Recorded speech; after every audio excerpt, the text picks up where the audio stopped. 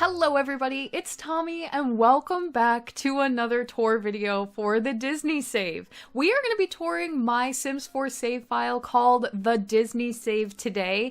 It's recently gone under a major renovation and I am calling this the Disney Save 2.0. If you're familiar with my save file, I have been doing it for quite a few years now, so some of you probably are. This is a completely revamped version of my original Disney save file. And what that means really is just that I have gone through and done a lot of updating to the previous download versions that were available for my save file, but I've also gone through every single household and build and house and revamped pretty much everything, just checked it over, maybe updated some of them per new packs arriving and new things being implemented into the game. So if you have an older version of the Disney save, this is completely changed and brand new. Today, I'll be touring my entire save file. I have never done this before. It is going to be a really long video, so hopefully you guys enjoy it. Definitely let me know down below what you thought. Normally, I would break this up in two parts, but a lot of people really wanted to see the massive tour video of basically everything new for the Disney save, but just in general, if you're a first-time viewer and you have never heard of my Sims 4 save file, hi, my name is Tommy. I've been working on the Disney save for several years now, and it is a completely top to bottom Disneyified Sims 4 save. So if you're not familiar what a save file is, it's basically like a file that you can drop into your Sims 4 game and you'll get everything that you're viewing in today's video. Imagine if you played your own game and you create your own houses and your own worlds. You can actually take that literal file that has all of your data and give it to someone else and they can play all of the same things. So that's essentially what I'm going to be showing you today. This is available to the public. It is now available down in my description box down below. You'll have to click on my link to my Patreon. Now, you do not have to be a patron in order to download the save file. Let me make that super clear. This is a completely free save file. It always will be. However, my patrons for the Disney Save help me plan everything. They get access to my private Disney Save Discord. We do all of the planning and all of the choosing and deciding and brainstorming over there. I also post a lot of works in progress, some early access, my patrons have already had access to the Disney Save for a week or so now. I run a lot of polls deciding what movies to do, what worlds to do. My patrons actually most recently chose the next world for the Disney Save, which will be Tartosa, the one that comes with The Sims 4 Wedding Stories. So if you want to download the Disney Save, it is already available. Go ahead, again, click my link to my Patreon. You do not have to be a patron, but if you'd like to become one, we'd love to have you a part of the process, and I do offer various perks on different levels for people to enjoy as a part of the planning process and helping for my time and everything that goes into the save file. It's very much appreciated. Now for today's video, we will be touring all 7 worlds that I currently have available for the Disney Save. This includes Willow Creek, Evergreen Harbor, Forgotten Hollow, Mount Komorebi, Hemford-on-Bagley, Sulani, and Moonwood Mill. So that means I've completely redone all of those worlds, including any bonus lots or special secret lots that those worlds have, as Disney. All households get replaced with Disney households, all of the townies, or I add extra townies in. I also replace all of the roles. So if any of the worlds, such as, for example, werewolves, that world comes with specified roles, like you have Greg from that world. I replace those characters with Disney characters. So I really try to kind of immerse you in the experience of having a completely revamped Disney save file. This is a custom content and mod-free save file, so it's available for literally anybody. I do use the tool mod when building, but you do not need to have the tool mod installed. It's a very computer-intensive save file, so this is your warning right now. A lot of my builds are very big and extensive, and I'm not shy about using objects. So if you do not have a stronger computer, I don't really recommend this save file for you. Just use it at your own risk. I'm really excited to be showing you guys everything today, but I do want to go over just a couple of things because these are going to be very common questions and I'm going to be using some verbiage throughout the video, so hopefully this will make the most sense if I explain it this way. So again, This is a custom content free, mod free, but all packs save file. So I use every Sims 4 pack that is available, including the kits, all of them. If you do not have all of them and you try to install the save file, I'm not quite sure what's going to happen. Again, do that kind of at your own risk. If you are a console player, or maybe somebody who wants some of the builds, some of the households, but you don't want everything, or your computer really can't handle everything, then everything you'll be seeing in today's video is also available on my gallery for download. My gallery ID is TomilynYT. Search me up on the gallery. You will find everything, all builds, everything, including some bonus items and some special additional things. So as well as having all of the households and the builds and the secret lots replaced for the Disney Save, I also offer a couple of additional things. One of them is called replacement lots. So what I'm referring to if I mention that this lot has a replacement lot, all it means is that a lot has another option for that same exact lot. So maybe you don't like the Froggy Bayou, or you want something different. There is sometimes an additional option on my gallery for that exact same spot, so you can replace it with something else. They do not all have replacements, not all worlds have replacements. I'll do my best to kind of point them out as we go, but you'll find those on my gallery as well.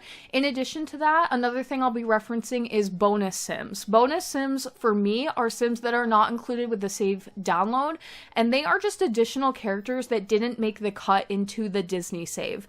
Your game is actually only really supposed to have a certain amount of Sims, so it's better to not include literally every character ever, and I still feel like people would want them or want to play with them, so some of them are not available in the save, but you could add them on your own. For example, Frankenweenie here, who goes along with my Moonwood Mill world, he's not included in the save file download, Sparky and Victor, but you can add them on your own. So I do have quite a few of those on my gallery. They're actually labeled as bonus Sims, so you'll see this is a bonus Sim available for the Disney Save. That's how you know that it's not in the save file already. And then lastly, I have one more thing that I call replacement Sims, and these are Sims that you can switch out in place of something that's already in the game. So for example, we have Zero here, and he is in a ghost form, but the one that lives in my Moonwood Mill that we'll be checking out later in the video, he is not in the ghost form in my save file download. So if you wanted Ghost Zero,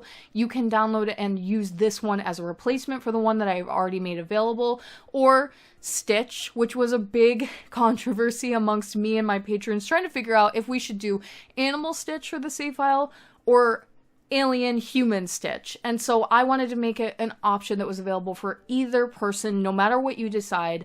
This is an optional replacement. So the one that comes with my save file is a pet, but you can replace it with an alien. And I've already created that for you, and you can go ahead and switch those out. That's pretty much everything we need to explain regarding the save file. If you have any questions, go ahead and ask them down below. I'll try my best to answer literally everything.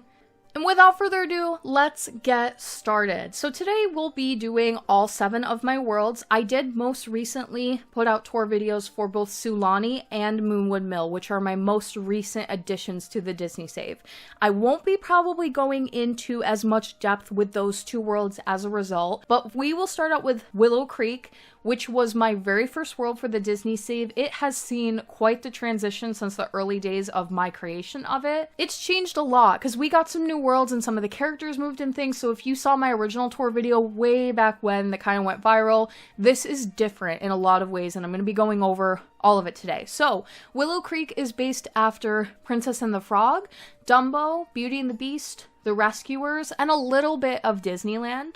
Let's start out with the first household, the main household of this world, Tiana and Naveen. I definitely mentioned this in my other tour videos, but just as an FYI, if this is your first one that you are checking out, there is going to be a light buzzing throughout the entire video because it's the fan on my computer. I do not normally have the fans on when I record, but the game needs them. So I don't normally play the game live when I'm recording, and you might hear them. I do apologize for that, but there's really no way of getting around it. Now, Tiana's mansion. Okay, so this mansion it's been completely revamped very recently. I completely redid the exterior.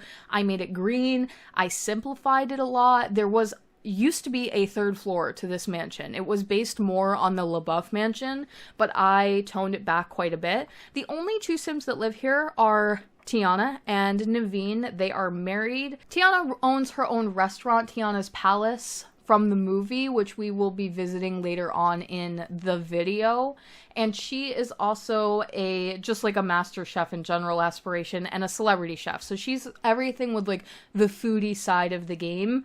Naveen is, I had a hard time placing his job because he could be like a performer, but we have a lot of those in the save. So I felt like if this was post Princess and the Frog, maybe he could be like a food critic. And that way he has reason to be like in the Louisiana restaurants, but not something that's like directly the same thing as her job, as Tiana's job, and they can kind of work together in the restaurant as well. So they live in this absolutely massive mansion that is way too big for two Sims, but that's okay. They like to throw lots of parties and get-togethers and have people and friends over. Naveen's parents live in Willow Creek, and so does Tiana's mom, and there's a lot of townies from Princess and the Frog that I'll show a little bit of them later on. So there's definitely lots of space here to have many Sims over. This is their bedroom over here. I believe Naveen is just relaxing. Some cool things about their home that makes it unique. I'll try to point out as many of these as possible as we go throughout the video, the uniqueness of everything in the save, as I do really try my hardest to think about like what can make this different than other things and provide like a different experience in each household. They have a terrarium, which is obviously a little out of place for like an older style New Orleans home, but I just felt like it was so cool for their characters and being able to like, if The Sims ever implemented a system of like tropical animal keeping or frog keeping or anything like that, they could totally live in there. The house is also obviously very decked out in like natural nature vibes and has lots of green pops here and there. A lot of additional space if you really wanted to play this family and have them explore maybe making a family of their own. There's lots of bedrooms for other Sims to move into. They also have this gorgeous outdoor balcony area that I absolutely love off of their bedroom. And basically, if you remember the old version of their home, this entire upper floor, the floor plan is completely different. I think their bedroom used to be here, or maybe it was on the third floor, but I've now moved it over here and used an array of green things for the decor of the home. Tried to keep the kitchen nice and open and really pretty and beautiful just so that Tiana has lots of room for experimenting with different food and recipes and cooking. And Tiana, so one thing you'll notice right over here, something I implement with the Disney save is definitely friendships. So even though a lot of her friends don't live here, she has friendships already going with other townies and other characters that she should know from the film. So Lawrence, for example, is kind of one of the antagonists from Princess and the Frog. He was Naveen's butler. He is in the game as a townie. He should function as a butler too. If you see him or you call a butler, he might be one of the options. He's kind of programmed as an NPC role that way. And then we have Mama Odie, whose house we will be visiting later. Ray and Lewis are both townies and friends of hers. Now, she does know Ariel, but the only reason for that is because she is in the Disney Princesses Club. She is the leader of it right now because she was the very first Disney princess that was added to the save file. So I've been slowly adding these ladies in as I go throughout different movies, and this kind of gives you a glimpse of some of the other films and other worlds that we're going to be visiting later on in the video. I'm very excited to show off my princesses. But whenever you add Sims to the same club, they automatically get some kind of a friendship. So that's why a lot of Sims that maybe they don't know each other per movie, they do end up knowing each other because of that. And I also try to put in some extra traits, whether that be bonus traits or just unlockable traits that maybe fit the character really well to give them a lot more personality that fits them from the films. All Disney princesses are famous, so they always have pristine reputations with 5 stars, and they're like a big deal when you see them walking around town, so you'll get like a lot of reaction from people. I don't always love that, to be honest with you, but if we're going to use the fame system, which I really try to use pretty much everything in The Sims 4, then we would want these ladies and some princes. The princes also have a club too, to be some of the most famous Sims in the save. So we have the Disney princes. underway here. We don't have as many because some of them don't have like a prince, like Merida, for example, but we do have Shang, Prince Adam from Beauty and the Beast, and Eric. Again, we'll be visiting a lot of their households and their different things they got going on later on in the video. Tiana cosmetically looks a bit different. She's had some changes made to her. Maybe we'll enter cast real quick. But when I originally made Tiana, we did not have makeup sliders in the game. So her makeup originally maybe just didn't fit her skin tone as well as more recently has been made available to do so. So I've changed and updated a lot of her makeup and her clothing for some of the new packs that we've gotten. Her blue dress is one of my new favorite looks. So this dress is new. This is from Wedding Stories.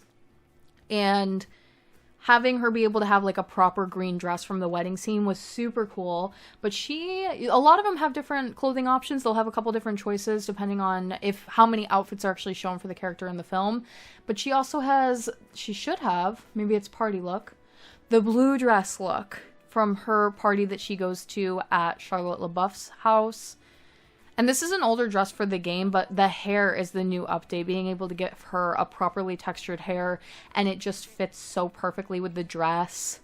I just love how she looks now. Like, her old bun hair that I used to have to give her just, like, did not suit her at all, but it was all we had at the time. So, a lot of characters, especially my princesses, will get a lot of outfits. Something else I have for all Disney princess characters, they have their Wreck-It Ralph casual wear outfits, which were highly, highly requested to add in. So based after the scenes in Wreck-It Ralph where they're all sitting together and having like the slumber party, even though it's a slumber party, they're kind of wearing more like daily wear. It's not always pajamas, is what I noticed. Like, especially hers just didn't feel like pajamas. So I put all of them in like their last slot of the everyday wear. And that's where that will be. Whatever is the first outfit is the one that I feel like you'll see and you'll want to see the character in most often, which isn't always the dress, because I felt like it would be odd to have all the Disney princesses running around in just dresses all the time. So they usually have something that's a bit more casual. And then hot weather and cold weather, which can be annoying sometimes because it seems like it's always hot or cold in the save, and so they end up wearing those outfits a lot more than the ones that you really want them to wear the daily wear. Naveen, he doesn't have quite as many outfit choices. I also try to think about the time period that they're from and really stick to clothing that makes sense for that, but I can't always. Like, the athletic wear is really tough, and sometimes the swimwear is really tough, but I do try my best with what we have.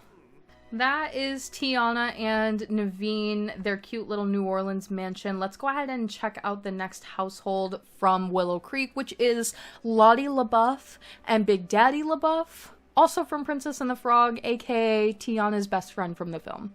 So here we have Lottie LaBeouf. This is her best friend from the film, Tiana's best friend.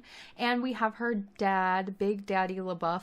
I had to change his name on the gallery upload. If you ever see a name change or like an odd name that doesn't make sense for the gallery version of a character, just know that I tried 10 million times to actually get the character to upload with the correct name, but certain words and names, for reasons we do not know and could never guess, are blocked on the gallery, most recently apparently being, for some reason, Big Daddy, so we can't put him on the gallery the way he's supposed to be named. However, I can keep it in the save however I would like to. They also have two pets, Stella and Percy, that are both shown in the film. They are Lottie's two babies. One of them is sick, apparently.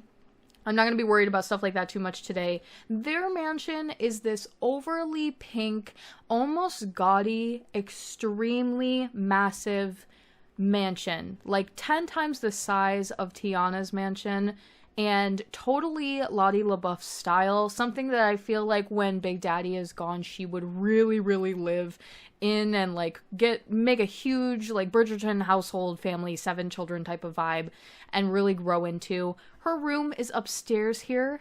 It is based completely after her version from the film, so it looks a little bit different than just like the general mansion decor of the rest of the home. It's more based off of like what you can actually see in the film. She has her own bathroom. She has her own closet that has been updated from some of the more recent additions to The Sims 4. We've gotten quite a few, like, I would say fashion leaning packs and like the home decorator pack that kind of a vibe. So she's got, so this mansion's been updated somewhat recently, but just hasn't been changed as much as Tiana's mansion.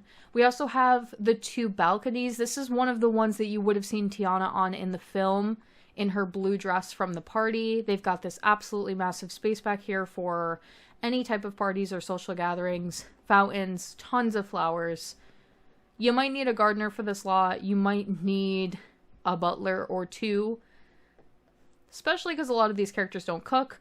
A lot of the times I will not put in any type of skills that I don't feel like a character really has. They will naturally gain these on their own, obviously. But for Lottie, for example, I don't think she's ever cooked anything in her life. She doesn't have any cooking skill and things like that. Little details. I don't remember exactly what branch of career he's in. Those who are really familiar with the Sims 4 branches of careers would be able to tell you in the comments. This might be business, something like that. And then, yeah, he's got to go to work, so we'll send him. And Charlotte is she's trying to become an actress. I felt like that really fit well with her character. A lot of the characters, if I can give them a job that I feel like fits their character or is literally the one from the film, I will. And so I try my best to match them. Some of them I give them custom careers, and we'll be going over that later on in the video when we go to a household that has a lot of those.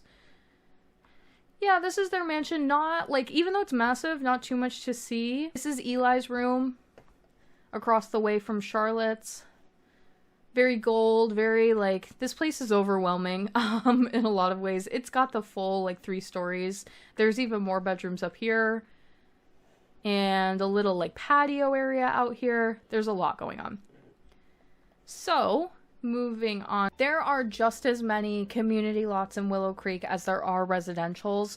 I'm not going to literally go to every single lot. There has to be some magics and some things for people to discover when they download the save file.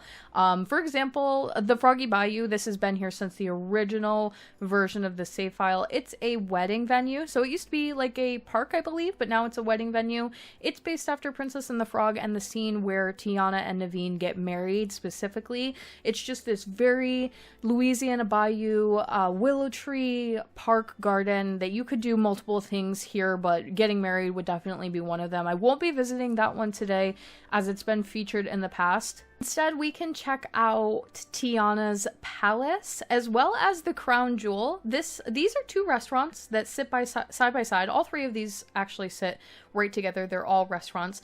Duke's Cafe is based after the original location that Princess Tiana used to work at when she, like, when the movie first starts out, she works at a place called Duke's Cafe. We can go here first.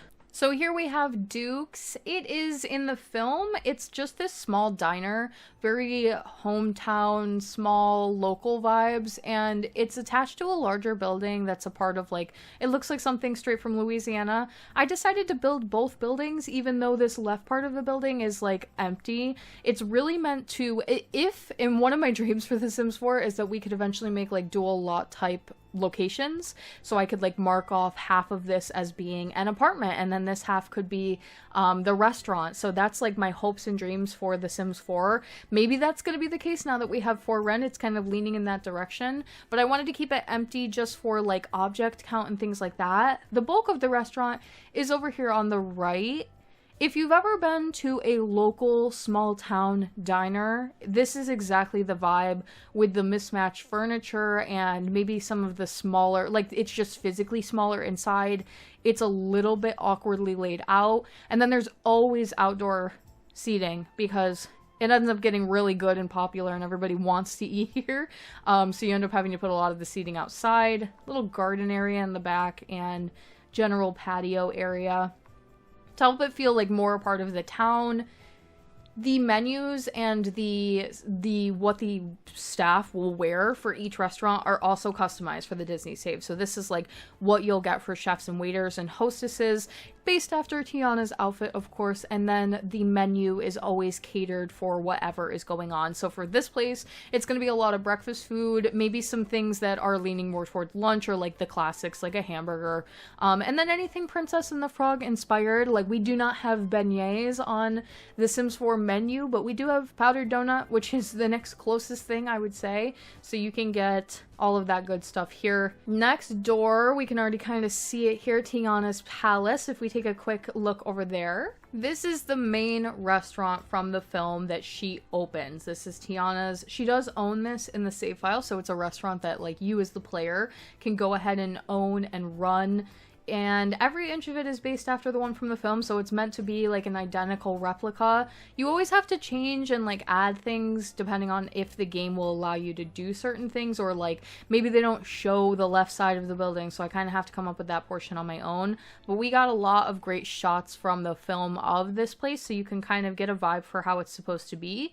And they do like southern cuisine. There is live performances here. There's a stage where you could hire a pianist or some kind of a singer for the evening, and they usually do. You could have Lewis here. He definitely likes to play instruments and whatnot, so that was kind of my thought process behind that. And it's big because it would be super popular. It's gold. It's really nice. You've got the frogs hidden here and there in the decor, not in like an overwhelming way, not like too much green. The kitchen's upstairs, which is like not ideal, but sometimes I have to figure out the best way to fit everything into a shape that Disney has already given me.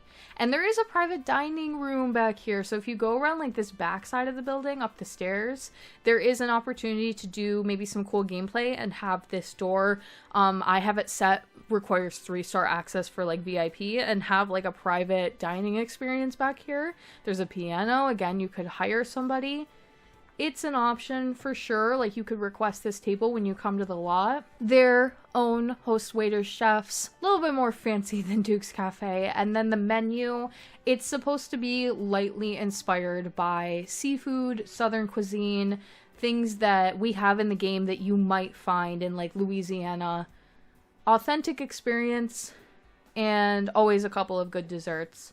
Across the way, we have a build. This build has been a part of the save file since the beginning, but I recently renamed it to the Crown Jewel. So my idea behind this restaurant was always that it's supposed to be Tiana's restaurant, but it's the version that Dr. Facilier, the villain from the film, shows her, because there's like this flashback scene in the film where or flash forward, where he shows her what her dreams could look like and what her restaurant could look like, and he's trying to like convince her to make a deal with him, and he shows her a version of her restaurant, but it's different than the one that ultimately becomes what she ends up with. So this is a recreation of what is shown in that like dream sequence. It is this like almost, it's very similar to Tiana's, but it's got this less authentic feel. It feels more stuffy, and it's not just like, it's just not done quite as well. It's a little bit more fancy. It doesn't have the live music. The gold and red tones in here, a little bit overwhelming. And this is supposed to be like, I think the traits here, yeah, like hottest spot in town. So it's an up and coming restaurant that's competing with Tiana's Palace across the street, and they're similar enough that it kind of creates some conflict for you if you wanted. You could almost say that it's a nicer version of Tiana's Palace, but to me it doesn't quite feel like as authentic as it could be. It's like fine dining. And then we've got the hosts and the waiters, again a little bit more formal wear, and the menu is just different. It's more mixed drinks. It's more like a crazy mix of foods, and we've got some pasta dishes, like some things that just don't quite make sense. I have it like canonly in my head that Dr. Facilier owns and runs this restaurant, or he's an investor here, although he doesn't physically own it in the game because he's got other things going on.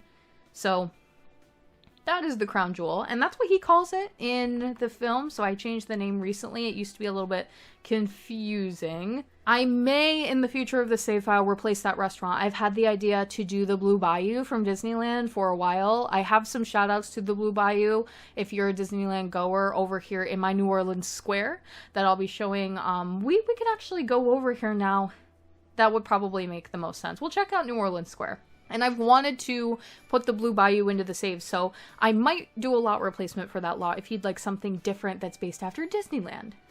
However, that is currently not available, but could be in the future. Let me know if it's something you'd like to see. Just for the record, there are no lot replacements or bonus sims or sim replacements for Willow Creek at all. It just is how it is as being shown today.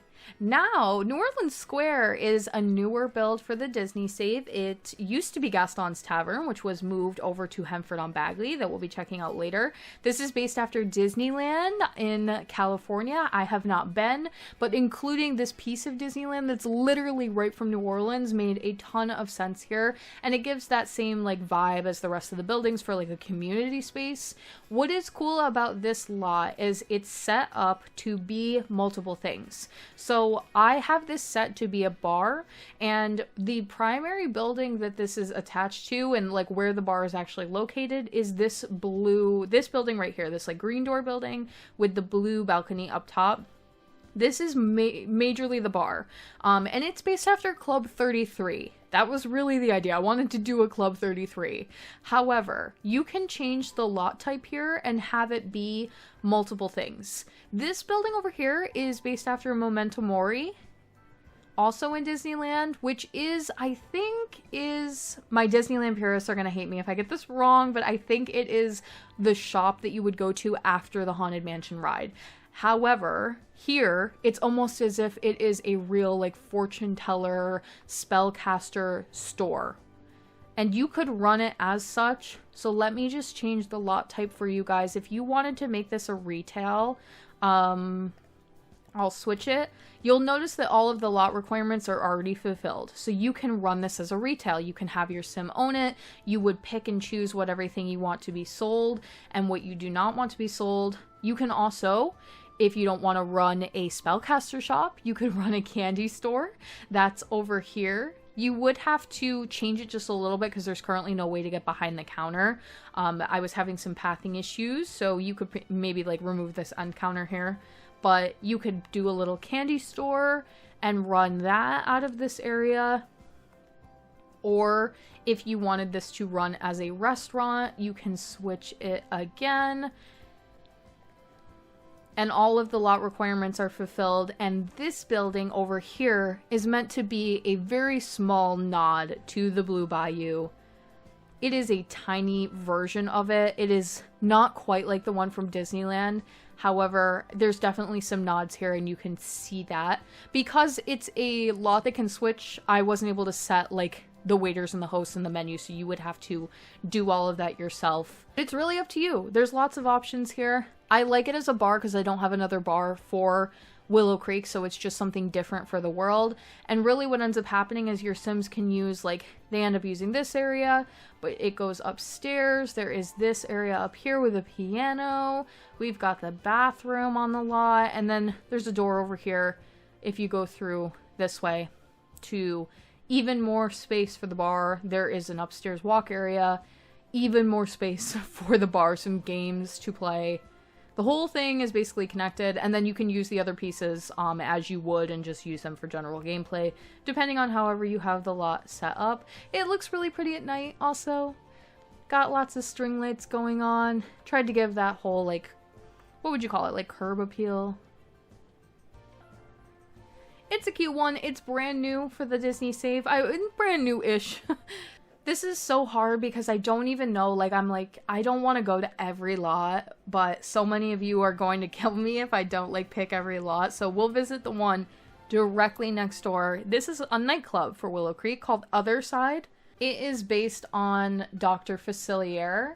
I don't think this building is shown in Princess and the Frog. I think this is something of my own design, or maybe I picked some general, like, buildings from Louisiana architecture. I don't know, though. I could be wrong. It's been a long time since I've seen the film, and definitely a long time since I built this. This is one of my very first builds for the save file, so that might be wrong. But it's supposed to be a spellcaster nightclub, factory converted. Also, Dr. Facilier lives here. He lives in a different lot. Let me make this clear. He lives somewhere else in the save. I'll show you his home later. But if there was a way for Sims to own multiple properties, he also owns a place here. So that is what this little room is, this side part of the building. This front piece here is actually a window to stop Sims from being able to enter here, and only Dr. Facilier in the whole save can go through this side door. So he's able to go into this apartment, and you could just have him live here if you were gonna play. For all intents and purposes, he can stay here and be here 24/7. This is the upstairs area. He's a little bit of like a collector, as you can see. He's got his tiny little bathroom. But the majority of this lot is supposed to be the nightclub. That's only blocked off the door like that just to stop Sims from going over there, because it gets kind of annoying. They want to like interact with some of the pieces. And it's supposed to be this like deep purple, glowy, moody spellcaster nightclub. There are some back rooms where you could get your fortune read. And if you're a spellcaster, you could get someone to come and sell you some various spellcaster goodies. There's also like just the general nightclub upstairs. And it's very heavily themed after like magic, Louisiana, and Dr. Facilier. It's his whole vibe like wrapped up into a building. 3 floors, lots of stuff to do. Got some darts up here, some games. Try to give a lot of variety no matter what the lot type is so you can have lots to do anywhere you go. I will skip what's next door. This is Southern Dreams. It's a museum. It's based after like local Louisiana things, New Orleans vibes. It's got like shout outs to the local environment, the frogs, the bayous, and jazz music, Southern cuisine, that kind of a vibe. But it's ultimately, it's a museum, so it's not the biggest, like most important thing in the save file. I'll skip it. There's a whole speed build video for it if you want to check it out. Next door to that, we'll check this out because it has been updated recently. This is called Chapter 3. It's a retail for Willow Creek, and it is owned by the Enchantress. She is currently the only resident from Beauty and the Beast. She lives over here in a little cave home that I'll be showing off later. She lives here by herself, far from the rest of the Beauty and the Beast characters, because I felt like it was kind of, you know, the vibe to have her be a little bit more secluded by herself. And away from the rest of the villagers and away from like the general area of the rest of the Beauty and the Beast. Although a lot of Beauty and the Beast builds used to be in this world, and she was one of the original ones, but she was one of the only ones that like made sense to maybe not move over to the new world, so that's why she still lives here. This is Chapter 3, based on the song and the line from Beauty and the Beast. Belle opened this little cafe retail location, overloaded with red flowers and roses and so many pretty places to sit and read a book that she would just love so much. And it's meant to be a playable retail location for you as the player to own and sell your own books at a bookstore. You can also hire a barista to come sell pastries here, although I don't believe you make any profit off of things like that, but you can have that as an option. And then in general, Sims can come here and just read. If not to buy anything, just to read.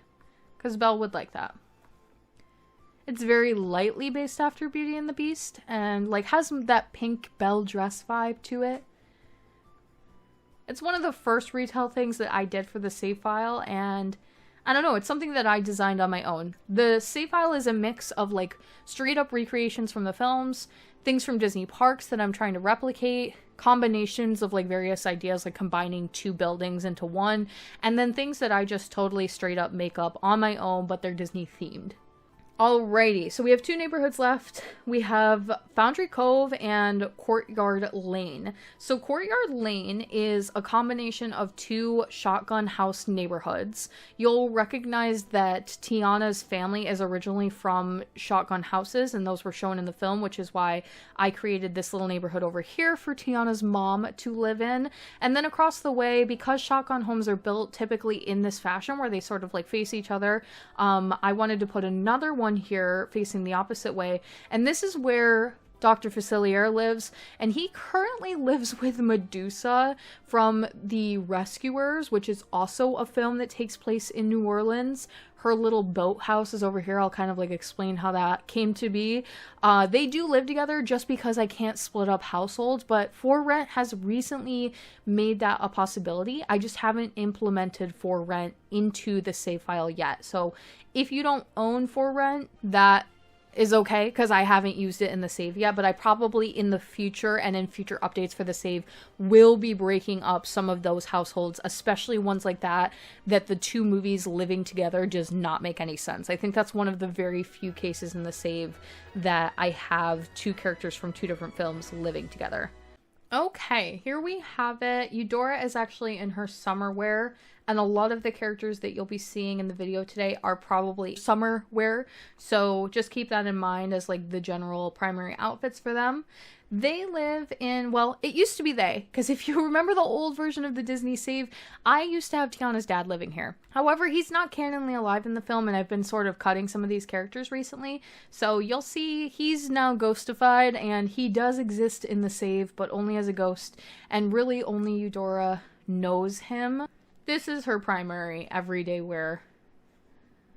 So she lives in, there's 3 houses here, and again, if you have for rent, you could like break this up, which would be really cool, but we live in this house here, based after the one from the film. You get to see a lot of the inside of this house, so it's a pretty much one-for-one recreation. Eudora is a knitting and like seamstress. She is in the fashion career, so she's got a lot of that stuff here to be able to partake in that. Her daughter is famous, so she's got like some stuff from her daughter and her son-in-law. And this is like a small little home. It's got some things that give you a hint as to who lived here. For example, her husband used to be in the military, and so he's got like different military memorabilia, stuff like that.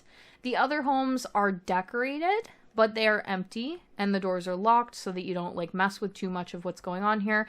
And that would be a really cool thing to use for rent.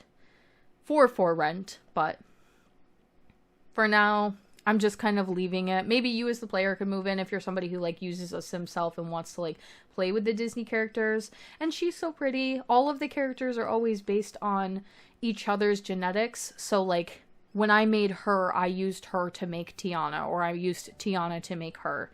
And I really try to like stick to same genetics so that they really truly look similar. Across the way, we have Dr. Facilier and Medusa. They are in a similar vibe. You can see like truly for what it is, the 2 sets of shotgun homes here.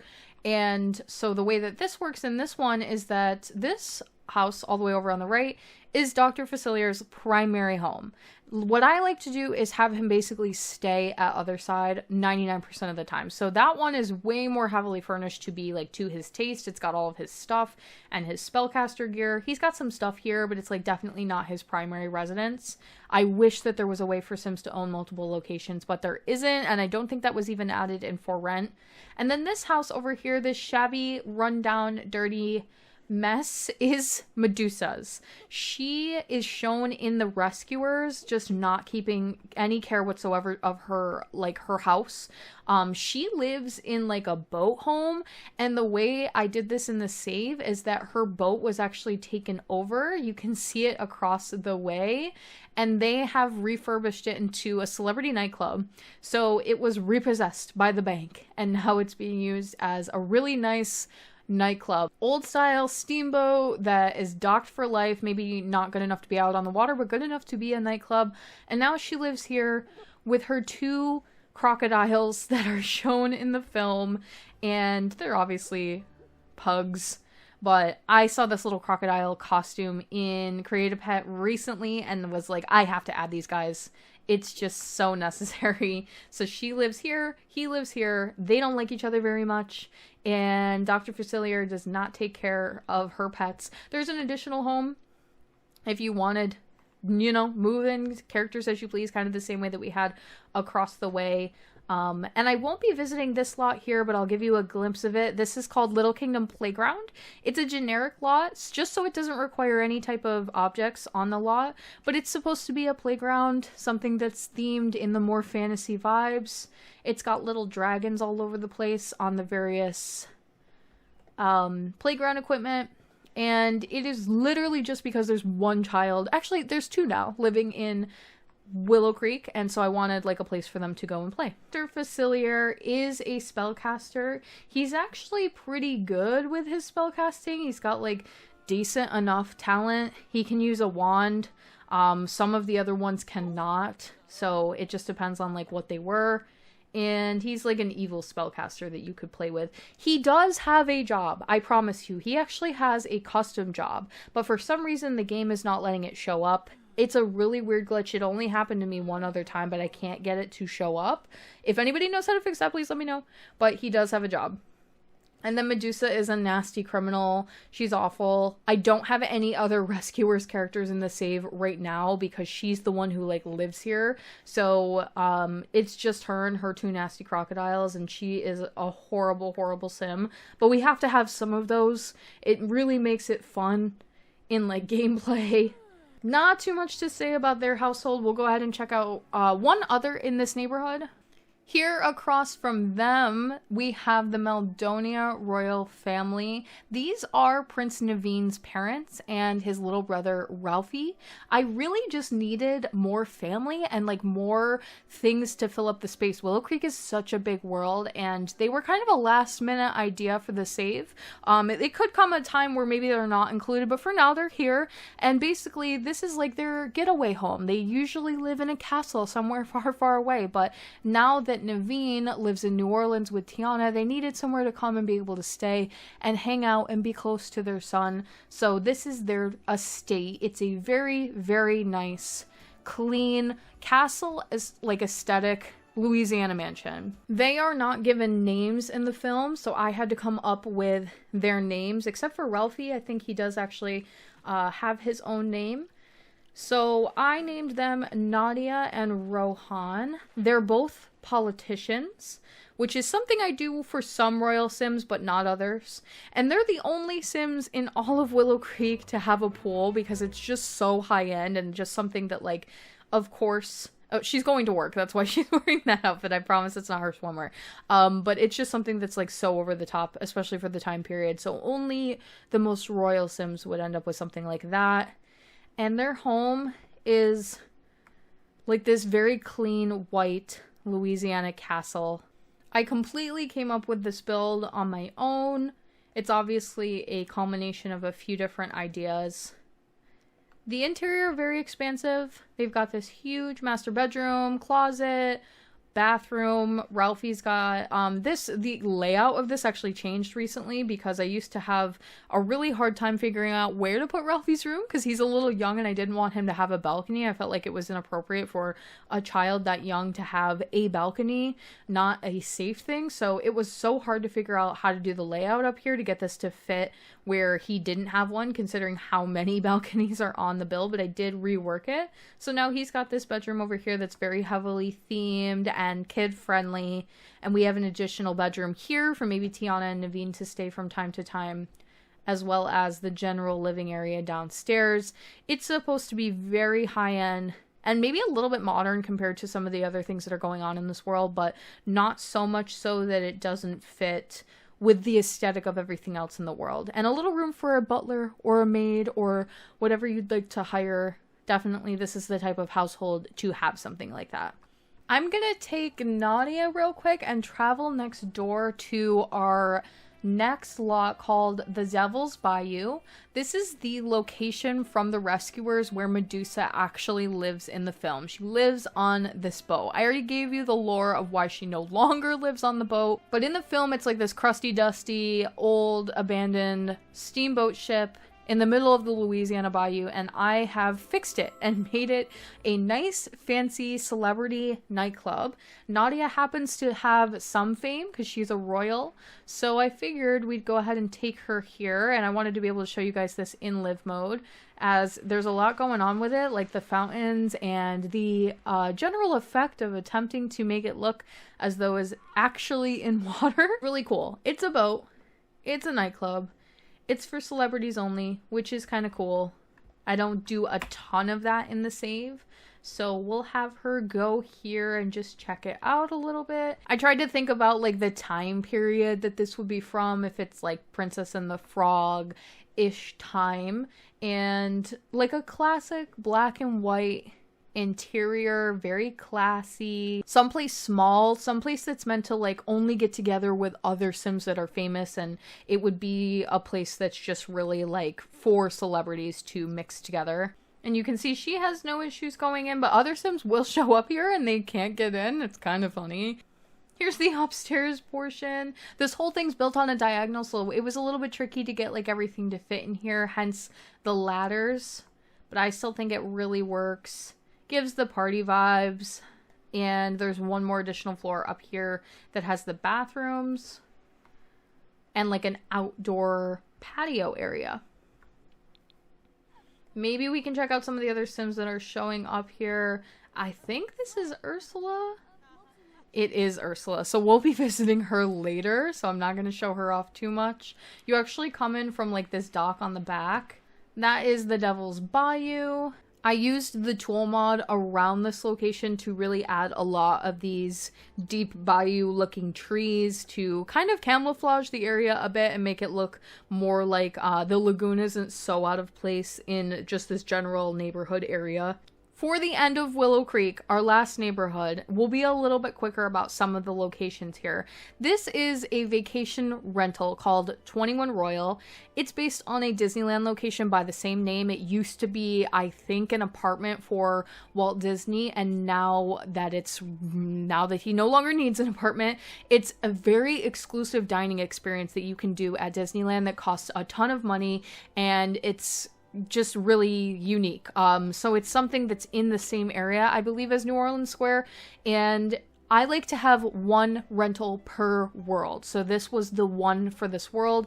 It's a 2-bedroom, 2-bathroom, nothing super major. We're going to be skipping that today. We will not be skipping Mama Odie's treehouse.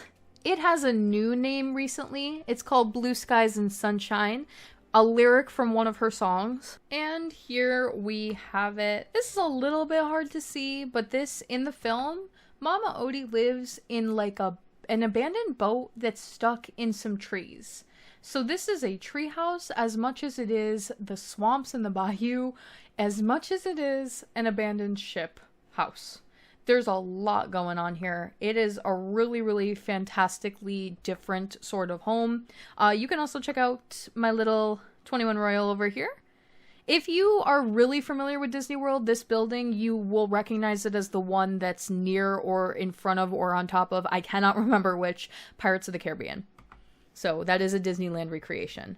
Mama Odie is a spellcaster. She has a custom career called Voodoo Priestess. The reason I implement custom careers is because if you do not give a sim a job, what'll happen is if I was to take another household, like let's say I'm playing with Tiana and Naveen and I go out to the bar, you might get Mama Odie spawning as the bartender if she has the skills to fill the role. This should, for the most part, stop that from happening, and that's why we do that. So every sim that I create should have a job for the most part.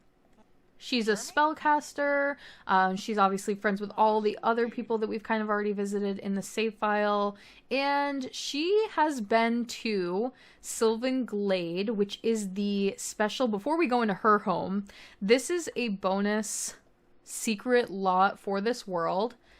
And I have redone this lot as well. So if you're familiar with Sylvan Glade, it's normally this it's another world you can travel to in The Sims, and it is very pink there. There's really nothing there. I think maybe there is some minerals or something you can collect. Maybe there's collectibles of some kind. But I don't really know what the purpose of the world otherwise is. You can take her there because she has already discovered Sylvan Glade. If you want to visit this lot that I have turned into and themed after Pirates of the Caribbean. This is called Voodoo Shack, and it is Tia Dalma's shack. Again, it gives Bayou vibes, which is why it ended up in this world and why it was such a perfect fit. They are similar characters. They're both like voodoo priestessy characters. They're both spellcasters. Tia Dalma is in the save. She is a townie. I'll show her off in the household manager in a little bit. But this is from Pirates of the Caribbean. It's just something fun that you can discover. I've never shown this off before in live mode, and in general I've only showed it in build. So there's also around the back here a little outhouse. You could totally stay here for a while. There is a livable area. There's a kitchen. I wish there was a way to truly make this a residential and just have Tia Dalma live here, but she can't. So you can come visit and just something fun to discover that fits in with the theme of all the other stuff that we've got going on. There are other Pirates of the Caribbean characters in the save, and we'll be showing off some of them later on in the video. They live in a different world. Back to Mama Odie's home. Something I really love about her house are all of these bottles hanging from the trees. It's shown that way in the film. There's like bottles hanging from all the trees all over the place. And her house is primarily this floor. I wanted to make this a tiny home, but it's like just a couple tiles too big. So I'm working on trying to see if I can get this into like an official tiny home, but for all intents and purposes, it really is just a super, super tiny spellcaster home. And it's also a boat. So you gotta think about like the dimensions of a ship and trying to keep everything looking like a boat and still making the space usable for like a livable area. But it does mean we can get away with ladders, which really help with the space. And it's totally her vibe. It's really, really fun, colorful, and kind of newer to the save file. This was not originally here in the first version of the Disney save. Now, we're done with Princess and the Frog for the last few things here. I will show you in the household manager. These are when you download the save and it comes up and it should say the Disney Save 2.0. By the way, that's how you know that it downloaded correctly. The households are by the world. So all of the Willow Creek Sims and the townies that go with these characters are all kept in the same space. So if you scroll all the way to the bottom, because it's the first world, we have Tiana and Naveen, the LaBeouf family, Tiana's mother, and then we also have Tia Dalma, who I just mentioned previously. She's cool. She's got some special traits that make her like prone to cool things with water. Lewis and Ray and Lawrence. And that would be moving on to Evergreen Harbor, so we're not going to go much further than that. The Enchantress is a spellcaster as well. She lives with her cats. She's a cat lady, and they're all the cats are named after the actors that played the Beauty and the Beast characters in the live action. Kind of a fun shout out there. I don't do too many live action references, but I will pop in little things like that here and there. I'm not going to be going there, because it's just an underground cave home, and I've shown it in other videos before. But for the last two, these are newer to Willow Creek, so we'll be going here. We have Dumbo. This is such a fun household, and I recently redid this household and the lot as well. Dumbo is a toddler. That was like the best way I could kind of like move him over, rather than making him like a weird dog or something. And his mother, and then we've got the Medici brothers. I cannot remember his name off the top of my head, but we'll go to this household. Timothy, is he a mouse from the film? It's been a long time since I've seen Dumbo, and it's not one of my favorites, but like the theme of circus we can do in the save file. Okay, so this is a circus. This is my chance to make it so you can live on a circus lot. So different from anything else we have in the save. You could obviously kick this family out and run this as like a business in so many ways if you wanted to, maybe change it to a restaurant, whatever you want to do. But this is meant to be like they live here. So basically the idea is that this used to be the Medici Brothers Traveling Circus, and now they are more inclined to just stay here in Willow Creek. They do really well here, so they live here now, and it's kind of a permanent fixture inside of Willow Creek. We have what we would call, what I would call like a midway, which is where you would get lots of food, be able to sit down and enjoy the food. You might find some games here. Some of these are more functional than others. This is supposed to be a dunk tank. Obviously it doesn't work, but the idea of it is there, and you could definitely play with the water balloons if you wanted to. Darts that you can totally use. This is a bathroom, just so you have a quick bathroom option. These extra tents over here, let me go into build mode just so the lighting is a little bit better, especially if we check it out at night. Look how fun and colorful this is. These tents over here are the circus staff tents, so these are where everybody sleeps and lives. Everybody's got their own bedroom. We have the ringmaster's room. We have Tim's room, Timothy's room. He has a little rat, just a nod to like what he is from the film. And then this bigger tent over here is for Dumbo and Jumbo, his mother. It's not the best living, but it's like we're making do with what we have. It's very outdoorsy. And then we have the general, like the actual circus tent. So if you put the walls all the way up in here, you can see it's got everything, okay? It's got an area down here. This is really the kitchen of the lot, but this is where you would buy snacks and that kind of a thing when you come to the circus. All of these seats work, so you can come up here and actually sit down everywhere. Balloons literally everywhere. The animals that stack on top of one another. It's an entertainment space. It's also here to train some animals. It's also kind of serves as like their living room. And it's just really fun. This is something I always wanted to have in the save, so to be able to put Dumbo in and have this be like the livable lot is really cool. Now, what I do want to talk about over here, really, really important, I have some exotic pets, because if not, like, this is a circus. Okay, so if we're going to put exotic pets anywhere, this is definitely one of the places that we can put them. So this household includes an otter. He's got a little pond. We have I think over here, is this a cheetah? We have a cheetah, we have a lion, everybody's asleep right now, and then a zebra, most recently added to this household. Now, I did not make these pets. These pets are by an absolutely fabulous creator called, and hopefully I'm not butchering this, the Kelano. It is the Kelano or Kelano. They make absolutely incredible pet recreations. I literally do not possess this talent. Like, I'm a good builder and I'm an okay person at Create-A-Sim, but this is incredible work in Create-A-Pet that I am simply just not capable of. So I decided to make an exception, because everything in the Disney Save is made by me, but I had to make an exception for this because you just cannot possibly pass this up. They make all kinds of different pets. This is the lion I've used, and you can download lots and lots of really cool stuff here. They also make custom content that's related to, and mods that are related to pets and animals on their website. Their website and their Tumblr will be linked down below. Total credit to them and big shout out, because I couldn't make these creatures and actually have them be a part of this household and have them be so cool if not for them. So if you go to like if you go to just households and like look at the pets, there's so many really fun, cool options here. We've got the pride cats. There's a hyena. There are foxes. There is little Simba here. A polar bear. It was really hard to actually pick like what animals am I going to include. I tried to think about like the enclosures and the spaces and everything. This was hard to pass up. But I just wanted to point that out because I definitely want them to get credit where it's due. It's such good work, and I wouldn't be able to do something half as good. So the animals that come with this lot, when you play this household, and you've got your lion, cheetah, otter, and zebra, created by them. I revamped this side of the Dumbo Circus lot. It originally had more tents and things, but now it's meant as an exotic animal enclosure, kind of like a mini zoo.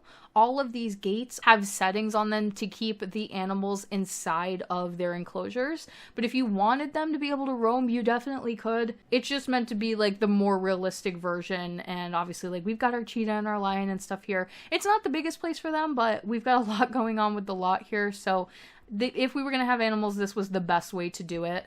And I absolutely love how it turned out. That is our last household for Willow Creek, but it's not our last lot. We'll check out one final one before we move on to the next world, which will be Evergreen Harbor. Our final Dumbo lot, we have the Casey Jr. train based on the ride from Disneyland, based on the one that is shown in the Dumbo film. In the film, this is the train that carries all of the circus animals. So it's right across the way from the Dumbo Circus. It is now permanently stationed here, as is the circus. It's like a train that's sort of alive. It looks like literally a person. So on the front end of it, it moves in a way that like a human would too. It's alive. So we've got a face going on, and then each of the carts carried animals originally. So all of the carts are animal themed, and the idea is that it's a lounge actually. So it's one of the only ones that I have currently in the save file. You can come here and get a drink, you can listen to music, you can play instruments. And it's supposed to be basically like an extension of the circus, but mostly a place for your Sims to come and relax. So if you come into the main house back here, this is a giraffe house, which is also shown in the film with some giraffe toys that are sized up and placed in a way that it makes it seem as though your Sims are interacting with and being able to play and have a drink with the giraffes. And if you go over, each of the different train carts is based after a different animal. This is like the tiger one. They've all got like music theming inside as well. This one's the bathroom, but it is lightly based on elephants. Then we have the zebra train cart with the new piano. I used to have like a makeshift upright piano in here, but now I don't have to anymore because we did get one added, I think with one of the newer packs. And then the last cart, a cheetah themed cart. There's some other little animals in here as well. It is supposed to be like, it's an animal house, it's a giraffe house, it's also the train. Really cool build. Also an excuse for me to build a train, let's be honest. Love to have lots that are like themed after something or are shaped after something, like having the circus lot, the train lot, having a boat lot, having a tree house, things that are out of the ordinary. And that is it for Willow Creek. Now we will be moving on to my second world for the Disney Save. This is Evergreen Harbor. Definitely very different. We're going more Pixar with this world. This world is based after Toy Story 1 through 4 because we have some various characters from the films living here. I also did WALL-E in this world, a little bit of Big Hero 6, Up, and a little bit more Disney World and Disneyland. And then most recently, I added a lot here that was themed after Cars. So let's go ahead and get started with this one. We will be starting off over here in this neighborhood on the top left in the Grimm's Quarry district. This is the Davis family, otherwise known as the first Toy Story rendition of the family. Now, what I mean by that is obviously there's been quite a few Toy Story movies, so the characters get older, and I've actually addressed that in the form of a lot replacement for this particular lot. So the first home you see in the very first Toy Story movie, one of the plots of the film is that they are moving. So I did recreate the second home that they end up moving into, and I believe stay in for the majority of the movies moving forward. That is a lot replacement for this lot. So this first lot is called Andy's Home 1, I believe, or just Andy's Home, and then Andy's Home 2 is on the gallery as a lot replacement for this. It's a little bit bigger. It gives Molly her own bedroom. If you recall from the first film, Molly and Andy originally share a space. This is their home, by the way. Very cute. Has a little outdoor area for the kids to play. Lots and lots of toys. This is definitely a household filled with toys for obvious reasons. Andy recently, I don't ask why Molly's laying on the sidewalk, but Andy recently got an update officially to get his cowboy hat. Up until this point, he had only had a snow cap because we didn't have a cowboy hat, believe it or not, for children's Sims to wear. So if we could just get Jennifer to go pick up her child, that would be great. Their house it's like a family home. It's definitely very lived in. They also have a puppy, Buster. They adopt at the end of the film, but he's already here in this very first house. You recall from the film, it is Andy's birthday during the events of Toy Story, so I designed this space to be decorated for his birthday. Really cool, unique opportunity for me to use some of the decorations that I don't get to use super often.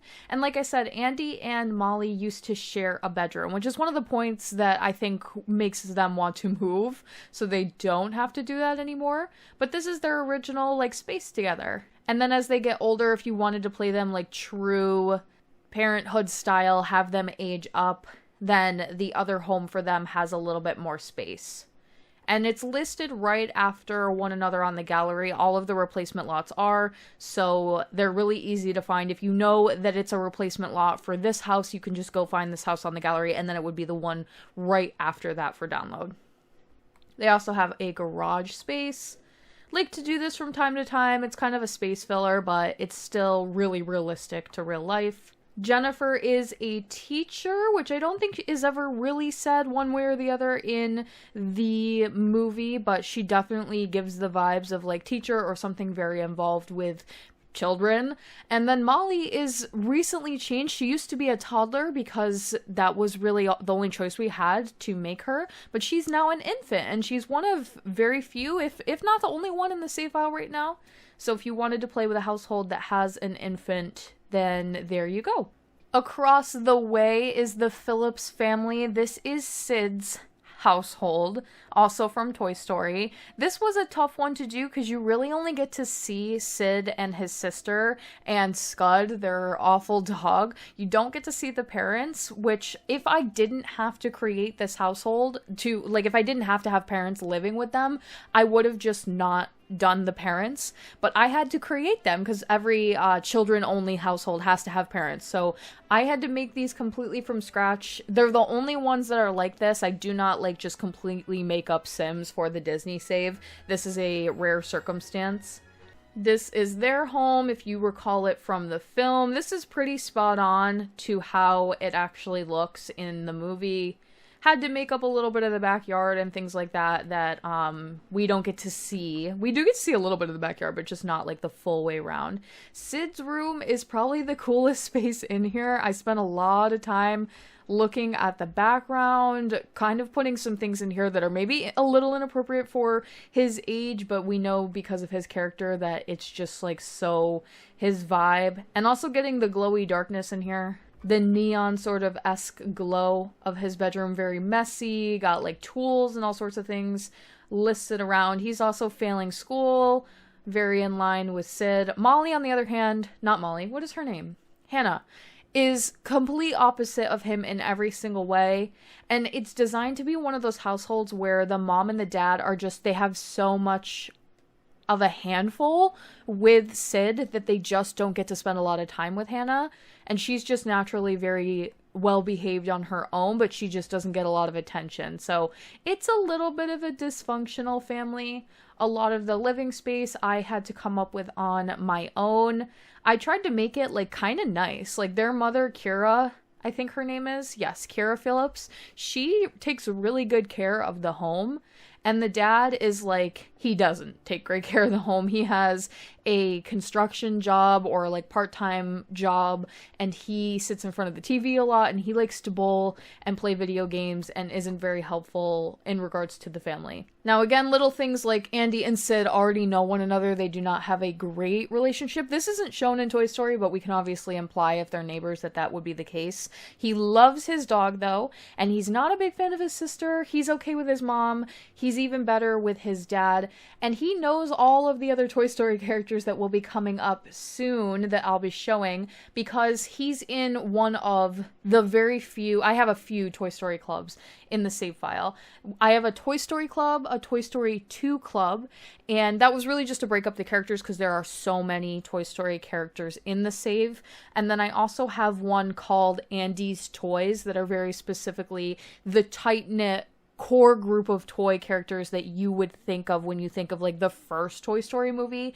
They have their own club that's run by Woody.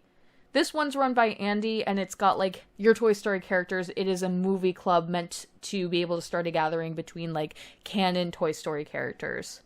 That's their house. Not too much else to say about that one. I have, of course, filled out and redone the apartments for Evergreen Harbor. The first two, I call these the Andy's Toy Box apartments.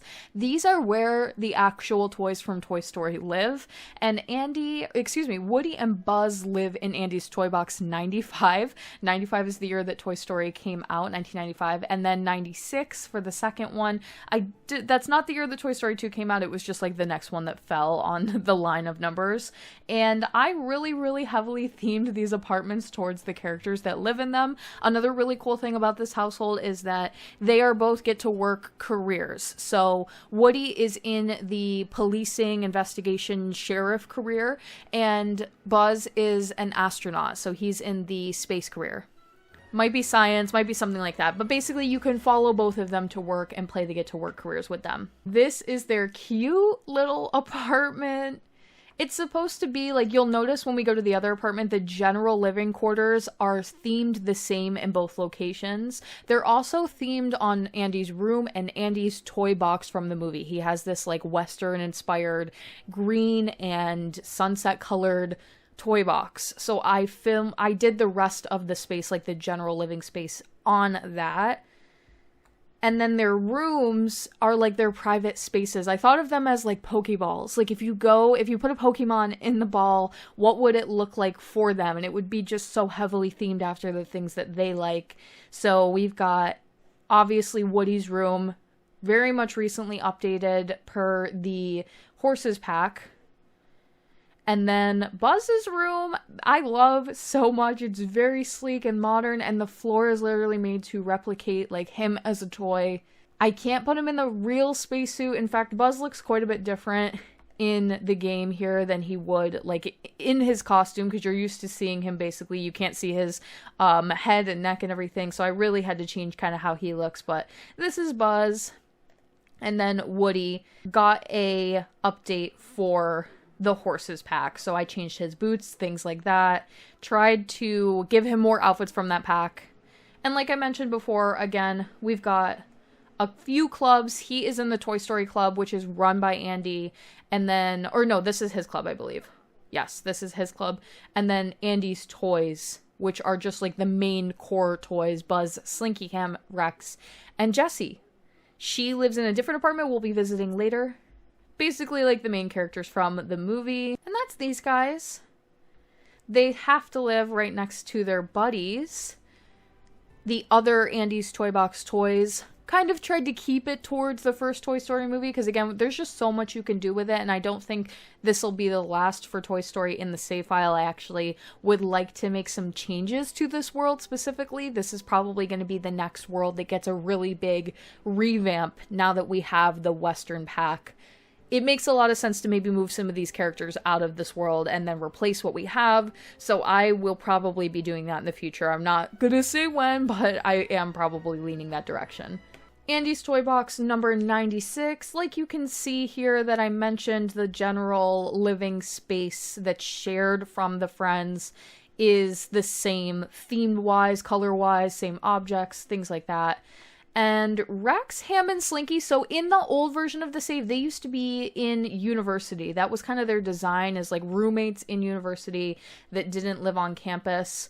So you could play that out if you wanted to, but I found that when I was testing the save, it was really hard to keep them enrolled in their academics and have them not fail out. So I removed them because in the testing process, it just wasn't working out, but I would suggest re-enrolling them just because that's what they're really meant to be doing. For now, I've given them different careers. Like I think they all have part-time or like starter careers, just so that they have something to do, and they're leaning towards like gaming or video game related, considering that they're toy characters. This is Ham.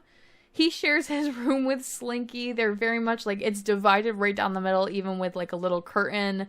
Slinky's got some light dog references here. They've got gaming consoles all over the place. Any pig references I could find for Slinky or for Ham. And then Rex gets this big room over here. He gets his own arcade machine. He loves video games. And I wanted him to be like an archaeologist or something, leaning towards that. We don't have that as a career in the save, but anything science related or video game related, I feel like would fit him really well. So they each have their own space in there like that. And all of these guys are really close friends. I think the two of them each have different like keys to each other's apartments. I'll take a break from Toy Story, although there is more Toy Story to see in this world, to show off the first and only Cars lot that is in the save file. This is called Tomater's Towing and Salvage, based on The Ride from Disneyland and just generally Cars. When I originally designed Evergreen Harbor, it did not have a community space, which is the lot type that comes with this pack.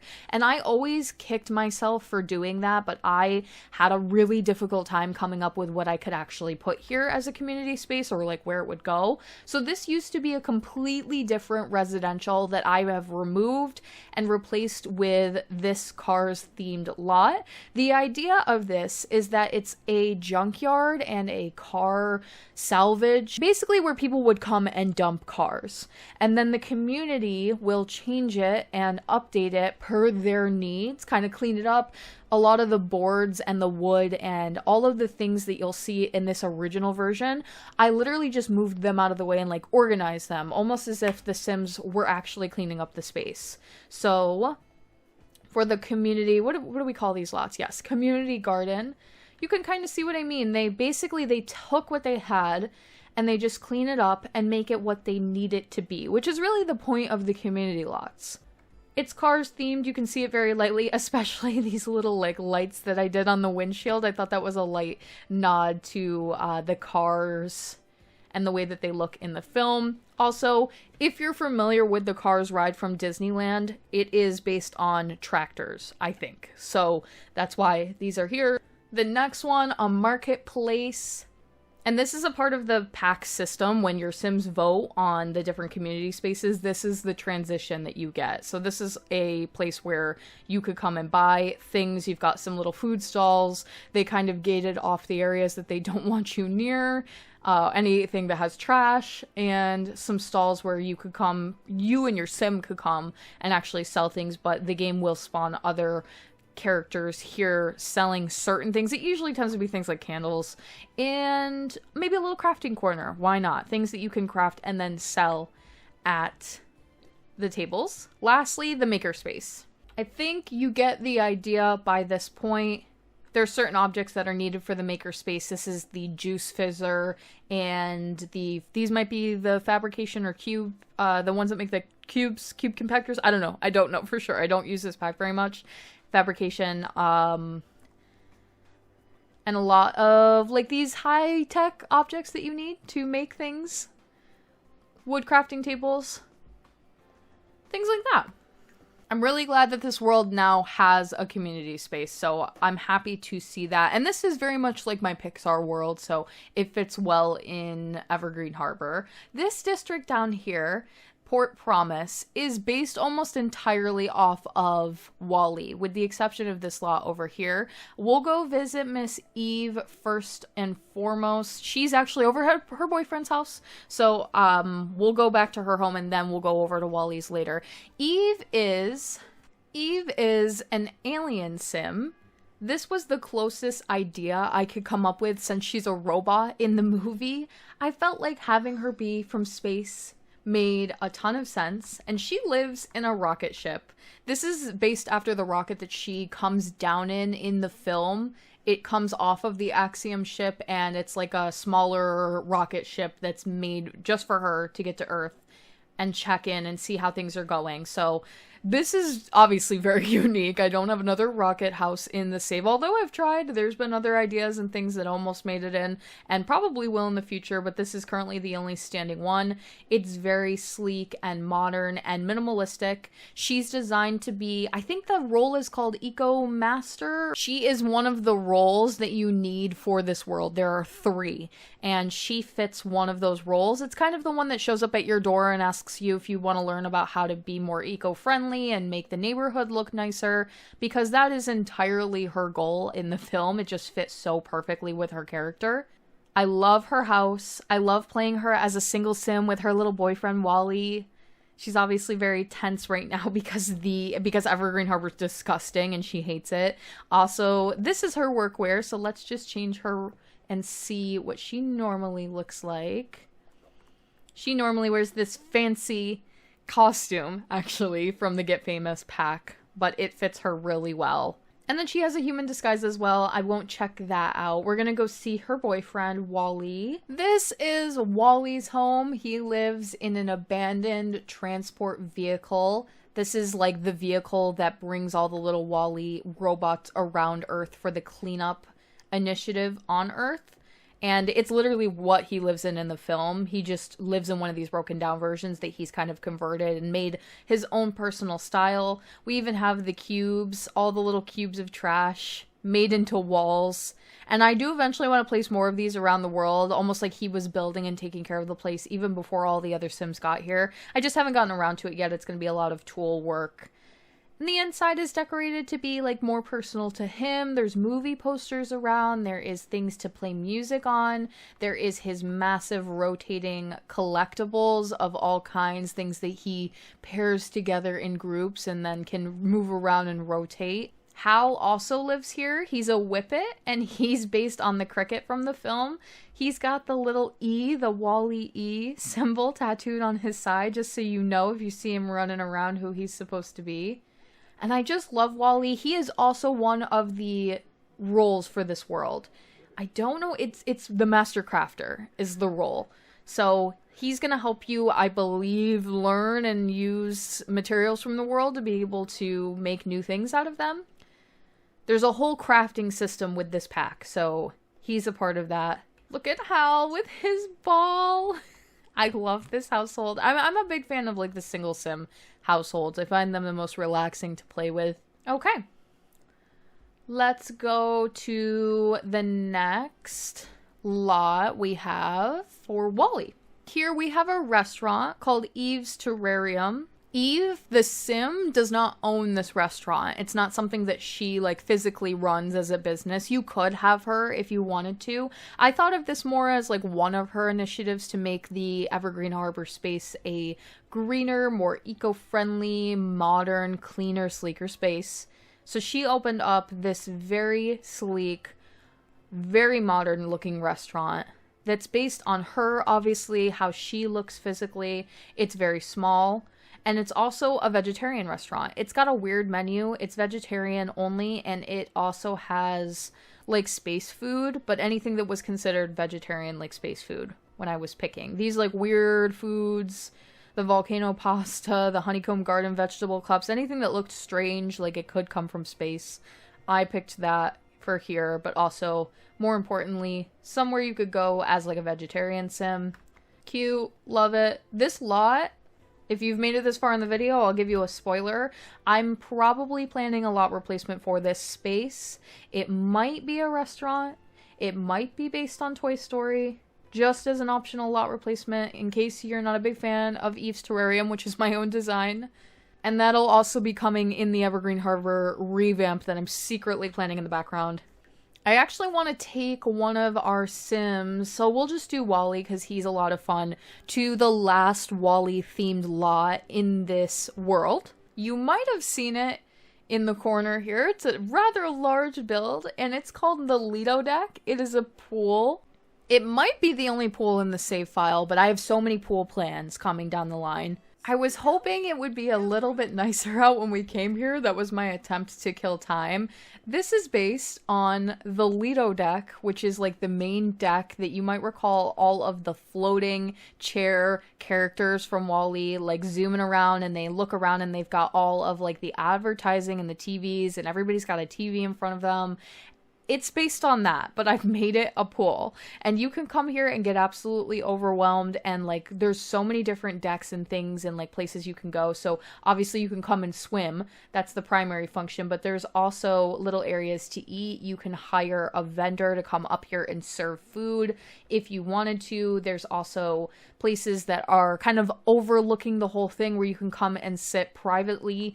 All of the seats here have TVs plastered right in front of them to make a little shout out to the movie. There's also a TV in the background. Everywhere you look, you can turn on a TV, you can watch something. So even though you're at a pool, you're literally just completely absorbed in advertising and lights and TVs in front of your face. It's kind of like the entire theme of the movie, and I absolutely love this space. It's so unique. It's something that I just came up with on a whim. This little back area with the tower, this would be in the film the tower that leads up to the captain's quarters of the ship, and in here it's just what you need to have like the bathrooms, the changing spaces, and showers for this lot type. These pools, like when you zoom out you might see here they kind of like glitch a little bit, but these are totally functional. This is a trick I learned from another creator. I cannot recall. It's been a very long time at this point off the top of my head, but all of these round pools are functional. This used to be the only way you could truly do a round pool. It might still be the only way. I don't really remember. I don't know if you can do round pools even with round walls now. I feel like you can't. So you can come swim at any of these. You can also hire... No, we don't want to tend the bar. You can hire a mixologist, and they'll come here and work the bar so you can get drinks. This area up top is meant to be like a lazy river. Apparently the Sims love it. Lots to do here. It's a big lot. I don't know. Let me know what you think of it. That's it for Wally in this world. To round out the neighborhood, we'll be focusing on the only Big Hero 6 lot in this world, Microbot. It is supposed to be, it's a nightclub, I think, is the lot type, but it's supposed to be more like a teenage hangout. Like, the lore of it is basically that it's an abandoned factory building, and you might come here if you know someone who knows someone that knows that this place is actually turned into a nightclub every night. It's not like well known, super popular. It's like a teen hangout spot. I think that's even one of the, yeah, university student hangout. So a little older. College space that they have turned this into a Big Hero 6 factory nightclub. Again, that idea of like using what's already here, so there's already storage containers and lights and things, and just making them into a more usable space for the bar, for the nightclub scene. There is a secret in the basement of this place. We'll go visit it shortly. But I just wanted you guys to be able to check out everything regarding the decor here. It has a DJ too, instead of like, a DJ has been spawning when I have loaded this lot. I don't know if you have to hire one, but they usually just spawn for me. This is the basement floor. You can get here through secret vents and tubes in some of the rooms if you look around.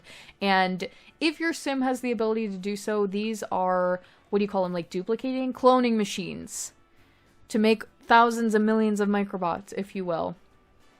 I like to hide things like this in the save. I don't think I've ever shown this before. I might be wrong. Probably in the speed build, actually. So that's it for Big Hero 6 for now, but I have so many plans for that in the future. We just haven't gotten to a world where most of the characters are going to be living. And I might even move that lot. Again, I'm like reworking Evergreen Harbor in my head, so it could be moved to a different place. For our last neighborhood here, Conifer Station, we've got a couple of residential, some apartments, and one more community space. I'll go, and we'll do Toy Story first, because we've got two more Toy Story themed apartments here. Al from Toy Story 2. He literally lives in an apartment in his film, so I had to do it. It's called Tri-County Apartments. And he is like a villain, I guess you could say. Okay, so on the left side of this building, we have Al's apartment. It's kind of a nicer apartment. It's one of the ones that's been more recently renovated in Evergreen Harbor. When we go over to the next apartment, you'll see that that one is supposed to be like very old, very, very old, but it fits the characters that live there. And Al is, I was hesitant to do this, but he has a little bit of celebrity status because he's kind of like a local celebrity, but in like the commercial kind of way, like the way you see the same guy on commercials and everybody in town kind of knows who he is. He's one of those, and he's annoying, and he has an awful reputation. He's annoying. He's always on his phone. He's literally always on his phone. He's the owner of the business and the commercial lot that we'll be visiting in this area because he owns Al's Toy Barn, which is a retail location that you could run if for some reason you wanted to play as Al. And he's also a collector. So I recently redid this space for him to showcase the Western collection. Supposed to be a nod again to Woody's Roundup and all of the toys and collectibles that he has from that. Not much else to show or say about his apartment. Like I said, it's kind of more modern. It's a little clean. He doesn't spend a ton of time here. He works and has a business. He's got an office. This is the chicken suit, the closest that we had in game for him to wear and use if he wants to go do a commercial in front of Al's Toy Barn.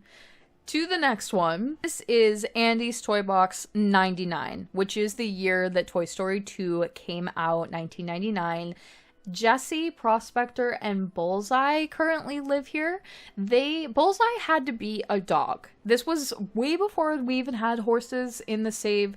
I made him a dog and added him into this household. Now, fun fact about horses, they cannot walk upstairs. So this completely changed everything when we added horses. I'm going to have to redo and rethink this household, but they fit here for now, and their house is themed the same way that all of the others Andy's Toy Box apartments are, but this is old, like old Western vibes.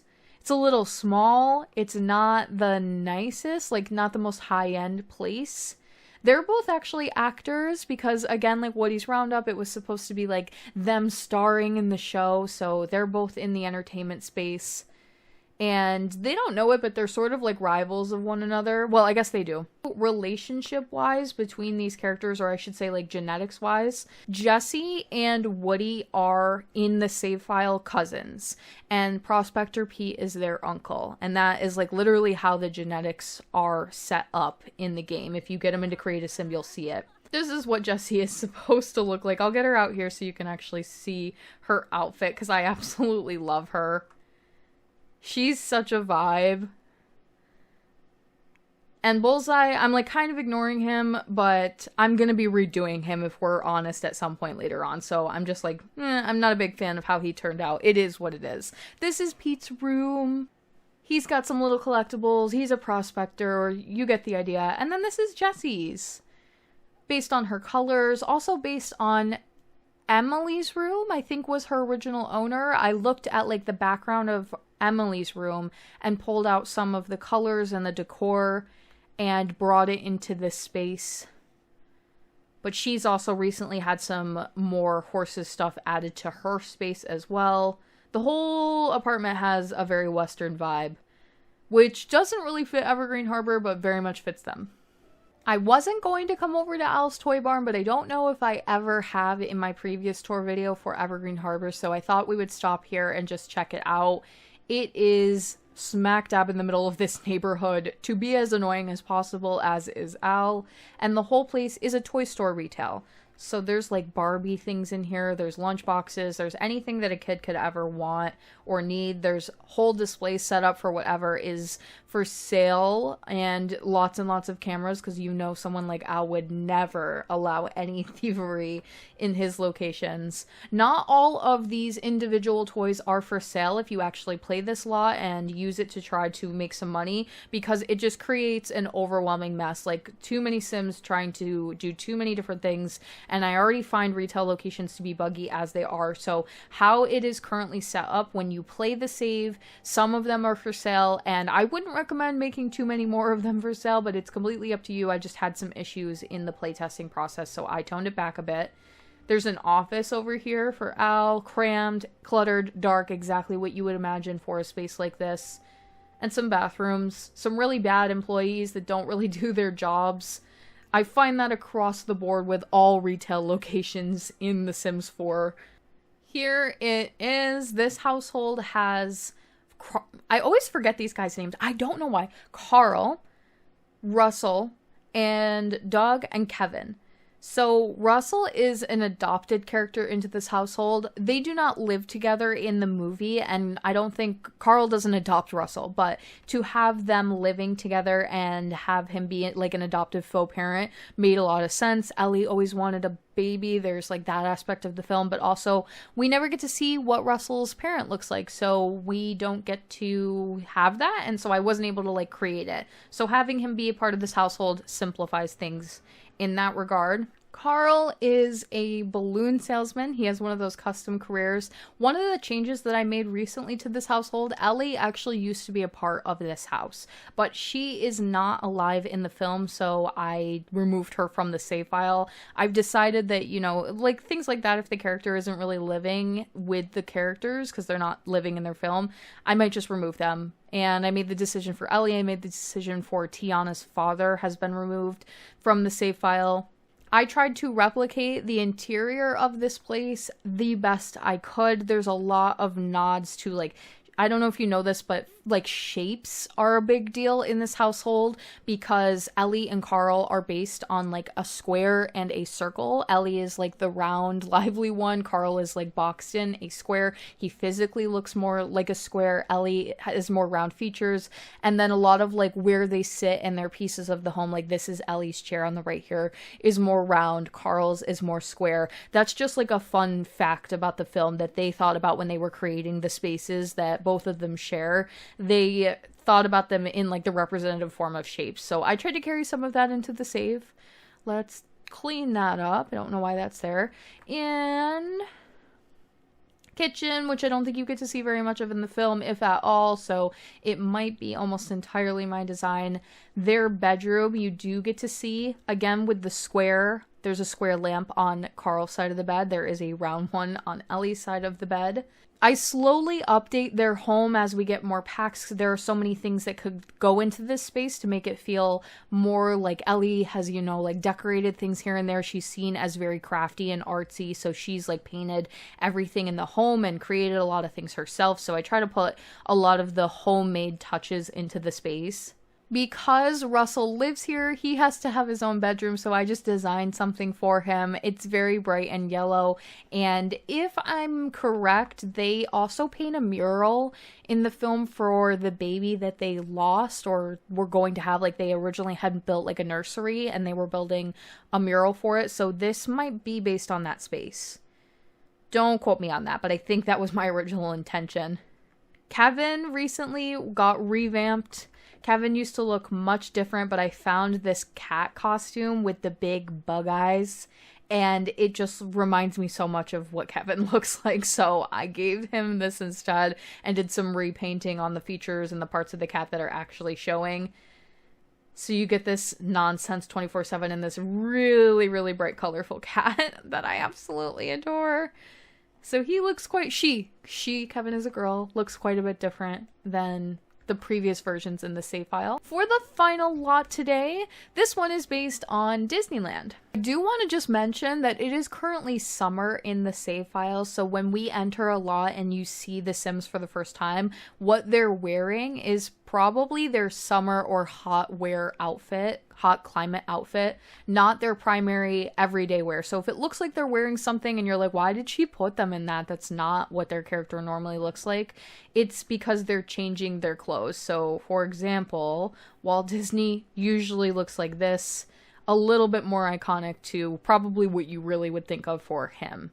Just as an FYI throughout the rest of the video when you see the other characters. Now, this is called Walt's Firehouse. It's an apartment, but it's not. It's residential where these two characters live. This is none other than Walt Disney, his wife Lillian Disney, and they actually used to have a dog called Pluto, so I added him in here. The lore behind this, both in real life and in the save file, I decided we were going to add a firehouse into this world because this is the pack that added firefighters.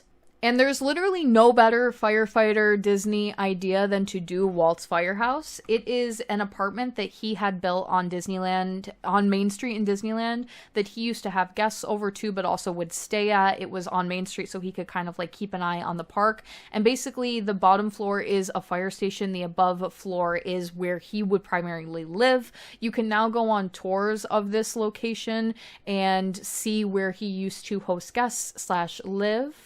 So I was able to get like some actual clear-cut footage and shots from vlogs of people who have been on this tour of how this space was laid out. The other thing that is a really like important fact about this is that there's a lamp in the window facing Main Street that the staff always keep on as like a light and a nod to Disney always being there and watching over the parks. So this lamp never turns off is what they say. So that's there. The rest of the space, I tried my best from like footage of people's vlogs to match up a lot of it. These used to be like pull-out couches where they would sleep, but we didn't have one that really fit the space, so I just put couches here, and then on one side is an actual bed for playability purposes. The kitchen and the bathroom were obviously not shown very much in the footage either, so I put those in and made them up a little bit. When I showed this off and did the build, people who have actually been on the tour gave me comments letting me know that it's pretty close. So I'm happy with that, I suppose. The downstairs is like the firehouse. There's an office over here. I added another bedroom just for playability, in case your Sims need more places to rest or you want them to have like a space to sleep in together. And this was changed recently, a custom made, lots of objects mushed together to be as close as possible to what I called a fire truck. We don't have one in the debug catalog, weirdly enough, I guess because you don't really see them when you do call a firefighter, but I found this one recently, which is clearly a double-decker bus, I think from the Henford on Bagley Cottage Living pack. but it's red, and I thought if I could throw some decor and some things on it that are clearly fire truck inspired, then maybe I can make it look a little bit better than what I had originally put in the space. So I like this better. I hope nobody misses the other version of the fire truck that used to be in here. And there's some light updated things in here as well. Some more decor in like some of the hallways. I just did a little bit of things here and there, you know what I mean? The background got a slight revamp, more places for Pluto to play. Lillian Disney is a painter. That's how they met at Disney Studios. And then Walt Disney, he is the entrepreneur, which is the third and final role for Evergreen Harbor that's needed for this world and this pack. And he's also like super highly skilled and has tons and tons and tons of traits. He's very well liked. He's very famous. He's got a lot going on for obvious reasons. And then their dog Pluto, which we will probably get like a different version of Pluto, but they do literally or did literally have a dog. So they have that here. And that's it for my Pixar-themed Evergreen Harbor, the second world for the Disney Save. We'll be moving on to the third world now, a much smaller one. This will be a lot quicker here. And this is Forgotten Hollow, completely based on what you would probably assume Disney villains. There's a lot going on here, actually. We only had 5 lots, but I was able to cram a lot of ideas into the space. So let's get into this world. Actually, not to go backwards too much, but I do want to mention before we completely leave Evergreen Harbor, I didn't show you guys the townies that are included as a part of that world. We have the Axiom, more characters from WALL-E, specifically John and Mary and the captain. This is also Mo from he's one of the robots on the ship. I have more Toy Story toys. Some of them are from different movies. I think Trixie here is from the 3rd, if not the 4th Toy Story. We have RC from the very first one, and then Zurg, Buzz's dad, Charles Muntz, the villain from Up, his dogs. Then Robert Callahan, he is the villain character from Big Hero 6. He is kind of the owner of like Microbot and that warehouse, and he has a lot to do with that specific warehouse in the film. So I added him in for now. Also, Tour Guide Barbie, she is a part of an entire Barbie system that's in the save file. I'll explain that when we get to Hemford on Bagley, because I think that's going to help it make the most sense. But she is also a Toy Story townie. Now, for Forgotten Hollow, like I said, villains themed, but there's a lot of different films and ideas here. The first one that we'll be visiting is 101 Dalmatians. We also have Haunted Mansion here, The Black Cauldron, Sleeping Beauty, and Hades from Hercules all live here.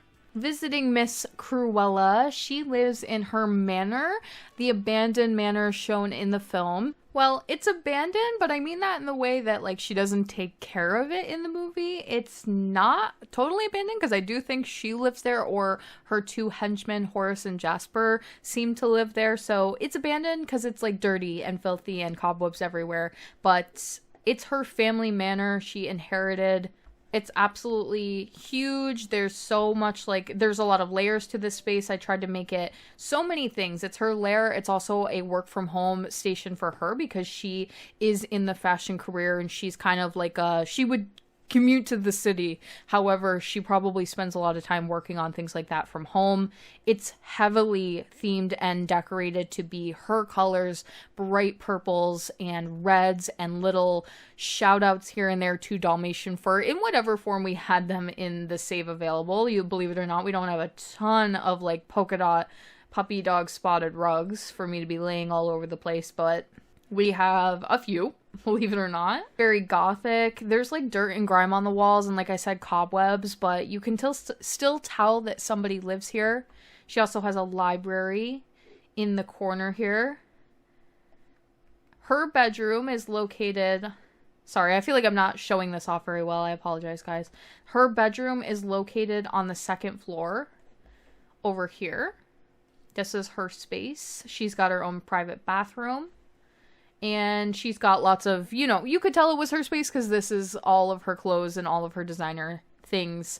She's got a private tower over here, and it goes all the way up to, like, even another floor. So all of this space, basically, like, the left side of the mansion, per the 2nd floor, this area over here, is all completely hers. Horace and Jasper live in this dusty, cold room on the other side of the mansion that is literally mattresses on the floor and a really crummy TV and just not decorated at all. They are both criminals. They're in the criminal career. So they're just like low-life Sims. She has a couple of like entertainment spaces, or it's like a manor. It's nice. It's probably been in the family for generations, so it probably used to house a lot more get-togethers and parties than she does. But they're there, depending on your gameplay. All the way in the basement is her studio, her mini fashion studio. You could come down here and use like some of the actual, I think this is, what is this called? This is used for something. It might be interior decoration, I don't remember, or it might be fashion related. I know that I put it in here for one reason or another, as well as the mannequins. Lots of red, any like red. I wanted to dress all of these mannequins up in outfits that I felt like she would actually wear, but then like also we've got the red and the black and the white, the theme over and over and over again. The only thing that she's missing with like a little bit of custom content would be the half white hair. We don't have any hairs like that. Actually, there's one in the catalog, but it was too long for me to actually use for the sim. So these guys are kind of nasty. If I haven't mentioned this already, there is a Disney Villains Club in the save file, and she is a part of it. She's also in 101 Dalmatians, but the Disney Villains Club has all of the current villains in the save. We'll be visiting some of them very shortly here, others in future worlds. Maleficent, queen of the Disney villains, who does live in this world. Hades as well. And then Ursula, James is Captain Hook, and Esther is Mother Gothel. They are currently the only villains in the save, with the exception of Gaston from Beauty and the Beast. He is in the save, and he's obviously a villain, but he's a little bit lowbrow, so I didn't add him into that. You could if you wanted to. Next door is the Haunted Mansion and some ghost sims. This is based on the Disneyland version of the Haunted Mansion, but if you are a Disney World queen or king like I am, then you'll also be happy to know that the Disney World version of the Haunted Mansion is also in this world and we'll be visiting in a little bit. It's just not a residential. This one is. Here we have it. The Disneyland version of this building, of this ride. So the thing about the Haunted Mansion is that the characters are technically made up, but they're made up by Disney people. There's like little nods to them on the ride. There's people who are fanatics about the Haunted Mansion that have come up with a lot of the lore, and then it sort of has become canon amongst the community because of how popular everything related to the Haunted Mansion is. It's a very popular ride at both Disney parks, and people are obsessed with it and the characters, so I've based them after those things. We have Master Gracie. He is the technical owner of this mansion and this location. Constance Hatchaway, she's the one that everybody in the household hates because technically she is like everyone's killer. She is like a serial romantic. She marries and then her husband's pass mysteriously, very weird.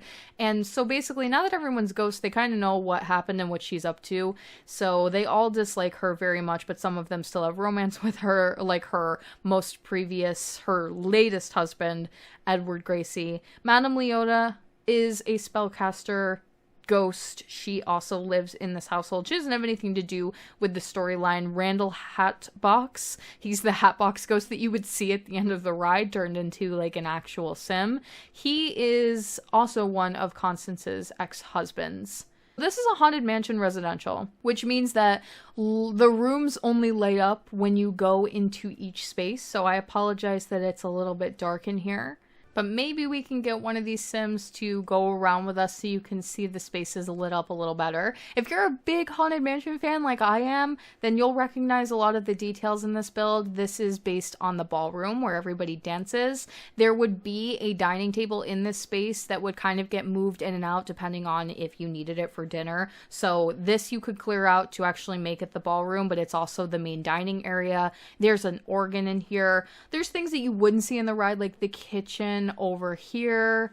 Again, I apologize for the darkness, but it's like sort of because of the build. Another thing that is a huge nod to the ride, at least in Disney World, because I've never been on the Disneyland version, but I know that this is a part of the Disney World version. There's a spot that you go past where there is a giant window with a coffin in front of it, and I really, like, it's something that's very iconic and I remembered about the ride. I wanted to make sure it was included here for, I don't know, it's just something that was, like, personal to me that I really recalled from going on. So that's in here. There's also like lots of statues, lots of things that you would think need to be in a space like this. It's super functional. It's got like lots of little libraries. Madame Leota has a space over here to do spellcaster and medium activities if you want to get your fortune told by a spellcaster. Madame Leota is based on the character that is in the crystal ball that you see on the ride. If I didn't mention that, by the way. All of the characters are based on characters that you see on the ride. Master Gracie is seen in a painting. Constance is the bride at the end. The Hatbox Ghost is also shown at the end of the ride. And then Madame Leota is the woman in the crystal ball. Upstairs on the top floor is most of their bedrooms. They're already assigned. Like, you can see this one's Madame Leota's room, this one is Constance's room. I try my best to always assign beds to bedrooms and things like that, or Sims to beds, so that you can already tell where everybody's supposed to go. Especially in a place like this where a lot of their rooms are very similar, but then there is slight nods to whose room it actually is. So this should be Randall's room. Yes, it is. The Hatbox Ghost. He was formerly a pirate, is like some of the lore that people have come up with for him. So there's like little things in his room to give the idea that that might be the case for his character. For Madame Leota's room, she's got some little paranormal things in here, some medium and spellcaster decor. Constance is a lady in society. She is upper class. She's got like nicer necklaces. There are some hidden weapons in this room as well. And then this other one might just be an extra bedroom. Yes, it is an extra bedroom. The bottom floor, all the way in the basement, because I felt like Master Gracie just needed like a master bedroom, is down here. I guess this is where everybody's hanging out. And there's also nods in this build to like their death types. So Constance is the reason that these two men are dead. However, I can't put things like that into their lore. So what I can do, because if you didn't know this about Ghost Sims, the different death types affect like different things that they can do as ghosts. So he has death by flowers. So I guess Constance gave him some poisonous flowers. There's a poisonous flower next to his bedside. Randall might be from anger. That was like kind of the closest I could say that I could get to Constance being responsible, if you catch my drift. And then Madame Leota is from spellcaster overload.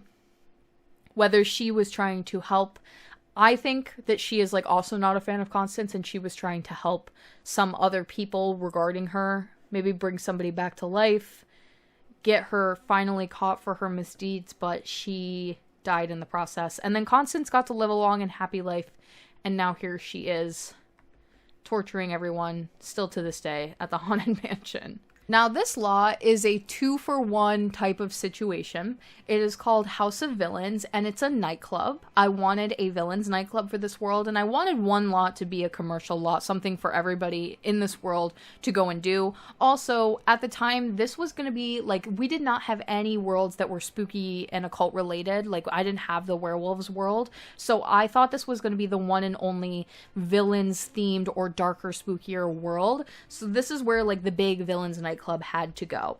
And I wanted it to be based on, if you're familiar with like Disney Channel, there used to be a show called House of Mouse, and they once did a spin-off episode or two called House of Villains. It was the same idea of House of Mouse, but instead it was like a bunch of villains episodes, and the place was villains themed. So we called this House of Villains, and then the actual exterior of it is a giant mansion that is as close as I could possibly be to recreating the Disneyland version of the Haunted Mansion. So the shell is the Disney World version of the Haunted Mansion.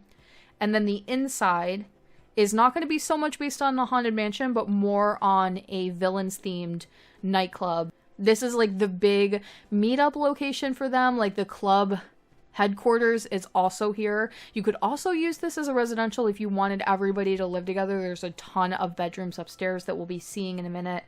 This is the main like nightclub with the dance floor, the bar. We've got some Star Wars spooky juices and things.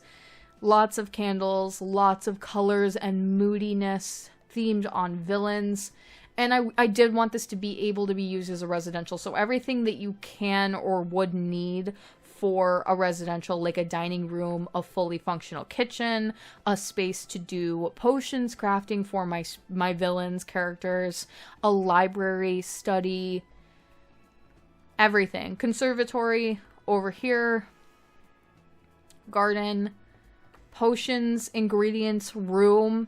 This is where the villains are at. This is everything they need is here. The upper floors are bedrooms themed on various Disney villains. So this one is the evil queen from Snow White. There's some little apple nods in here. It's obviously very, very purple per her character. There's the box with the heart and the knife and everything. She has her own bathroom. I felt like she was like one of the big villains, you know, she's a big bad as well as Maleficent. Maleficent does not have a bedroom in this household, in this house, because she lives in this world and we'll be visiting her mansion as well, her castle. So I just did not pick her as one of the choices. The one next door is Jafar. He's not in the save file yet. He's planned for a future world. None of the Aladdin characters are quite yet. This one is Captain Hook, who is in the save, and we'll be visiting his actual home way later in the save file. Ursula, also in the save file, as you saw earlier. And they're supposed to be bedrooms, but they're like mansion-esque, and then heavily themed after whatever character goes in each space. And then Hades, with the blue glowiness, and the fire, and the skulls. There's a library here. There's also a bell tower. Felt like that was really appropriate. But also a part of the Haunted Mansion build. Like, you can see it in the Disney World version of the Haunted Mansion. This is probably my favorite build in this world, and I just, like I said, the Haunted Mansion, I'm personally a big fan. But I'm only a fan of the Disney World one because it's the only one I've been on. So I was really happy to bring that into the save file and have both versions. Moving on, this household is a very big mixed bunch. This is an example of characters from different movies living together. Again, something I don't normally do, and this might be the only other case where this is true in the whole save file, but it was an attempt to fit a lot of characters together that might not have anywhere else to go. So basically, what this is this guy on the left is Chernabog from Fantasia. He's the big villain in that film. Hades from Hercules, Pain and Panic are his two servants, and then the three-headed dog from the same film. And then Horn King from the Black Cauldron. This is actually his castle, Horn King's castle, based on that specifically. So the build is called Bald Mountain because that is the mountain that Chernabog stands on in Fantasia and does like his bit of the movie on top of. And I made this castle very medieval and spooky, and it's designed on Horn King's castle, but it's also supposed to make it look like it's built into the mountainside a little bit. So the mountain range and all the rocks behind the build are the mountain range from Fantasia, hence the name Bald Mountain. The actual castle shell, and a lot of the interior I watched the Black Cauldron for. It was the first time I ever got to check out the Black Cauldron, and it will be the last. It was not my favorite Disney movie, but this was one of those builds that like my patrons were they wanted this in this world, and I was not excited about doing this. To be so honest with you guys, I didn't want to build this. It's just like, it's a medieval castle, and it just like wasn't what I wanted to do at the time. But this is why I'm so glad I have patrons and I have other voices and other people contributing, because this is something that wouldn't have come to be in the save, but it ended up being one of my favorite things I've ever done here. And it's exactly what this world needed. So they were right. They were so right. This build is massive. We're going to start from some of the bottom floors because the bottom two levels are actually designed to be the underworld from Hercules. They are completely done up as Hades' bedroom, and he lives down here in his little underworld oasis. lots and lots of nods to Hercules and to like what his area looks like in the underworld. There is the spirit pool that Hercules pulls Meg out of later on. The bottom floor is his actual bedroom with like his throne, his globe where he can look over the entire world, his bed, the things that you would essentially need for the character. This is also supposed to be, this pool here is the River Styx. There's little ghosts and hands and all sorts of things like in it, and there's flames. The bottom 2 floors are based on him. This is the dungeon sitting just above the underworld, and Pain and Panic live here in a really crappy little bedroom in the corner, just to look after the dungeon. The dungeon area is shown in the Black Cauldron, so it is based on that film. And then the other layers are... Let's go to the main entrance. So this one here, Black Cauldron, again. I don't know how many people are going to be like, I remember details from the Black Cauldron, so I'm like not going to point them out too much, but there is a throne room that's shown in that film where Horn King sits, and this is his throne. I'll have him come up here, but that's shown in the film, and this is based on that. The whole rest of the castle is. It's kind of simple, but you can see there's a lot of rock work done, and most of the decor is done in the form of like candles and lighting.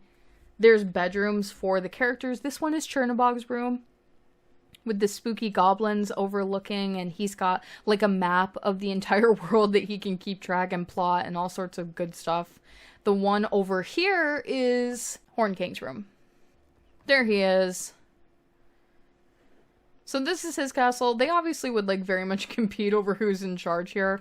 They're all nasty occults too. The upper floors are more for Chernobog. He is from Fantasia, which is like a musical based movie. So we wanted him to be like musically inclined, and I put a organ in the top tower so he could come up here and play music.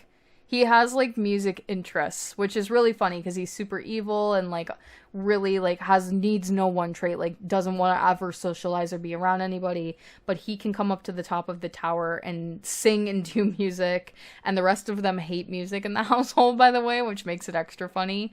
To just go through the characters, Chernobog is a vampire. He is a absolute like master vampire in every way. He's top tier. He has everything unlocked.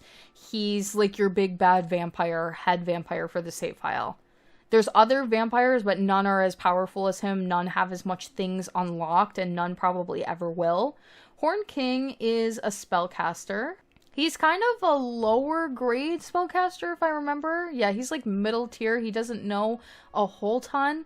I do think about like what spells should they have unlocked, what should they know, what should they not know. When I do the spellcaster characters, I do go through and like figure out what I should have unlocked for them. So he has more of like the untamed magic unlocked. Hades is also a spellcaster, but he has a lot of special traits that make him more interesting. He has, let's get to traits here, he's got like Immortal, Ancient Bloodline, Mastermind, Steel Bladder, Forever Full, Heat Proof, Brave, Never Weary, Ice Proof. This was an attempt to basically make an immortal sim that is never bothered by anything, that can't die in pretty much any way. Aging is turned off in the Disney save, so he also can't really die by age as far as I'm aware. That's also what Immortal does stop from happening as well. So he's like a sim that doesn't need to be taken care of in any regard other than apparently hunger. And then he's like a high grade spellcaster that knows pretty much all magic. Actually, it looks like I made him know all magic.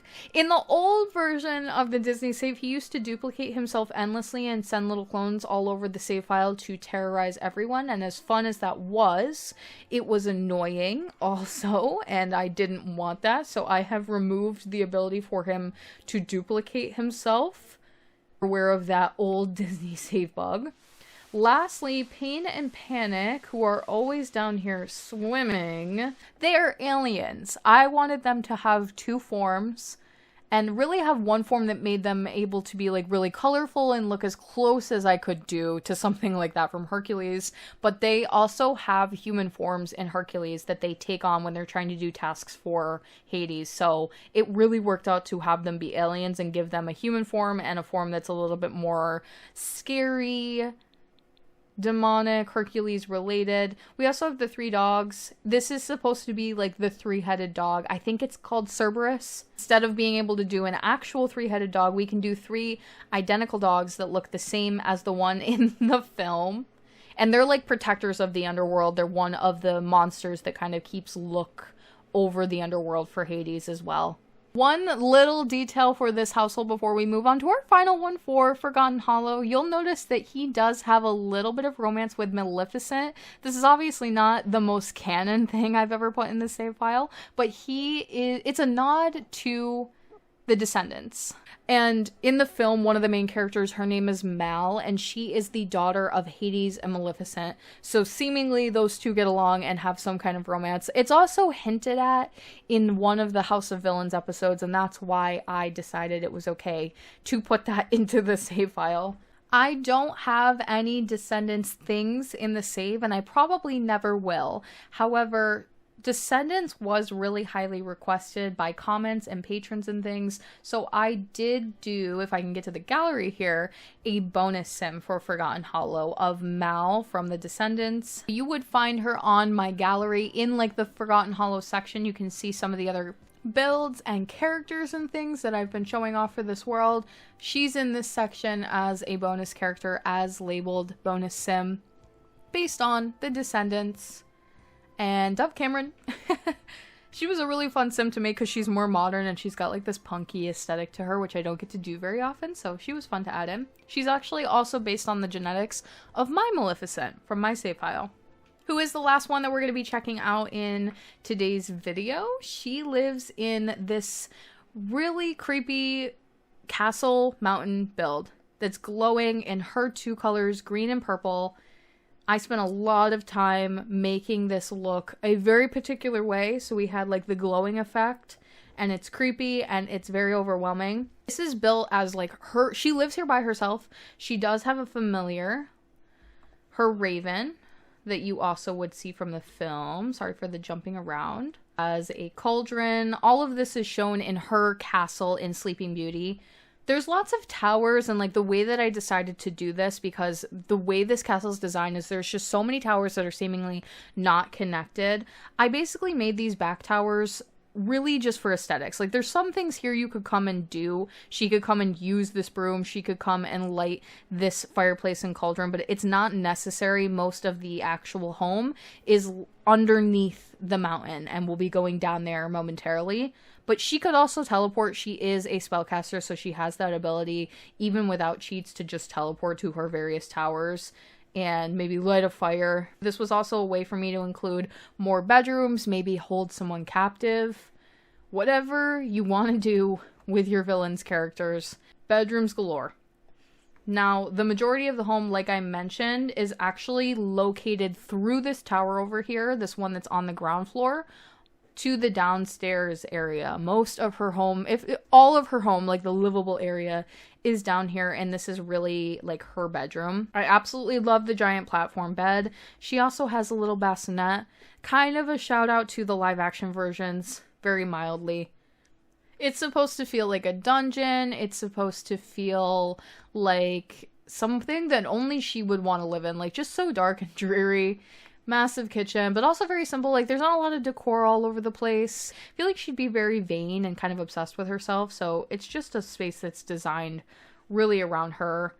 I also have a custom painting of her in here. This is not CC. There's a trick that you can do to make custom paintings, and I've done that here and there throughout the save file, and this is one of the places. She has a portrait of herself on the wall above her living room and her fireplace area. A big giant dining space that's only set up for one. Just like this idea that she lives in solitude and likes it that way, pretty much. She is a spellcaster. She is a more of like a, she's not as powerful as all of the other ones, or maybe I'm wrong. I'm wrong. No, she is very powerful, but she doesn't have literally everything unlocked. There's some things that you could still do with her, but there's like some growth here if you wanted to explore that, although she's definitely very powerful and she has her familiar and everything. That is it for Maleficent. Before we close out Forgotten Hollow, again, I'll show you the townies. There aren't as many for this world because it's just a lot smaller, but there are a couple. I've done some more ghosts for the Haunted Mansion. These are the hitchhikers, the 3 hitchhiking ghosts that you see at the end of the Disney ride. There's some lore there if you want to pause to read. The Fates are characters that work alongside Hades and Hercules. They kind of control the lives and the lifelines physically to everyone in the living world. They're characters that are seen as more of his companions, so I added them in here. Although there's more Hercules to come. That's actually one of the films we will be doing in Tartosa, the newest world for the Disney Save. So there's much more Hercules to be done in that space. And I think that's it. There's one more. I had to edit him recently, so he's up at the top. He's the mansion caretaker, Silas Crumb. Again, he's based on lore inside of the Haunted Mansion, but there is somebody who does take care of the exterior of it, despite the fact that it's, in quotes, abandoned. So he makes the outside look really nice, and that's why the exterior is very clean and tidy, and he's also a gardener, so he's kind of like a Haunted Mansion character. Now to the 4th world for the Disney Save. The last one that I made publicly available before today's Disney Save 2.0 drop, Mount Komorebi. This is the world that was added with Snowy Escape, and my theming for this world is Frozen 1 and 2, Mulan, a little bit of Monsters Inc., a little tiny bit of Tinkerbell, and then there is one lot here that I've created myself that's based on Disney princesses. We'll go ahead and start out at the northern part of Mount Komorebi here with the big build of the world, Arendelle Castle and the Frozen household. This household includes Anna and Elsa, Kristoff, Sven. He recently got updated to finally be a horse rather than what he previously was, which was a dog. And Olaf also lives here. He's kind of like a child of magic sort of idea. He's adopted, quote unquote, by Elsa. Additionally, because this is such a large lot, I wanted to create some castle staff members to live here and be able to kind of take care of the day-to-day of just living on a lot this large, whether it be just generally taking care of horses or maybe, just general cleaning. This is a really, really massive build, so I just don't foresee too many royals caring about and worrying about those types of things. So I like to add some castle staff if the household allows some room. And these guys are actually shown in the Frozen films and given names in some of the books that are available. My plan is to eventually maybe move them into their own household with the For Rent pack and then expand this household a little bit more, maybe give Elsa a water horse or do some more characters, but for now they all live together and function in a castle staff kind of way. Now this place is absolutely massive. It has a perimeter wall and some towers going all the way around. This is completely functional. We'll be checking out some of it obviously very shortly here, but this wall does go all the way around, and it also goes down into the bottom levels of the castle, which might be the best way to start this out actually. So you can go down from the stairs on the out of the courtyard to these. There's also ladders in every single one of the towers to go up and down, and it's like a protection thing. It's obviously based on a little bit of the lore and the seclusion of this castle and cutting off the rest of the village, but this is also how it's very much designed, so had to make sure. This is one of my most honest replications of any castle from any Disney film because there was so much to go off of and it's such a popular film. And it was one of the easiest. It doesn't have anything too crazy about it structurally that makes it almost impossible to build. Maleficent's castle was really, really tough to translate over. You kind of have to make some changes to make it feel and look like what's in the Disney movie, but it can never be 100%, whereas this one kind of can. Now this bottom floor is completely for castle staff, also just for me to add extra bedrooms. You might want them in your gameplay, I don't know, but these are really, each one is assigned to a different castle staff member already put in there for you so that you know, but they are identical rooms. There's also a private kitchen down here, kind of like the castle staff's kitchen. You wouldn't see Anna and Elsa come down here literally at all, but and moving on to the ground floor and the courtyard here, I recently added a stable for Sven. He's living his best horse life in this little place. There is room to add another, so I'd like to break up this household, maybe add another horse is my thought. Or Anna also has a horse, so I would like to update that eventually. Elsa has her coronation in the first film, and there is a chapel of sorts on property in their courtyard area. This is located in this exact spot, so I recreated where she is coronated. These are kind of supposed to be the two items that she holds in her hand, but they're not exactly correct. And then for the main part of the castle, a lot of this, the layout, I had to do what I could do to fit this in the space. So the layout of it is not going to be perfect per the movie, but I tried to make sure that everything that's shown is like put in here somewhere. So the main ballroom with the throne, that's in the main part, like where you first walk in through the front door. This space, a dining room, definitely have to have, but the gallery is shown. Anna is singing in here. This space in the living room is shown in the second film. Some of the characters are playing some kind of house game, charades or something like that in their living room, so you get to see what that looks like. These paintings on the back wall are supposed to be paintings of the former king and queen. I will eventually be replacing those, but it just requires a lot of work, so I haven't gotten around to updating that quite yet. Kitchen and general bathrooms. I wanted to make sure multiple bathrooms for any parties, any upstairs. There is a library. There's also a built-in office. This is really supposed to be for Elsa, but it's also really for whoever is the ruling queen at the time, and depending on how you play the storyline, it could be either of them. This is where Olaf's bedroom is. It's supposed to be like a snowy oasis, maybe made of ice, if you will. Some light nods to a snowman in the space, and he has his own bedroom. It's not like the most child-oriented because he's really not a child character. That was just one of the best ways to represent him physically in the game. Upstairs, and the stairs are always on the left here, this is like kind of the stair tower, is Kristoff's room. He does have his own bedroom. I think that for the time period that might be appropriate until Anna and Kristoff are married. However, you can do whatever you like. I just wanted an excuse to maybe make a Kristoff themed bedroom. He's got his own bathroom. And then down here is actually the former king and queen's previous bedroom. No one goes in here. I think I might have the game doors defaulted to be like locked, basically. They just hold on to it and like keep it this way in memory of their parents. Moving on to the next floor up.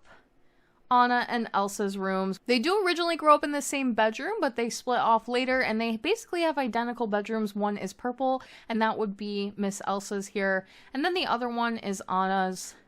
They have very unique fireplaces. And again, I went like pretty much replicated what I could see from the film, with the exception of like any items that we just don't have in the game. Also trying to keep it personalized to the character, but also like minimal. Like castle aesthetic is not super cluttered. This isn't a castle that's full of candelabras, that sort of vibe. Maybe for a future castle, like Beauty and the Beast we'll be checking out later in the video. I don't think, yeah, that is the final floor of the castle. There's so much to explore here. There's lots of, like, you can see this tower over here in the back has a couple of different levels, and this one tower in particular is disconnected from the rest of the build. I do a lot to try to layer builds like this to make them really feel like they have the proper heights all the way around, even though we're only limited to 4 levels and foundation pieces can't touch one another at different heights, that kind of a thing. I really try my best to do the best that I can to give the appearance that maybe something is a little bit bigger than it actually is. For our characters here, a lot of them are royalty, so they don't have to worry about having normal jobs. You could enroll them in whatever career you would personally like, but this is the system in the Disney Save. Anna and Elsa and Kristoff are all royals. Olaf is a child, so he goes to school. Elsa is a spellcaster. However, because she is based on a character that doesn't do like a lot of magic, just more magic that's based on one specific thing, like she has ice powers, but she doesn't really have like a whole lot else besides that. I try to limit what they can actually do regarding their spells. Maybe if there's ones I can pick that are leaning more towards actually using ice powers of some kind. She's not super prolific in potion making, if at all, so things like that. She's like a lower level basic spellcaster. Catch a cute glimpse over here of Kristoff and Sven interacting. He is basically the main caretaker for him, obviously. And like I said, with a little bit of CC antlers, these two would be truly, like, perfect, I think. It's as close as you're ever going to get to a true reindeer in the save file, or just in general in The Sims. Anna and Kristoff are engaged, so you could totally plan a wedding for the two of them. I kind of based this after the events of the first film, is the idea of where this is currently at. And I do sort of mentally pick in my head, like, where's the storyline? Because that will change some of their characteristics, maybe their motives, their skills, and stuff like that. So really, canonly, these guys are based after the events of Frozen 1. Anna and Elsa both received some outfit updates recently just to add some extra formal wear. I did try to play with some of the wedding stories clothing. We don't have anything absolutely perfect for either of them, so I'm still waiting for hopefully the Sims team to add something a little bit more appropriate to match their iconic formal dresses, but I did give them some new ones that I think are just a step up from what I had previously. I think that's everything we need to say about this household. We'll be moving on. There's other Frozen things right in the area, so we'll check those out. This is a lot that comes with the world. It's called the Onsen Bathhouse, and it's basically like a locked lot. It's required for the world. You need it for the mountain excursion, and when designing this world, this was an immediate idea to make it into Oaken's trading post. It's the place you have to visit before you go up the mountain for supplies. It makes a ton of sense. It's also a place where your sim can kind of freshen up. It's like a spa idea. So turning it into Oaken's, literally, it's just a perfect thing that absolutely works out flawlessly. And so I've recreated it to look like the store. You won't run it as a store. It's not a retail location. It is a special lot type called Onsen Bathhouse, but it basically functions as like a small spa if you've never played with the Onsen Bathhouse before.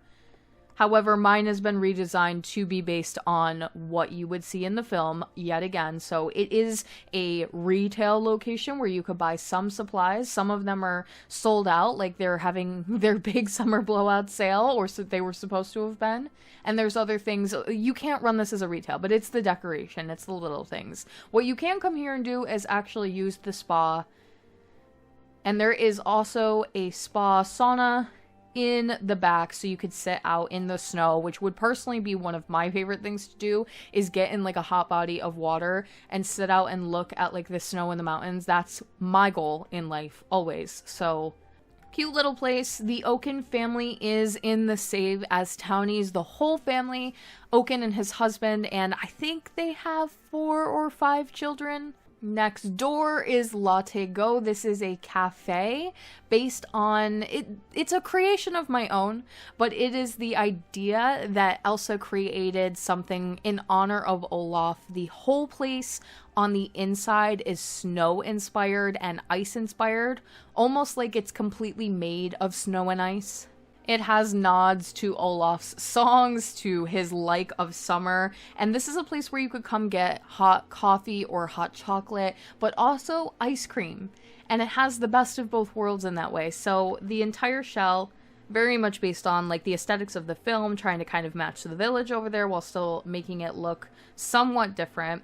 And then the interior is this icy white, very clean, sort of minimalistic, but lots of cozy places to like sit by the fire, wrap up with a blanket. Without literally being able to make everything made of ice, this is the best way to give the idea and the appeal of like everything just being made very icy white, very bright and clean looking. Sit by the fire. And you could primarily come in here and get like cafe items, little snacks and desserts. But if you go upstairs, there's a few more things to do. There is an ice cream machine up here. You can get and make ice cream. You can also come here and sing, something that Olaf loves to do, a little bit of karaoke. There are fountains to fill with chocolate, as per Anna, and some places to hire musicians or practice and play on your own. Very pretty at night, especially with all the twinkling lights and the snow. I have added some trees and things to this area with Tool, as you'll see here. I haven't done too many, so I do plan a future update to the save file where I will be doing a more extensive Tool overhaul, and that will include doing things not on lots, so adding extra trees here and there, covering up some cars in Henford on Bagley that you don't want seen like next to Snow White's house, trying to make it feel more immersive yet again, like another layer to being able to do that. However, The Sims currently has a pretty big bug that I'm experiencing, and this is not just my save file. This is one that I've seen on the Sims forums and lots of builders in particular talking about. I was literally just about to explain the bug to you guys, and I just had it happen right before my eyes. Let's load into Arendelle Village. This is the rental for Mount Komorebi, and I will tell you a little bit about what I was talking about. So basically, the bug that occurs is related to, they think, at least through testing and people being able to replicate the bug, is people having maybe too many objects on the lot, maybe it's certain objects, or using tool could possibly be the cause of it as well. And it causes, when you leave this lot, like say I hit exit and go to manage worlds right now, it causes an endless loading screen. And I have had that occur on a few occasions inside the save, but like I said, it is not the save file, it's just something that is occurring after the last patch. So if you do experience that when you're playing at all, just know that that is really the reason. I'm hoping to God that they patch it out. I don't foresee them actually making it a priority to patch out, if I'm completely honest. It's really only affecting people like me that make really large builds, but I literally just had it happen next door at Latte Go that doesn't have a huge count of items, and I've never had that problem before, so it could literally occur anywhere. They don't really know exactly what the culprit is, and I've been like extensively looking at the Sims forums trying to hopefully find a solution along with everybody else. Otherwise, the Sims just has to patch it and fix it, but fingers crossed, you know, I'm not going to hold my breath on that one. Arendelle Village, however, like I said, this is the vacation rental. I mentioned that I do try to do at least one, or I should have mentioned that I like to do one rental per world if the size of the world allows. Willow Creek actually does have a rental now. It didn't originally. And Forgotten Hollow does not have one due to its size. Evergreen Harbor also did not receive one, but this world does. This is meant to be village vibes. You come here, you pick a townhome, you can stay in an authentic village experience. There are lots of Frozen related shorts on Disney Plus, some that get to actually show more of the traditional Arendelle style houses and the colors and the way that they're laid out and the furniture and all that. So each one is very heavily themed based on that.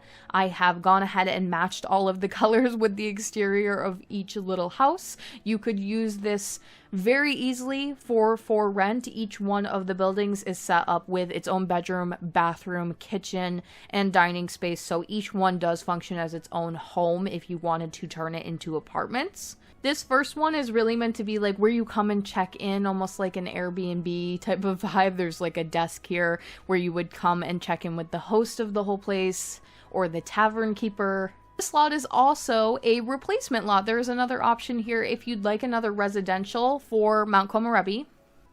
If we go over to the manage household section and check out some of the Mount Komorebi households, like I mentioned, Oaken and family here, and you'll see them running around as townies, but there is also, if I can find them, the North Thaldra. So they are running around as townies currently because I have the village rental down, but I did make a residential for them. It is a village based on the second film. You can move these guys in there and it's already set up to be their space with enough living quarters for the three of them. That's a lot replacement for that location, and then you would have one more household to play in this world, because as you can see, there are only 4 households for this world, so it's not my biggest world as far as like playable households go. And I wanted to give that option there just in case. Down to our other district right here below, there is another Frozen themed lot. We're going to be moving out of the Frozen stuff very shortly. However, this was an idea, I believe, by one of my mods that I just couldn't pass up. I loved it so much.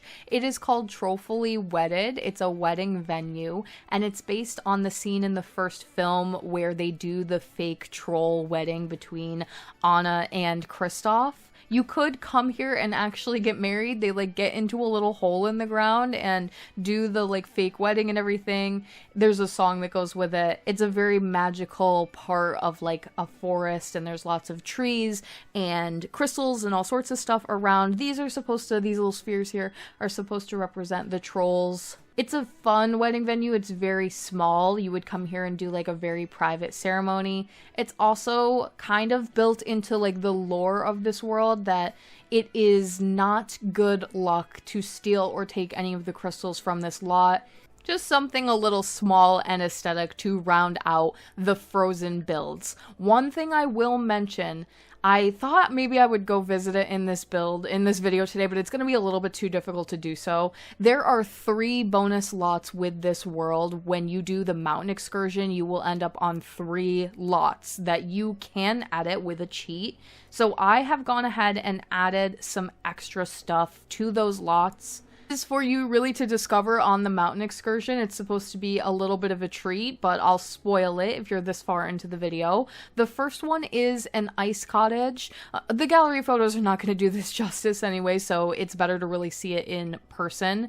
This is based on Periwinkle's ice cottage from one of the Tinkerbell films. She is Tinkerbell's sister, and she is like a snow and ice fairy, and she has her own cottage. So this is supposed to be her residential, even though we can't exactly make it that way, and I have added her into this world as a townie additionally. The next one is the Yeti cave. The Yeti is from Monsters Inc., also known as the Abominable Snowman, and if you go here, it's just a very small rock cave with some light nods to the film. There is a handmade sled in there. There are also lemon ice creams that you can take on your way up the mountain, and then lastly, if you get to the very tippy top, you will get to Queen Elsa's ice castle, an absolutely spectacular, like, these gallery photos, I promise you, cannot even possibly do this justice. I will insert a photo here if I have one on hand of how this looks, because it's truly one of my favorite things I've ever done. It's completely crystal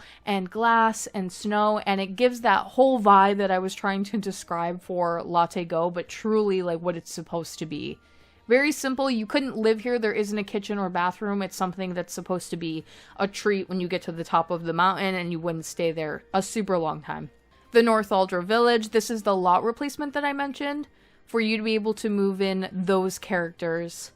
Honeymaren, Ryder, and Yelena.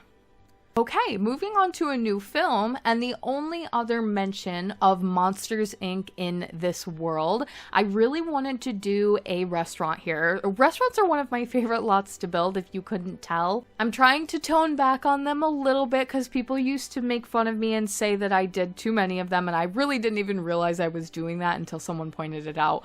However, Harryhausen's being a sushi restaurant and a famous high-end sushi restaurant that gets mentioned in that film, it just made the most sense to make sure that it was a part of this world, considering the culture and the aesthetic of this place and being based on Asian culture. I really wanted some kind of an Asian restaurant here, and now we can have Harryhausen's. This is shown in Monsters Inc.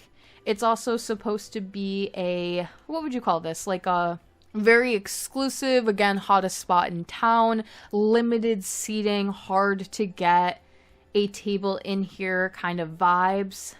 You could come sit back here and have the chef make your food right in front of you. You can't actually, but that is shown in the film, so I wanted to have this half-round Star Wars bar in here, and the idea of that being here, kind of like hibachi, which we don't really have like anything close to that in The Sims. It would have been nice if they had used this pack to add it. There's only 6 tables in here. As you can see, it's a little bit small.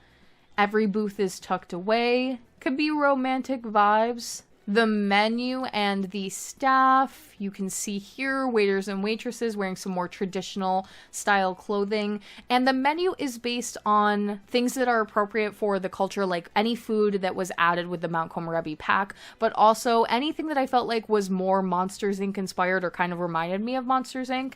So as much as there is Asian food, we also have like cheese eyeballs that made me think of Mike.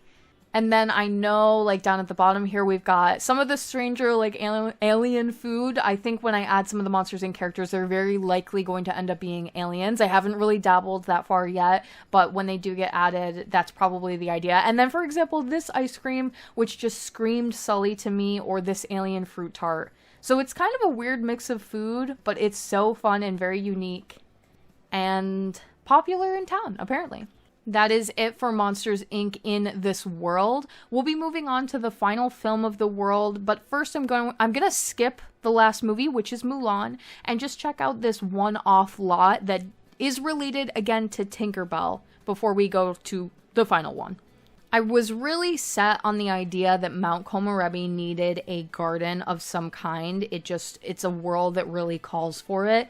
And one of my patrons had the idea to make a water garden based on Silver Mist from the Tinkerbell franchise. Considering we did add Periwinkle here, and I've been kind of slowly adding some Tinkerbell vibes across the worlds, this was an idea that I absolutely loved. So I made this like fairy water garden. There's lots and lots of fountains and glowing blue lights and blue flowers and plants. You could technically come here to swim. This is a pool. I added it in before we had the pond tool, but I don't want to change it at this point because I just love how it looks. I don't want to move everything around. And this is also supposed to be like kind of a companion lot to this lot that you see next door. It is the Emperor's Palace from Mulan, and I just felt like it needed this beautiful, serene garden right near it. So they kind of go hand in hand, even though they are from different films. Silver Mist is not in the save file. I made the decision to wait on her. I think that some of the other Pixie Hollow fairies will make appearances together as a group, probably at a later location and probably living together rather than being townies. So I opted to not put her in, versus Periwinkle being a townie and living here makes a lot more sense with the snowy environment.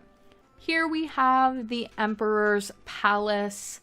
This was just recently renovated a little bit from the Wedding Stories pack. However, I did not own The Sims 4 for rent until recently. So although there is many decor items in that pack that I will be using in the future to update Mulan builds specifically, I haven't gotten around to doing so yet for this version of the save file download. So if you're like, well, why didn't you use that lamp? I probably just didn't have it quite yet.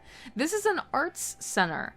Now, again, the idea of making this a residential was a really easy one, but I just loved the idea that the palace was kind of open to everybody. And the Emperor and his daughters are not like major characters in Mulan. They're important, but they're not like main characters. So instead, this was added in as an art center, which is kind of like a place where you can come and do a lot of art-leaning activities like painting, music making, woodworking, and I felt like that really fit the vibe of this place completely. There's also a bar requirement in here, so it's really just like an open community center sort of thing for lots of Sims to come together as a community. That's also like a general idea of this world. Mount Komorebi gives a lot of community vibes, so having a lot that is dedicated to that idea makes a lot of sense here.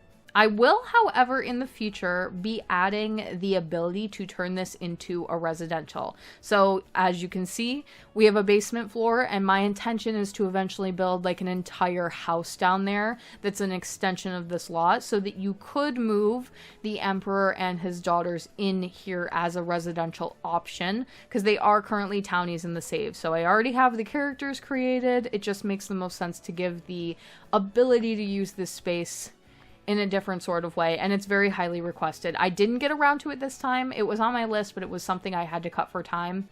But I have it as like high priority on the next update, potentially. Lots of murals and things, like you can see the floor mural in here, and then downstairs on the wall, we've got the wall mural that somebody has already started. There's a place to come and do tea. There's little spirit houses, painting, lots and lots of red and royal golds. I absolutely love this place. I hope you do too. Let me know what you think of it. Lastly, for this neighborhood is Honor to Us Hall, as named by my husband. It is based after the matchmaker's location, her house, from Mulan. Now, the idea of this lot, again, is the same as the New Orleans Square lot. I wanted this to have some diversity to it because there's a couple of different concepts of what this place is supposed to be. You come here to get tea and speak to the matchmaker, but she also gives you like a spa experience, bathing, makeup, and then she gives you a new dress and dresses the ladies up, and there's like a whole process that happens here. So you could have chosen this to have been a few different things. I really wanted this to be a tea house, and it could have been a cafe for that reason, in, but you can't pick the menu for cafes, and I wanted to just make sure like specific teas were sold here. Very, very limited menu of like food. So when I want to design the menu, I do tend to pick it to be a restaurant, just because that is something that you can't do with a cafe. So if we take a look at it, it really is primarily tea and super healthy food, very minimal food, but still like a couple of options for some food, some grilled fruit, overnight oats, chicken stir fry, fruit and parfait. Super limited menu, like mostly a place to come and sit and have some tea with the matchmaker. But you could also run this potentially as some other things, or use it in a different way, like have it be a whole different experience. It could be a retail. I have some mannequins in here that are sporting some of the more formal wear that like Mulan and some of the other characters from the film do wear. There's also across the way a small bathhouse where you could come and freshen up and do some spa vibes. There's a makeup stand, a makeup table in this other one here, so you could come and get your makeup done. So you really could recreate the entire experience, and then at the end of it, come down the main hall to have tea with the matchmaker.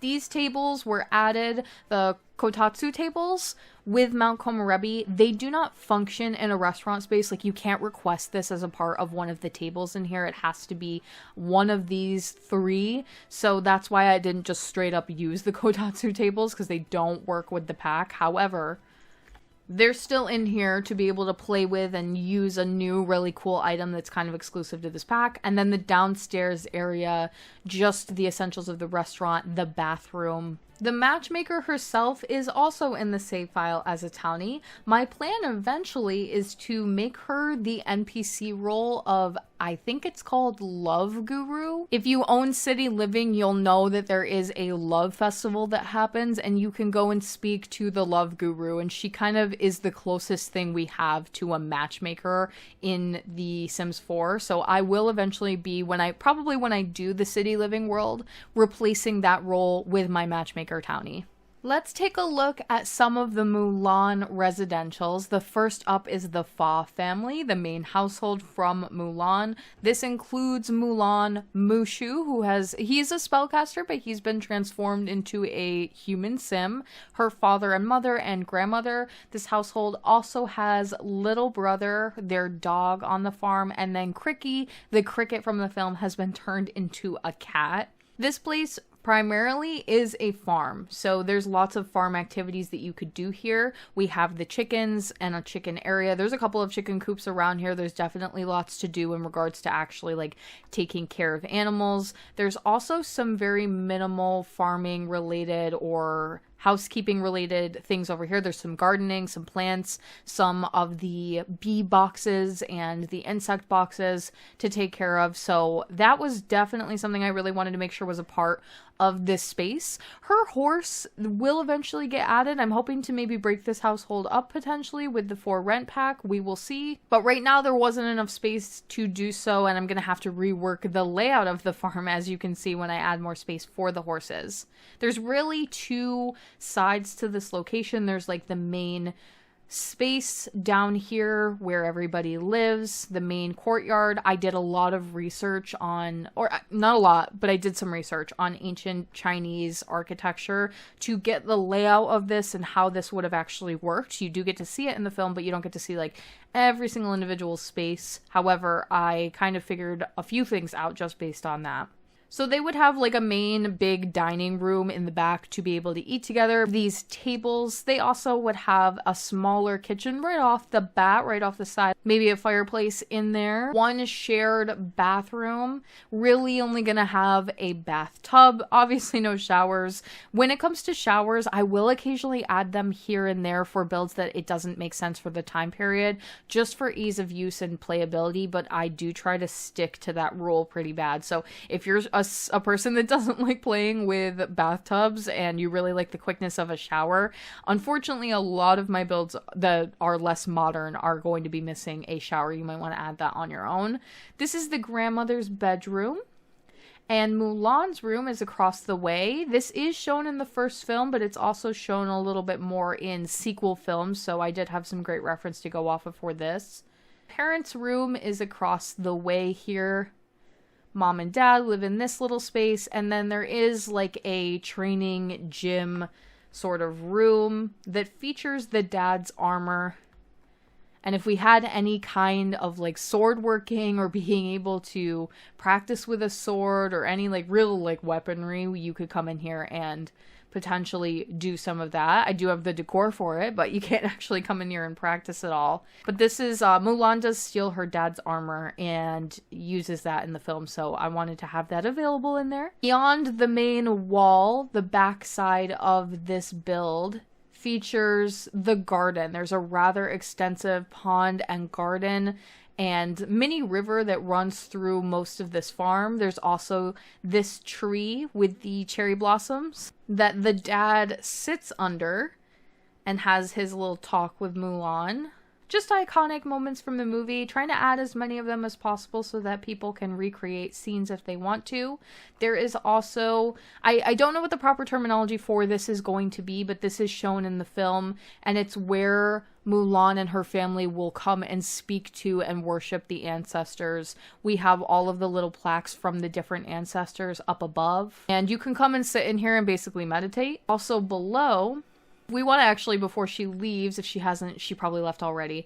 Mulan is in the military career, so she wears like her dad's armor, like I mentioned, to work. But what I was saying was below all of that is Mushu's room. He lives below that prayer area. And once he goes down this long hallway over here, this is his space. Since he is an actual sim and he has to have a room of his own, but it didn't make sense to have his space be inside of the main house. He gets his own really brightly red and gold themed area down below. This little statue is also shown in the film. It breaks one way or another. It might be Mushu who breaks it.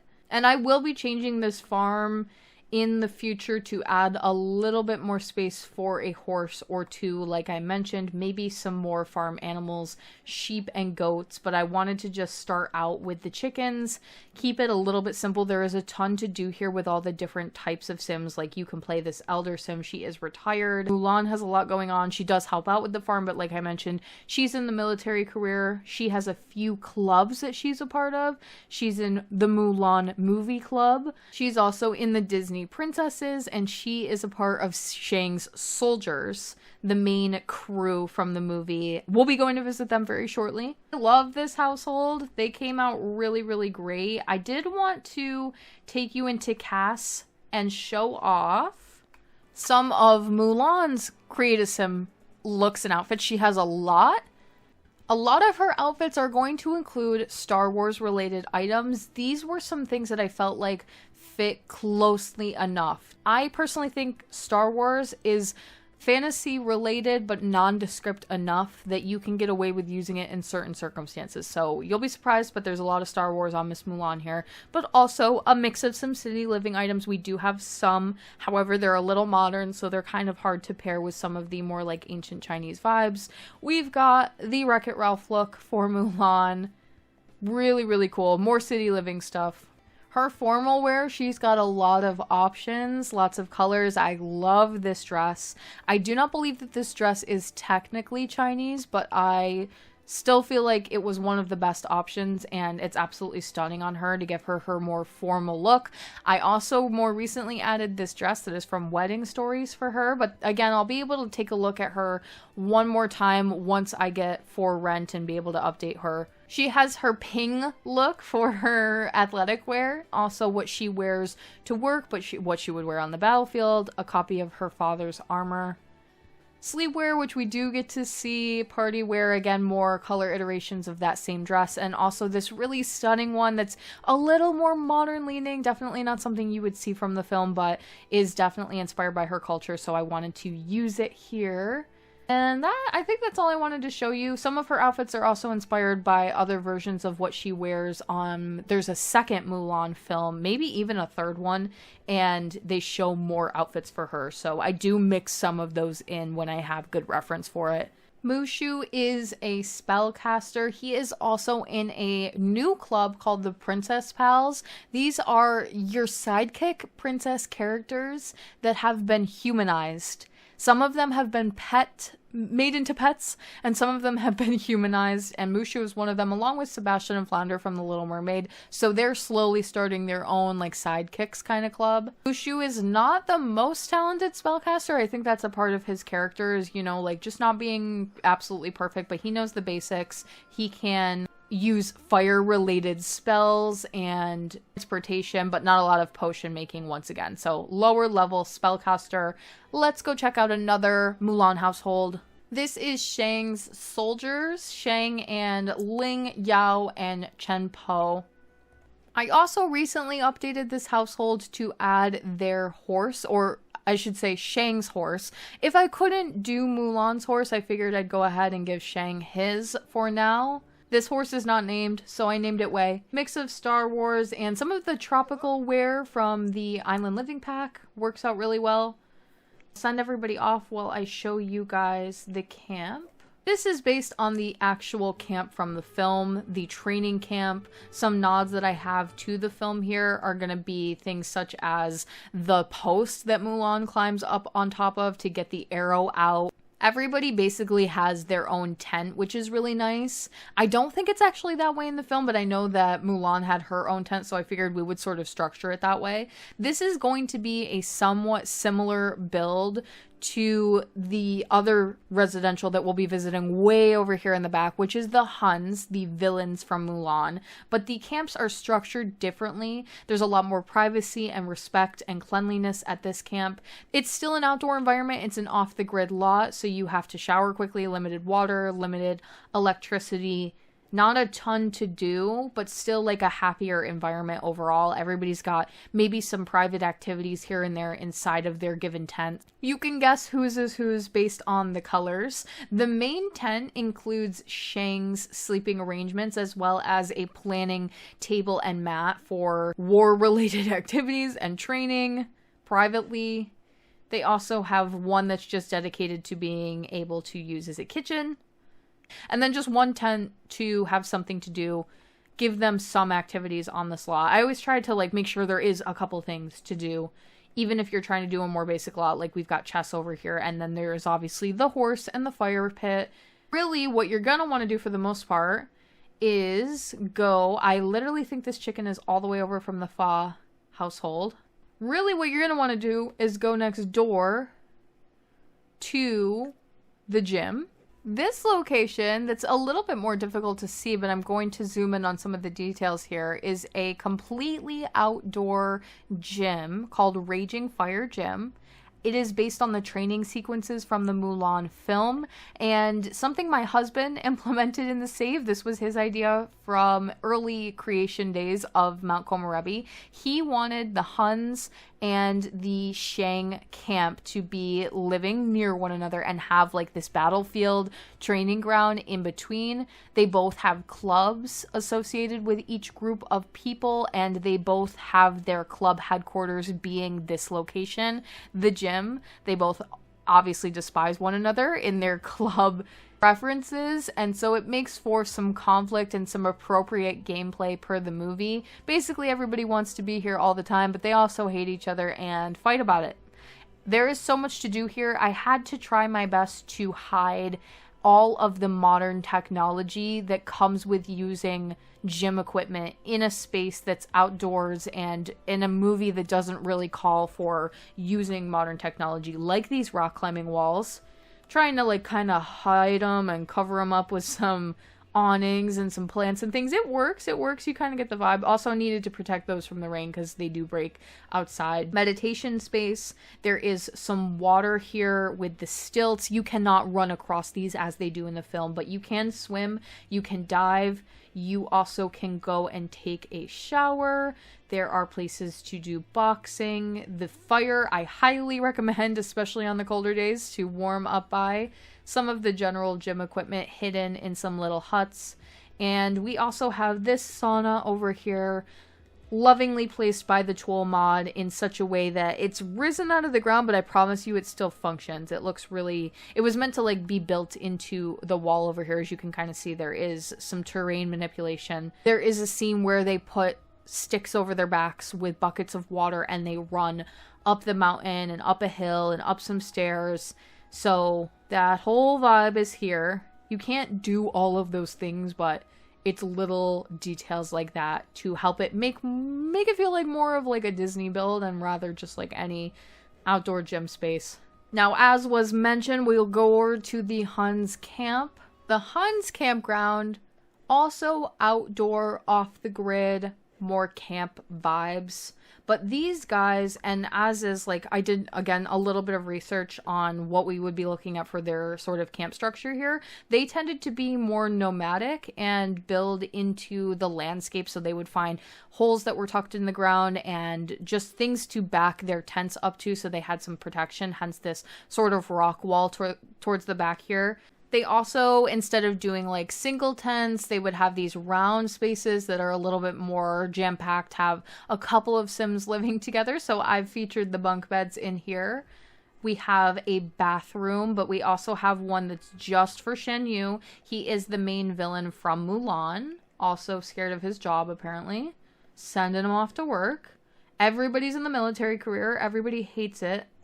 He has the big tent in the back here. He also has his own military strategy planning board and place for everyone to come and coordinate the battle. His own bedroom, his own bathroom. Kind of high end considering the circumstances. One of these tents is for cooking. And then this other one, like I mentioned, is just the bedroom with not a ton going on there. This is supposed to be mean vibes, not as nice of a camp in regards of like not having as much to do. These guys are not really friends with one another. They are like tolerant, but not like the best of friends. Here's kind of an example, since we don't have a ton of them home right now, of what I've designed the Huns to basically look like. Shan Yu, the main big baddie from Mulan. He is in the Mulan club. He's also in the Huns club. So if you start a club gathering just for the Mulan characters, you're going to get all of these guys together. Apparently he likes Mushu a little bit. I don't think I meant to do that, but hates everybody else, obviously, because he's the big baddie. And they have the Huns club, which one of their things is that they do not like Shang's soldiers. We have one more build for Mount Komorebi. It is not Mulan related, so say goodbye to that. This last lot is something I created.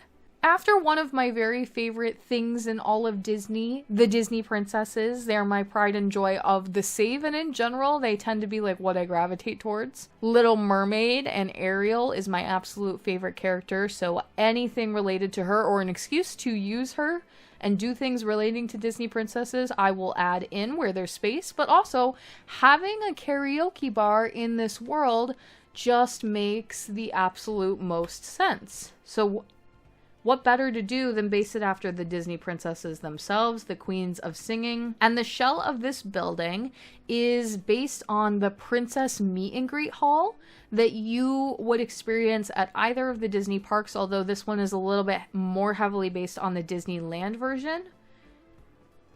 You can come here and meet a princess, basically.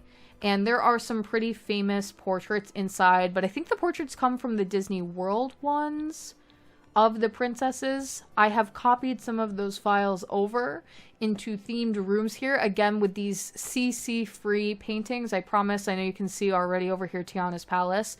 These are custom content free. There is a way to make custom paintings in the game function. But the idea is that you could basically come in here and get a karaoke room, and each one of the rooms is themed on a different princess.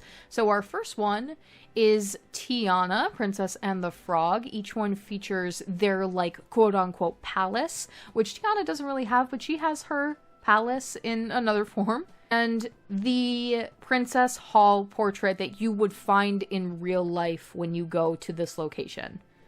The next room is Snow White.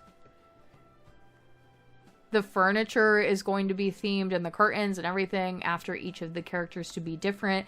There are 7 little dwarf gnomes hidden in the space, and each one also has a stage that you can like come and perform in front of the castle. Across the way there is Rapunzel with her floating lanterns and her sons, more based on her castle than her tower, which I have not added to the save yet.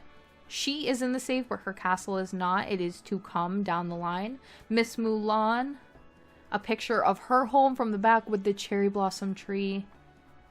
She's got more cozy vibes in here. Also very traditional based on her home. And then if you go upstairs, we have even more rooms. Over here is Miss Aurora, Sleeping Beauty, with the blue and pink and the tiling from her castle that you do get to see in the film. Jasmine, based on her castle. I'm excited to be bringing her and these characters to the save as well. I'm not quite there yet, but another world is planned to include her. And then these two I picked and added. They're not, these portraits that you can see in the space are not from the real life princess meet and greet. I made these to have more rooms, to have this be even, and because, like I said, if I can include Ariel, then I will. So this is Ariel's room, and then Cinderella, which I think is so weird that they don't have a portrait for Cinderella in that space, but they just don't. Even though you can go there and meet Cinderella, I have, so I know.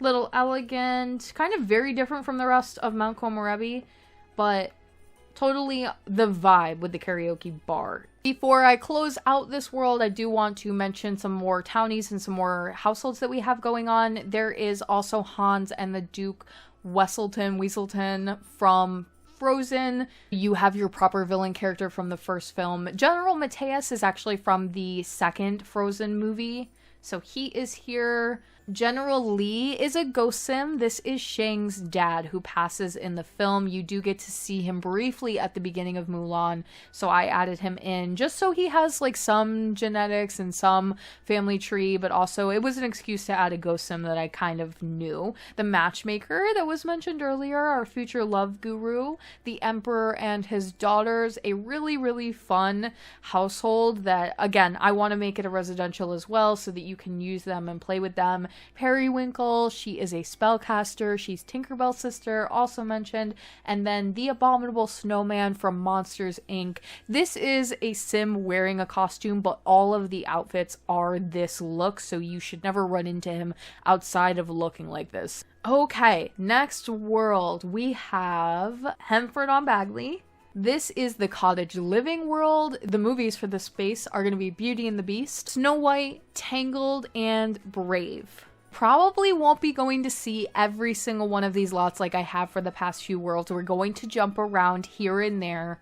Again, there is speed builds and create a sims for literally everything in the video today. So if you really wanted to check out something in more detail, including like the castle, which I will be showing, but I have not only a speed build of the Beauty and the Beast castle, but I also did a tour video, which I tend to do for some of these bigger spaces. So there's definitely more. It's linked down below in the Disney Save playlist and also will be linked at the end of the video.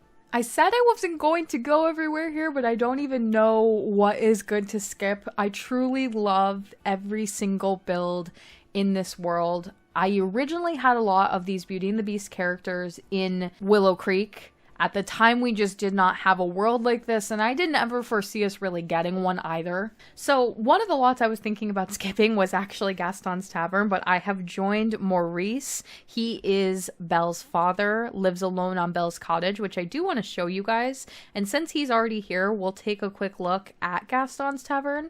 I have had this since the early days of the save file, and I just feel like people have seen it at this point. But there will be somebody who's never ever seen one of my videos that checks this out for the first time. So just very quickly, I'll show this off. Obviously based after the one from the film. There is even one of those custom paintings on the wall yet again of Dear Gaston over the fireplace in his honor. Something we have in this world that was a bit of a complication when designing it was a lot of NPC roles. There was the pub owner, there are stall owners, maybe some of them are here right now. There is the grocery stall owner, there's also people who deliver for the grocery shop. These are all roles that unfortunately you cannot have sims that you play with be any of these roles, because as soon as you activate the household, the game will automatically replace whoever runs the stall or whoever runs the pub. They just can't be sims that you actively play with in households. So I had to make the decision of who we were going to replace these with, and sometimes it's a really easy switch. Like I'll show you later on, there's one called the Creature Keeper, and she is kind of an animal caretaker that lives in the middle of the woods. That was a really easy switch. This was another easy switch for me. This is the huntsman from Snow White. He is now the pub owner. I kind of have it as like he's the pub owner of Gaston's, but it's a little bit of a failing business, and so he is for hire for other deeds. Do with that as you will. But then we also had these stall owners. There's also a mayor role for this world, and something I decided a long time ago that I really liked the idea of to fill these roles was the thought of using Barbies. Barbie is from Toy Story 2. She is shown along with her millions of sisters, and Barbie's great because she comes in a variety of forms and roles and jobs, and you can really repurpose her to be whatever you need her to be. So way back when I showed you Evergreen Harbor, there was one sim there called Tour Guide Barbie. She is an aspiring actress and like one of those people that would drive on the celebrity bus tours is like the idea of what I had for her. But here are her sisters, and they live in Henford on Bagley. This is Barbie Shopkeep or Shopkep, whatever you want to call it, running the grocery stall in Henford on Bagley. Here we have running by the mayor, and this is Barbie Mayor to fill that role. And then we also have the Crumplebottom sisters, Agatha and, oh, I do not remember the other one, but I wanted to replace them as well. So now they're Barbie Crumplebottom and her sister Stacy Crumplebottom that run this stall instead. These have all been working in place of what you would normally get. So if you're a big fan of Agatha Crumplebottom and you know her, then you know that she's not supposed to look anything like this. But now she's replaced with Barbie. This is the version you will get in my version of the game. You will not get Agatha. As far as I have seen so far, she has yet to spawn herself back in. My replacement sims seem to be working. That's kind of a quick explanation of these characters. Basically, my rule of thumb is in the household manager, and I will show you when we leave this lot, there are Barbies that you'll see. I would not touch them, edit them, play with them in any regard. It's going to screw up the systems that I have in place and that I've already been testing. So I would just leave the Barbies alone is my recommendation. If you don't like them, you could replace them with Sims that make more sense for the roles for you. So again, my recommendation, if you see the Barbies, don't add them to your household, don't play with them, don't manipulate them in any way. That'll keep everything running super smooth. But if you're familiar with NPC roles and replacing characters and things like that, then you're good to go. You do as you do. But if you don't know how to do any of those things, I would just kind of leave them be. Maurice has his own little farm, lots of sheep running around. We also have a cow. I don't think they have a cow in the movie, but because originally I didn't have horses or the ability to add sheep to the slot, I gave him a cow in place of some of those, and I just wanted him to be able to keep them. The cow's name, or excuse me, the horse's name is Philippe. He is Belle's horse, but lives here with Maurice. And you can basically play here as like a single elder sim. There's gardening to do. There is general upkeep on... Here's another one of our Barbies.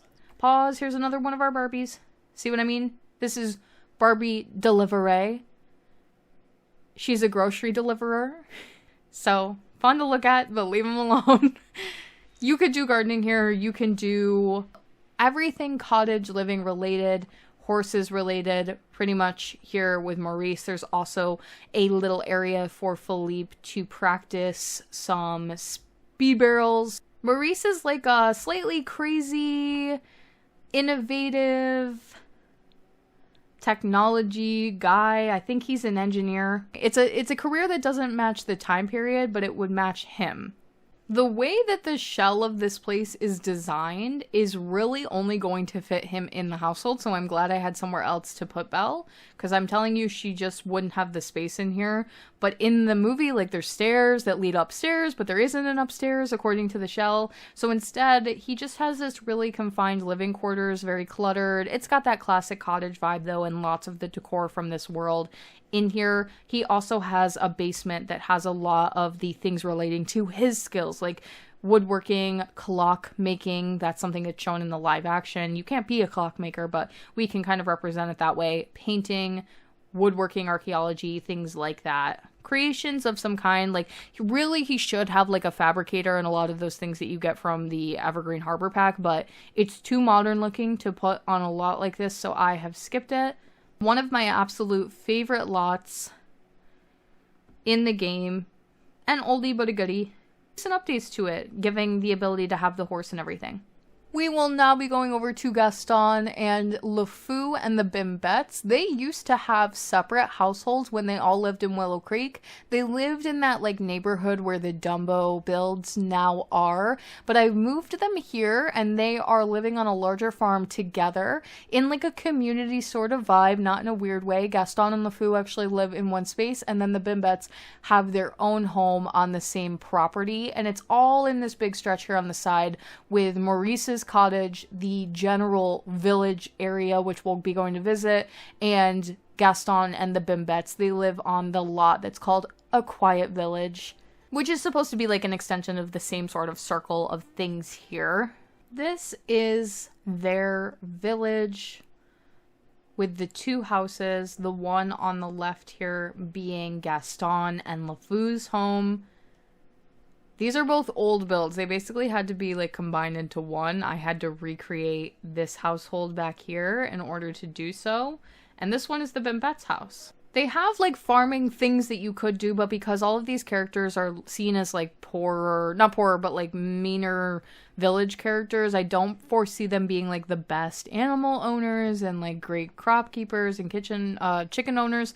But you could, if you wanted to. There's like a chicken coop off of Gaston's house, so you could fill it with chickens. It's like an optional lot idea for this household. Gaston is just about to go to work. I do want to show you guys him real quick. Well, he was about to leave for work. I told him to go. Catch a little glimpse of him here before he takes off. Wearing one of the Get Famous costumes that just works out super well for some of these older movies that I have tried my best to match up clothing that we have available in the cast catalog for. There he goes. All right, LeFou actually just received a bit of a look change. I originally based him more after Josh Gad, who plays him in the live action version. I think I was a little apprehensive to try to make like a version that even resembled the one from the animated form because he's just very specific looking. I didn't think I could pull it off, but I changed him more recently to look like the animated version, and I think there is definitely a resemblance there. He's a comedian. One of the few that we have in the save. That is why he has over in his bedroom here, a microphone, a little bit more of a modern object that you wouldn't necessarily recommend for a build like this, but he needs it for his career, as well as the typewriter computer that I love to use since it looks a little older, but it is in fact a computer. This room over here is Gaston's. Don't ask me why the characters constantly love not being in their bedrooms. And Gaston's home is designed to be like a nicer cottage home. I think he would have more money. He is ex-military. He is somebody that the village really adores. I think they would like help him build a really nice home, or he might just have a little bit more money, was like what my thought process was. Really, LeFou is like the caretaker of the home primarily. And then the Bimbettes live over here. They have optional gardening plots. I've already started some of them for you. They have optional chicken coops. It just depends on how much you personally want to get into it, or maybe focus more on playing the Beauty and the Beast storylines. This is their home. It's a village, like it's based off of like a Christmas village, like little village pieces that you could potentially buy, because you never get to see their home in the film. And they all have separated bedrooms. I think this is Claudette, the red one, as I would say it. They each have like a color that coordinates with them. Paulette, and then upstairs, Laurette gets the one that's in the space, in the main center of the home. Theirs is smaller. It definitely has some nicer things to it. I also made it a point not to do like too many books, like a lot of the villagers can't and don't read, especially these ones. They have a bookshelf over here, but you can't access it because it's blocked off. Way back here, there is this candle making station. Now this design here, the way that it's like kind of covered up in all these really cool pieces to make it look Medieval is by Sadie Sims. She is a really, really fabulously talented tool creator specifically, but just a really talented creator across the board. I'll be linking her YouTube channel, and it's also linked in like the credits of my save file. I do occasionally use some of her tool pieces. She like painstakingly puts every single one of these little pieces over the top of another object so that it doesn't look like it's out of place. Specifically, this one is themed to be like more medieval. The candle making station is a very modern equipment piece, and it would look really out of place in my Beauty and the Beast build, so I'm really grateful to her. She gave me permission to use her items in the save, so I do occasionally. These guys have a few club situations going on. They have the Beauty and the Beast Club that is run by Belle as a movie club. This includes just Gaston and LeFou from this household. Some more of like the main characters. I would say the Bimbettes are not really main characters. Gaston's Fangirl Society are people that are just obsessed with Gaston and hanging out at Gaston's Tavern and drinking party drinks and things like that. It is literally just the Bimbettes and LeFou. You could put others in there, I'm sure, from the villagers. And then we have the Villagers Club. These are an extension of even more Beauty and the Beast characters, including some townies that I'll show later on in the video. Maurice, Claudette, Bimbettes, Gaston and LeFou, basically anybody that doesn't live in the castle but is a Beauty and the Beast character in the save file. That's it for their home. We'll go ahead and go next door. Just to the left, there is more of like a village center for Beauty and the Beast. This was formerly called Belle's Village, very obviously supposed to be a replication of the village shown in Beauty and the Beast. Each one of these buildings is themed after a trade or something from the time that you might expect, and there's kind of a lot to explain with this lot. I'll try not to drag it on too long. It did recently receive a name change. It's now called a poor provincial town after the song, so if you are familiar with the Belle's Village lot, it's kind of an older lot of mine from Willow Creek. It's the same lot. However, this right now sits as a generic lot type because it is supposed to function as a community space. That is the lot that transforms into 4 different forms and is voted on by your Sims in the Evergreen Harbor system. However, I've found in testing that that causes, because of how many items are here and the houses and all of the, there's a lot going on here, it is one of the lots that causes a lot of phrasing with that new glitch that The Sims is having since the last patch. So I took out the ability temporarily to make this the proper community space that it's supposed to be and just made it a generic lot. I don't like this as much, and it is a temporary thing. I do plan to change it back to the community space, hopefully when The Sims fixes its game, but for now this is something that I just had to do. It was breaking a lot in the testing process. It's a big lot, so I kind of understand, but it did work previously, so it's most definitely the patch that is the issue. This little house over here is the bakery. You can come in here and make cupcakes. I have the cupcake machine in here, the big bulky one. I kind of thought that this was something that Maurice might make. Like, it looks just a little bit wacky.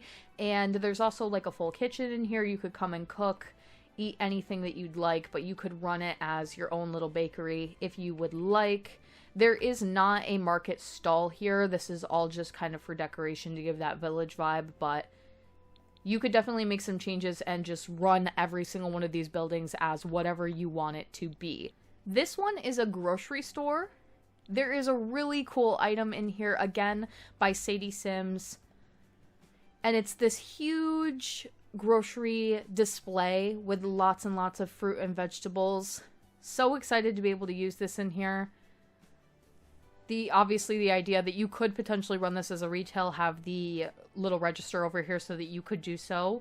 But a lot of this is really just for show and gameplay. There is so much to do here, but it's kind of like, it's whatever you want to make it. There's gardening areas in the back so you could grow and refill the station if you wanted to. The next building over to the right is a little library where Belle would have gone in the movie.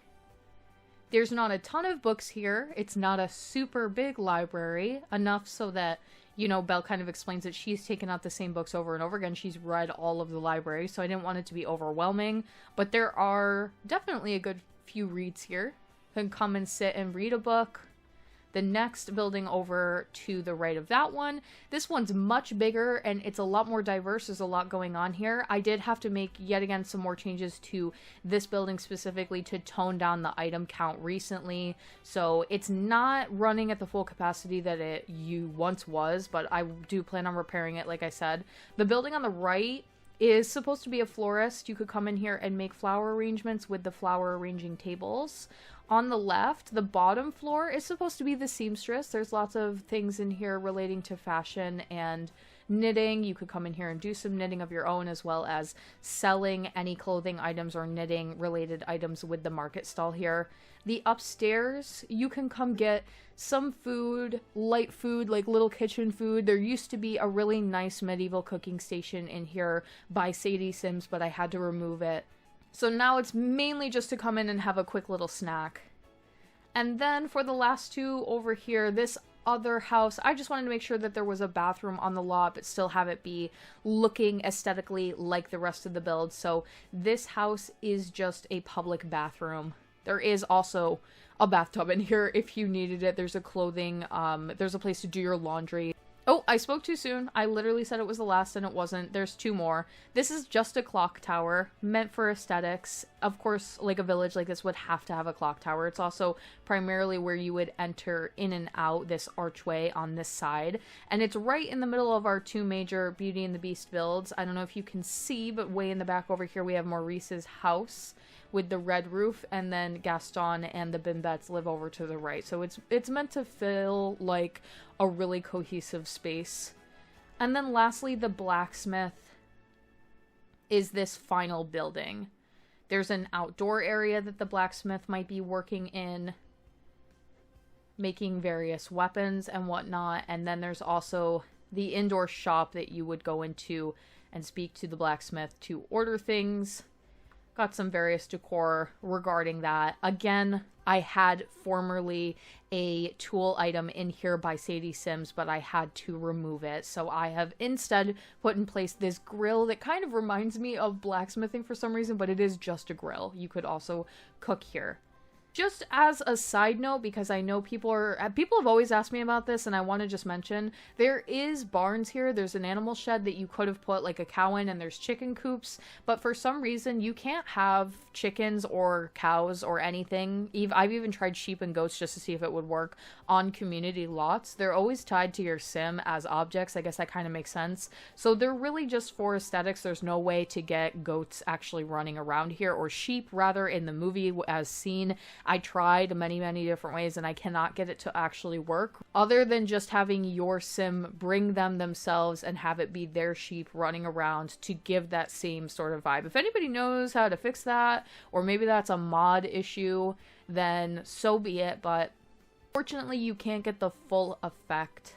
But you still get pretty much everything else. I think this is a really lovely lot. It is one of my very first big lots, and one that I revisit very regularly for updating to try to make it even better and have more skills and things.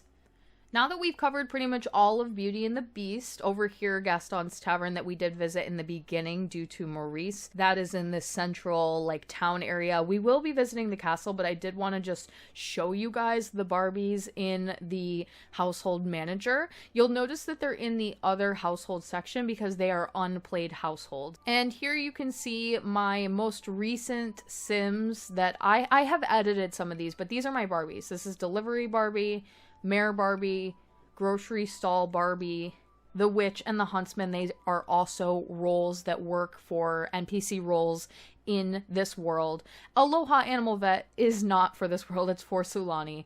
But these are your Barbies, and this is what I mentioned, like, it's as simple as just don't tick this box in the corner, don't make it a played household, don't favorite them, just to keep the system working as intended, unless you want to replace them, and you can certainly do that. It's just something that you need to kind of know how to do. I've also replaced Father Winter in the save. I'll just mention this right now since I am probably going to forget it later, and he's based after the Nightmare Before Christmas version of Santa Claus that's shown. They lovingly refer to him as Sandy Claus. So I kind of redesigned him just a little bit to look like that. Instead of Father Winter, instead of the blue, he's got the classic red, and I changed his face shape and generally like some of the colors and makeup and things to look more like Nightmare Before Christmas instead.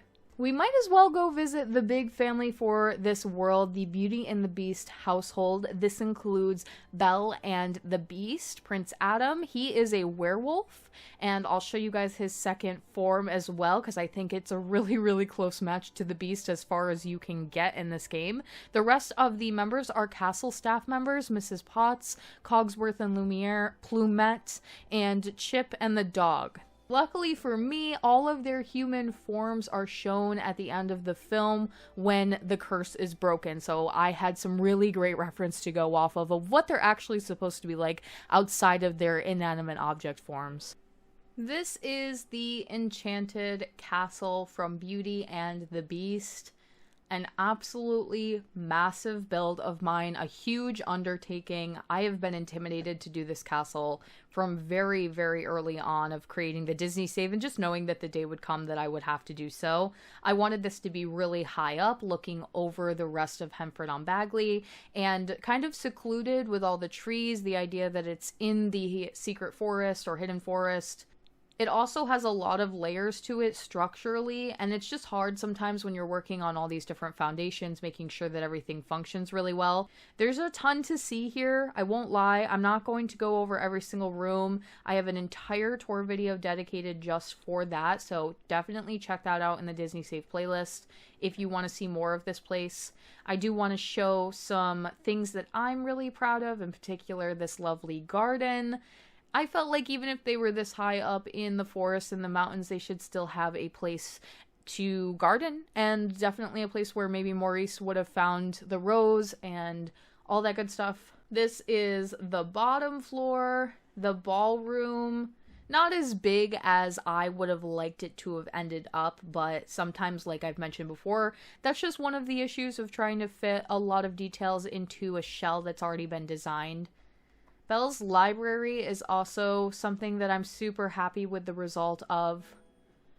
The only thing this place needs is maybe like some custom paintings, which I may go the extra mile to do at a later point in time. It has a second floor that you can look down into. It's really grand. Like, everything in here is very grand.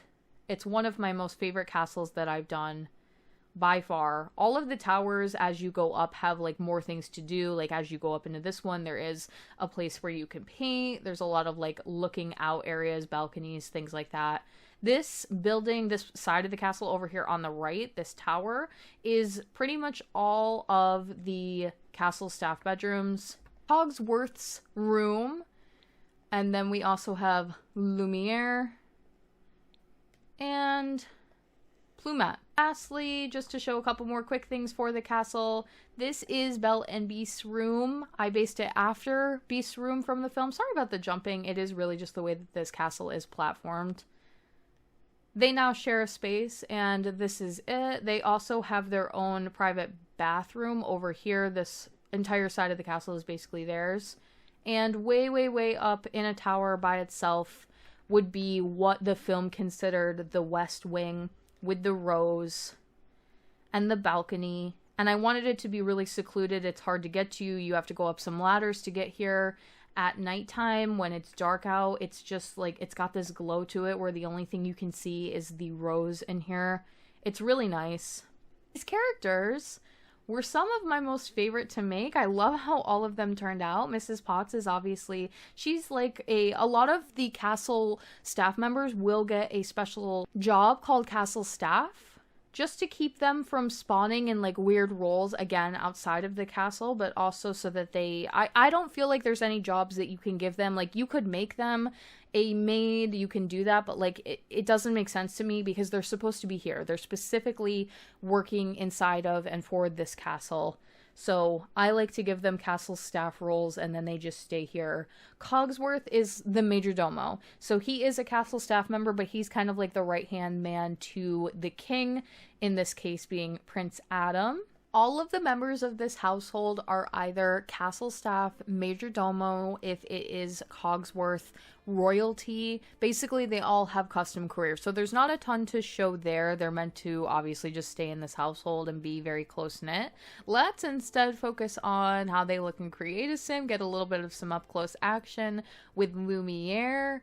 I did look a lot at their objects that they're based off of. It's not just a 100% recreation from the movie. I tried to put my own spin on it a little bit. Mrs. Potts. She's kind of like the head maid. There's usually the same repetitive sort of castle staff ideas in all of the households. She would be the head maid, whereas Lumiere would probably be in charge of cooking, dining, celebrations, partying, things like that. There might be a term for that. Chip is her son, Mrs. Potts' son. Get a really good excuse to use this costume from vampires in the nice blue color that it very conveniently comes in for me. He's got chipped teeth. He's very cute. As you can see, it's the little details. Plumette is the next one. She is known as Fifi sometimes. She's also sometimes known as Plumette. I think that's her technical name in the live action version, whereas she's known as Fifi in the animated. And she has romance with Lumiere. I wouldn't say that they're dating. You can go with that in any direction that you would like. Belle, I'm so excited to show off. She just turned out so pretty. She looks even better with some CC eyelashes. That's how I definitely play and recommend you do so. Pop on some CC eyelashes. But she's got a lot of clothing looks, so I just wanted to show them off.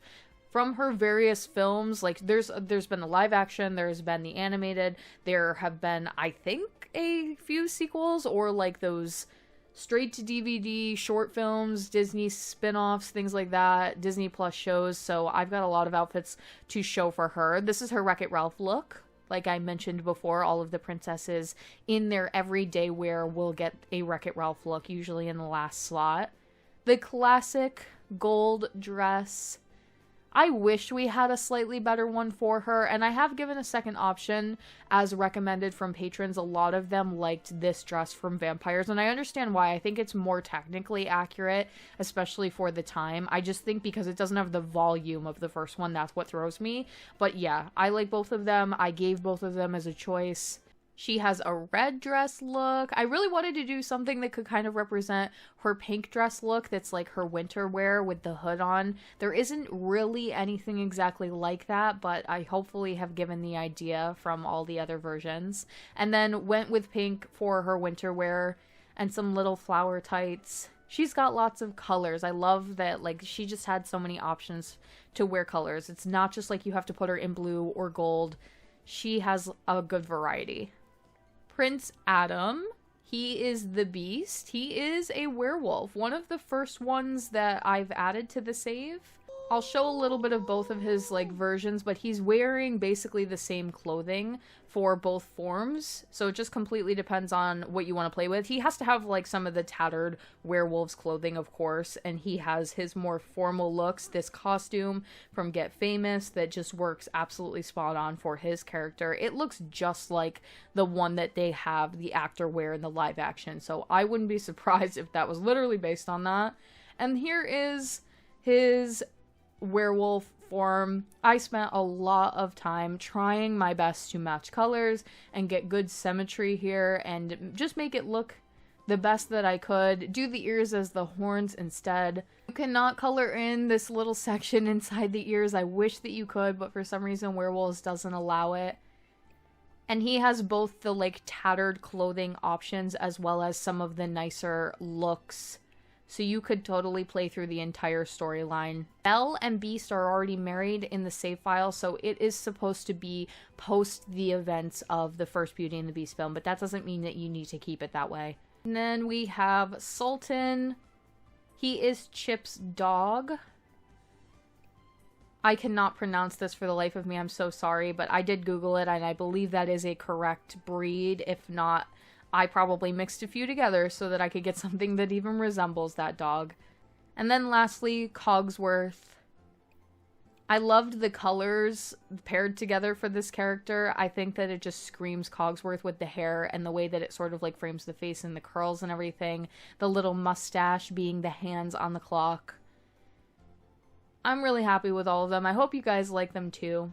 I know that Beauty and the Beast is a really important film for a lot of people. It's a big one inside of Disney, so I hope that I did everything justice and that you guys like how it turned out. That is it for Beauty and the Beast. These 4 lots over here, and again, Gaston's Tavern. I'm trying to decide what else is important to see here because we're just not going to have time to visit everything.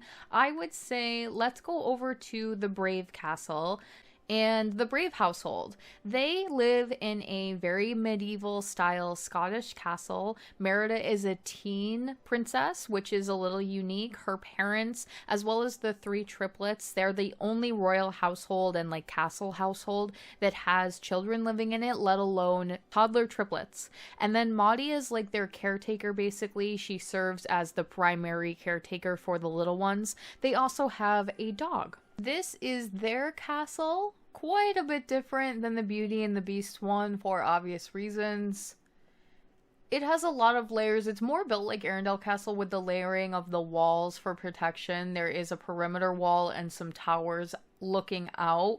This was created before we had round walls, which is why I didn't use them in this space, but honestly, I'm kind of glad that it doesn't use them. Round walls can be kind of tricky, and I think that this functions a lot better considering that it doesn't have perfectly round spaces. I'll show you the characters first, because Miss Merida really should be going off to school. I do want to mention that with teen sims like this, you could have them quit school or leave high school so you don't have to deal with that aspect, especially for characters that really shouldn't be going. Like, there's no reason that Merida canonly in the save should be going to school. But I have had issues with, like, trying to cheat them out of school, and then they end up rejoining as soon as I leave the lot. So unfortunately, it is still implemented in the save.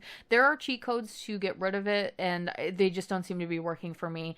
Any of the teen princesses, the other one I think being Moana, just to have them like always available. There is a Brave Club with the main members of this household, as well as the big villain from Brave, Mordu. Maudie over here, like I mentioned, our primary caretaker for the triplets that doesn't seem to be doing her job right now, and Merida's mother, Eleanor. Eleanor and Merida do not get along super great. I specifically designed them to have like poor-ish compatibility. It says awful compatibility. I really wanted to be able to recreate that aspect of the story to make it like kind of a difficult relationship between mother and daughter. It's very important to the film. I do plan on making Merida's horse, but I'm trying to figure out what to do with the household and how to break them up. I think it would have to be at the cost of their dog and just getting rid of the dog from the house, but I really, really love the dog, so I have opted to keep them for now. Apparently she's scared of chickens, and that's kind of why she doesn't have a horse right now. I'd also have to update the castle and make some room for that, include a stable that's on the ground level, because no foundations or stairs for horses, so it's in the future plans of the save, just is not currently in here. The castle, I won't spend too much time here. Honestly, there's a lot of like minimalistic decor. It's medieval. There's not a lot of stuff to look at because of the time period that this is based on. But the kitchen's a lot of fun. It's really messy and cluttered, and literally the chickens run in and out of here. Places to like bake and cook. I like the confinement and the clutteredness of this. It feels like very appropriate. Maudie lives right above the kitchen. This is her bedroom, so she can always be right there readily available to start cooking. Then she can also come over here to the main household and be available for the toddlers. They have this room over here. The 3 of them share kind of a smaller space, but it's right off of the parents' bedroom, which is why it's designed that way. So it's like readily available to them for such little ones. Up above them, the floor highest on the castle, is Merida's room. It's designed to be as close to the film as possible. You do get to see quite a bit of her space. She's got lots of like wooden platforms and things around in her room. She has a lot of archery equipment and like buckets with arrows and things in it, but obviously I can't, or we don't have anything like that yet. I put some things that were supposed to be like as close as I could possibly think of in the decor. Hopefully archery is something that they add later on in The Sims 4 lifetime. I'm hoping for a medieval pack, fingers crossed forever and always, but I don't personally foresee it happening. And then one of the last things I want to show in here that I think is really cool is the downstairs area. This would be like the main dining space, the entertainment space, the ballroom. It's also the throne room. There's a scene where all of them sit on their different thrones, and you can see that each of the thrones is different from one another and kind of themed towards the character. So this one, the biggest one here, is supposed to be the father's, and then you've got Merida and her mother, each having ones that are sort of closer together, and then one chair for the triplets to sit on. Big dining table to be able to have lots and lots of guests over. There are quite a few brave townies in the save. And then my thought process behind having this space was that I would be able to add some kind of archery in here if we ever got an object that allowed me to do so.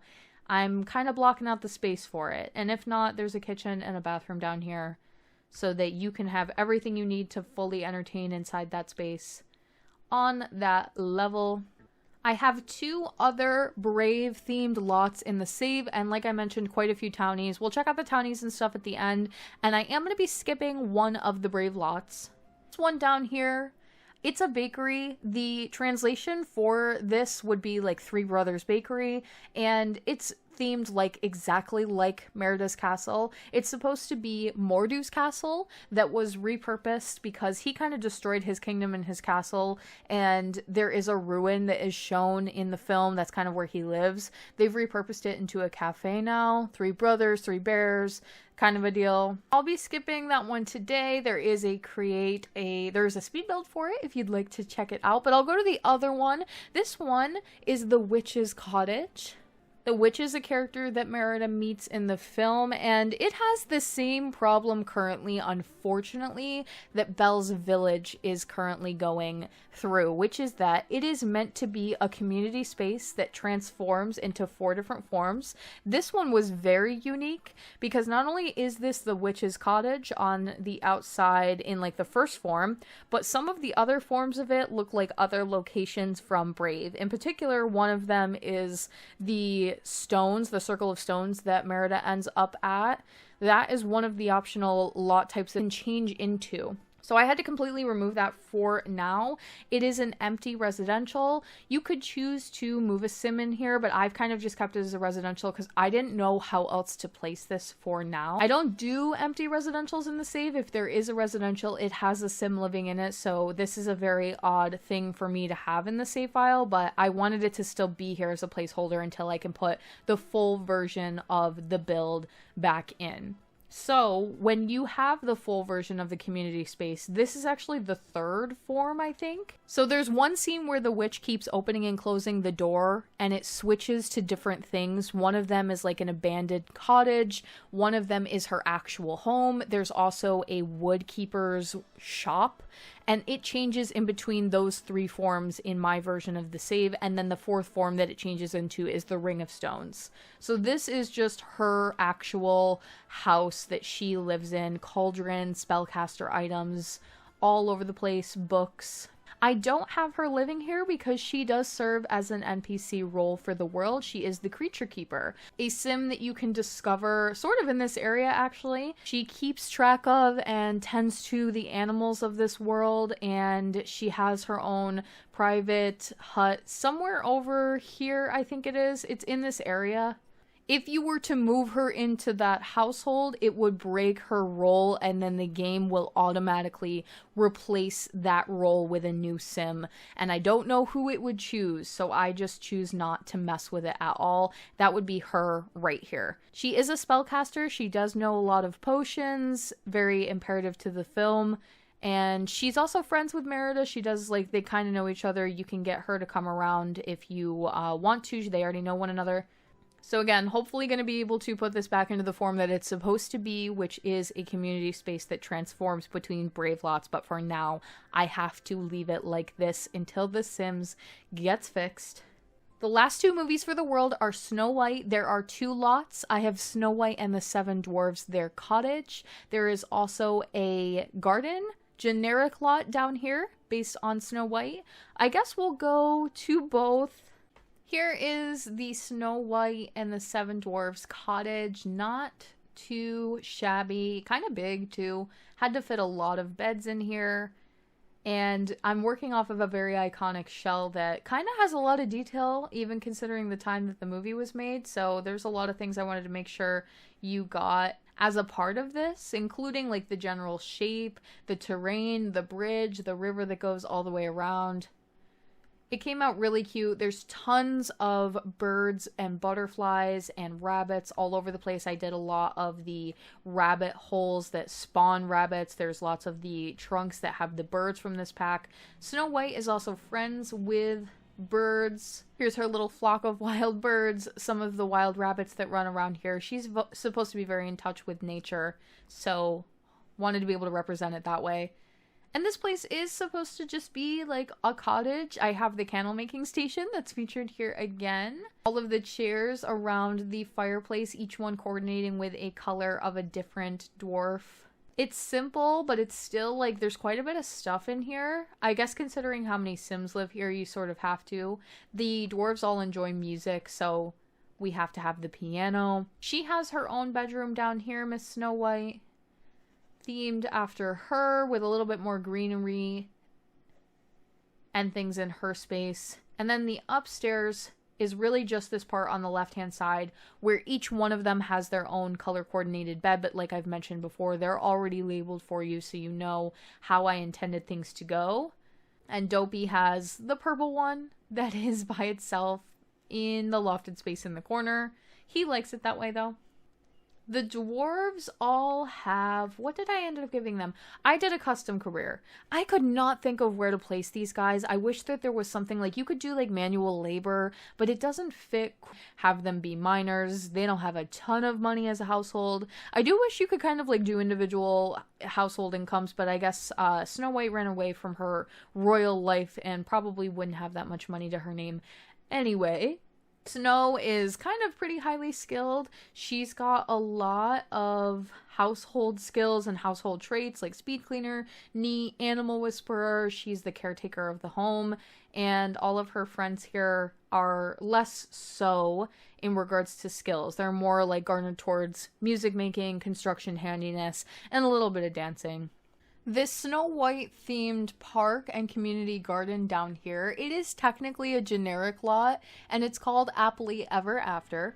I think when you do think about Snow White, you tend to think of community, gardening, animals, her well, and then also the scene at the end of the film when she's in the glass coffin.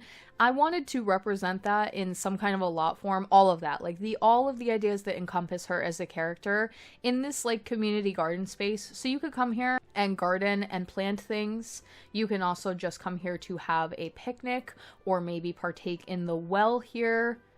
There are lots of these stumps again that will create the flocks of birds, lots of roaming free rabbits, and a recreation of her glass coffin without fully like encasing it in. It looked a little bit funny when I did it that way. Maybe just stacking some tables and giving the idea of the glass. It's like a preservation of history sort of thing. I also am a big fan of using something that once was and then turning it into something else. So kind of like this is Snow White's garden, and she took this monument that they had created for her and made it into this garden space. I have the same idea done in Willow Creek where Belle opens her own library. There's something similar in Sulani with Ariel opening a museum filled with her collections.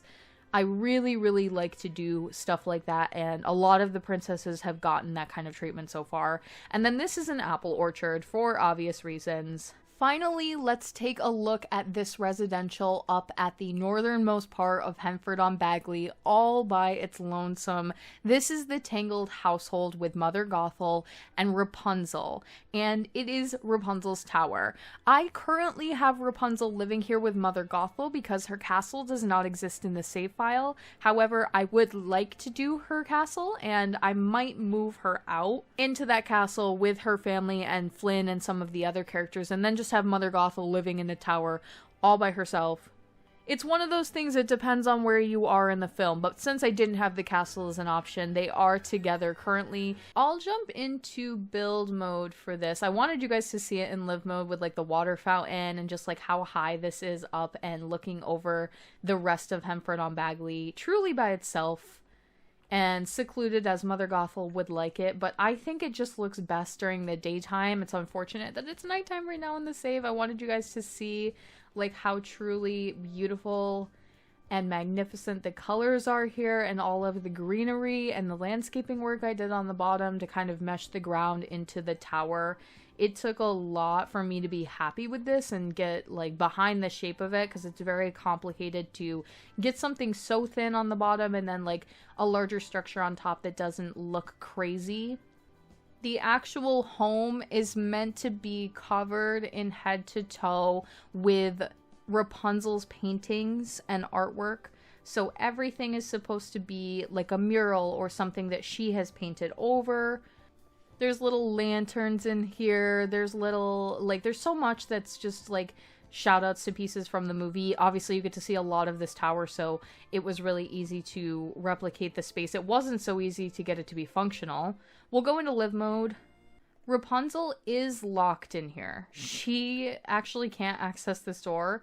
It is what's keeping her from leaving. You saw when I spawned in that Mother Gothel was at the bottom of the lot. I also don't know why that happens, by the way. If anybody could tell me, I always have Sims spawning outside of their house when I first start up their household. It's really annoying.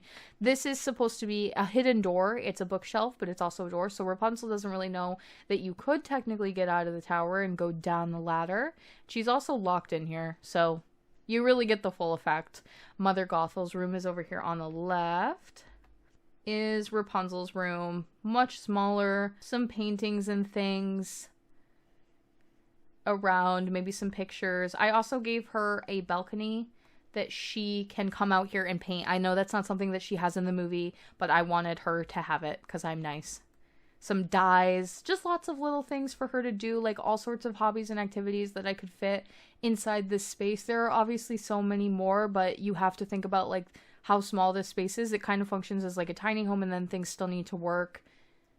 And I think Miss Rapunzel here, she might be, nope, she's royalty.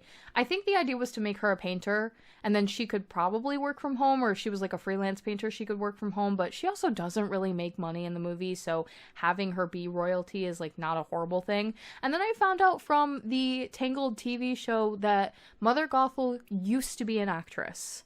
That's what Disney Wiki said. So I enrolled her in that. It's the only thing I could possibly come up with for her. I couldn't even come up with a custom career for that woman. I didn't know what to do with her. She could be a singer, I guess. But again, that would be same vibes. That's the last build that I'll be looking at in Henford on Bagley. There is one more Tangled build in this world. It's Gothel Cottage. It is the vacation rental that I try to do for every single world, a 1-bedroom, 1-bathroom. It is supposed to be a super traditional cottage experience that you're able to come to this world and have. It's based after the Tangled TV show. Mother Gothel is seen having a second home, and she has her own cottage and her own daughter and everything. That is the house that is based on. It's a little creepy. It's based after, again, Mother Gothel, so it's a clean cottage home, but it's got like traits that make it sort of creepy. And then for our household manager here, I think I showed off most of these. We've got some extra Beauty and the Beast townies, and who else? Oh, most definitely the lords and young lads of Dunbrock. All of these characters are shown in the film. They're potential suitors and their fathers trying to get it in with the royal family. A lot of them are lords in their own right and friends of the king. And then we have Mordu, who is the villain from Brave. And that's going to round out our townies and all of our characters from Henford on Bagley. So the last two worlds are Sulani and Moonwood Mill. And like I mentioned, I very, very recently did a full tour video for both of these worlds. So my review of these last two are not going to be nearly as extensive as the other worlds. They also have not received as many recent changes because they are completely brand new to the new Disney save file download. So if you want to see these worlds more extensively, I highly recommend those videos instead. I'll be going to just a few, maybe 3-ish choices per world. Even less for Moonwood Mill due to the size. Let's go ahead and get started with Sulani. Sulani is based on The Little Mermaid, Pirates of the Caribbean, Moana, Peter Pan, and Lilo and Stitch. Primarily, these three houses down here, these three builds, are the big Lilo and Stitch builds. These two over here in the same neighborhood are my two Pirates of the Caribbean builds. These ones up here on the top right are my Peter Pan builds, also including some more over here. Basically the ones to the northernmost part of Sulani are Peter Pan. And then the larger builds right through here, the big castles, are the Little Mermaid, as well as this freaky little purple glowy one in the lagoon. It's literally so hard to pick what to visit and what to do here, but I'll just go with the main few households, probably a little bit of Little Mermaid and Lilo and Stitch. The first one being Prince Eric's castle, this tropical castle that goes straight into the water with the docks and the ship right in the harbor of the castle. It's massive and was really, really complicated to build, including I wanted to make sure this was on a water lot. I did mention that in the other tour, but it was a really big deal to me because it's just something that's very iconic to this particular type of castle. And I think what makes it so much different than other ones that I've done. And it has some rooms that you will most definitely recall from the film. The dining space is something that always was very memorable to me, that they have their first meal in here. This is a pretty identical one-for-one replica, even trying to get these windows to fit on a round wall and have it face the water and everything so that it matched what you see in the film. Also, the bathroom over here that Carlotta gives Ariel her bath in, that's massive and has this really strange seashell-shaped bathtub. Ariel has her own bedroom in here. She doesn't live in the same bedroom as Prince Eric. They're currently engaged in the save, I believe. So I think it's supposed to be like kind of in the middle of the story of The Little Mermaid. This is her bedroom. Lots of pink. You know this is her room because she's shown on this balcony looking down on Eric on the beach in the movie, so you can figure out that this is her bedroom.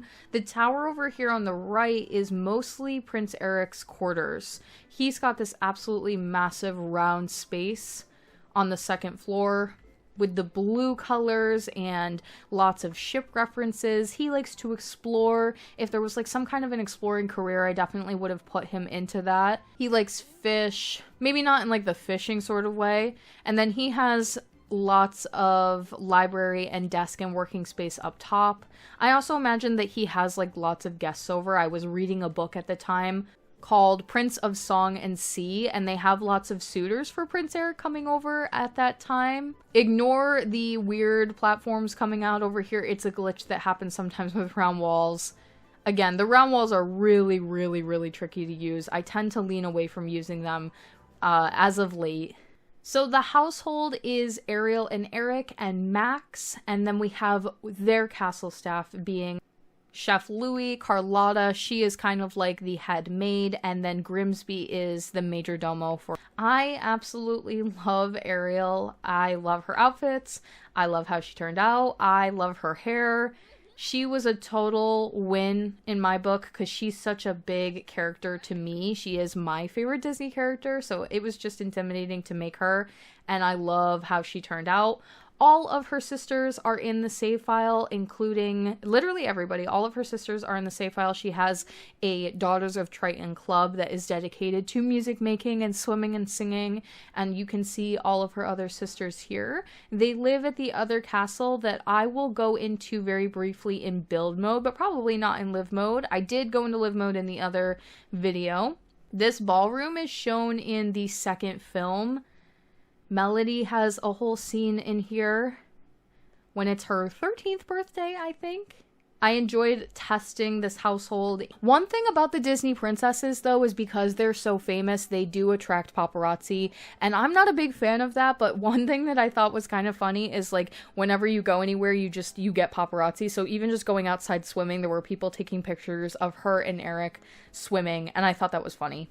The giant castle water lot across the way, as I mentioned, the Atlantica household. This is King Triton's household with his 6 other daughters and his majordomo Sebastian, who I have turned into a human, but he is a mermaid. All of these ladies are mermaids. They all have different colors coordinating with the characters' colors that they're supposed to have. And this would be their home. This is King Triton's castle. I designed this to make it feel like if you could put something underwater in this game and it was fully submerged, then it would be. So it's got lots of shells and sea life growing up it, and kind of like how it would be if it was built completely underwater. There's also bubble machines in all of the rooms and lots of deep, dark blue lamps and things to try to make the space look very underwater, especially in live mode. I should just mention on the side here, there is like a walkway and some stairs. I think they're a little awkwardly placed, and to be honest with you, originally this was not a part of the design. I found out in the testing process that for some reason, mermaids cannot use the water ladders. So unfortunately, the way that this was designed did not work for the Sims that live in this household, and I had to build a way for them to get up to the back part of the castle in particular, because this back part is all of the girls' bedrooms, and they basically couldn't get here as mermaids. For some reason, the Sims didn't just animate the ability for them to turn back into humans before they climbed the ladder. That would be silly. So instead, they just can't use them, and it made this place really dysfunctional to them, so I had to add the stairs. I hope it doesn't ruin it too much. It's not my original plan, but you kind of have to work with what you got in this game sometimes. Each of them does have their own themed bedroom based on their given character colors. Ariel has her own room in here as well, in case you wanted to move her back in. You would have to move maybe Sebastian out of the household, make him a townie if that were the case, because the household's a little bit too big. But she did once live here and have her own space. Although the idea is generally that mermaids have like a sense of community. There is like a lot of like grotto areas and spaces in here for the girls in particular to sit together, do their makeup, chat about their day. This is like their living room, bubble blowing stations, music and singing, everything that would make them really super happy. I don't think I showed this in the other video at all, and it's one of my favorite rooms in here. The other thing that I didn't mention, way up at the top of this central tower here is a treasury. This is King Triton's like treasury with his pearls of the seven seas, each one based on his daughters.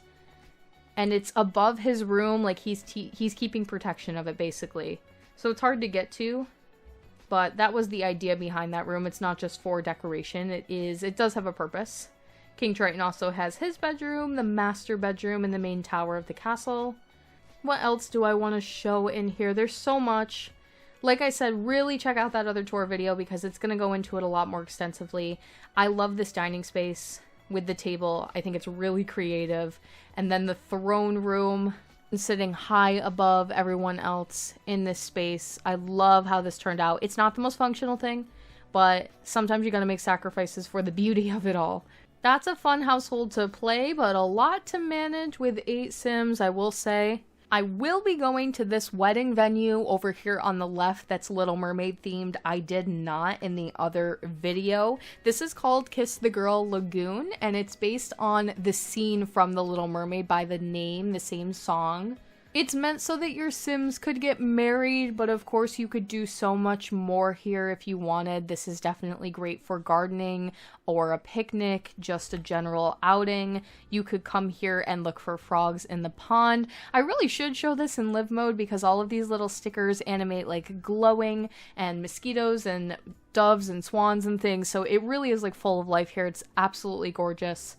At the end of the dock is where you are intended to get married, facing out towards the boat, and you can see the castle in the background. It's a smaller wedding venue. Have a couple guests here watch you go out to the end of the dock and get married there. It's really pretty. It's supposed to be secluded. It's specifically like when the boat is going under one of the willow trees, they push the willow tree branches to the side and they like go into this tucked in little cove by themselves for a minute. It's the big moment in the film with the almost kiss where they get tilted into the water. So that is one of my patrons' ideas. Absolutely loved it, and I knew immediately that this was coming right into the save file. This is a replacement lot, like I've been mentioning. There is another version of this lot that can go here, and it's a museum that's based on The Little Mermaid called Thingamabob Grotto. This is supposed to be like Ariel's collections all culminated into one space in her own little grotto that she can show off and now has like as a piece of the community that other people can come and see and enjoy, like a small water garden and lots of the similar sort of mermaid aesthetic. So you can also put that here if you're like, I don't need another wedding venue or garden, we want something else, you can do that.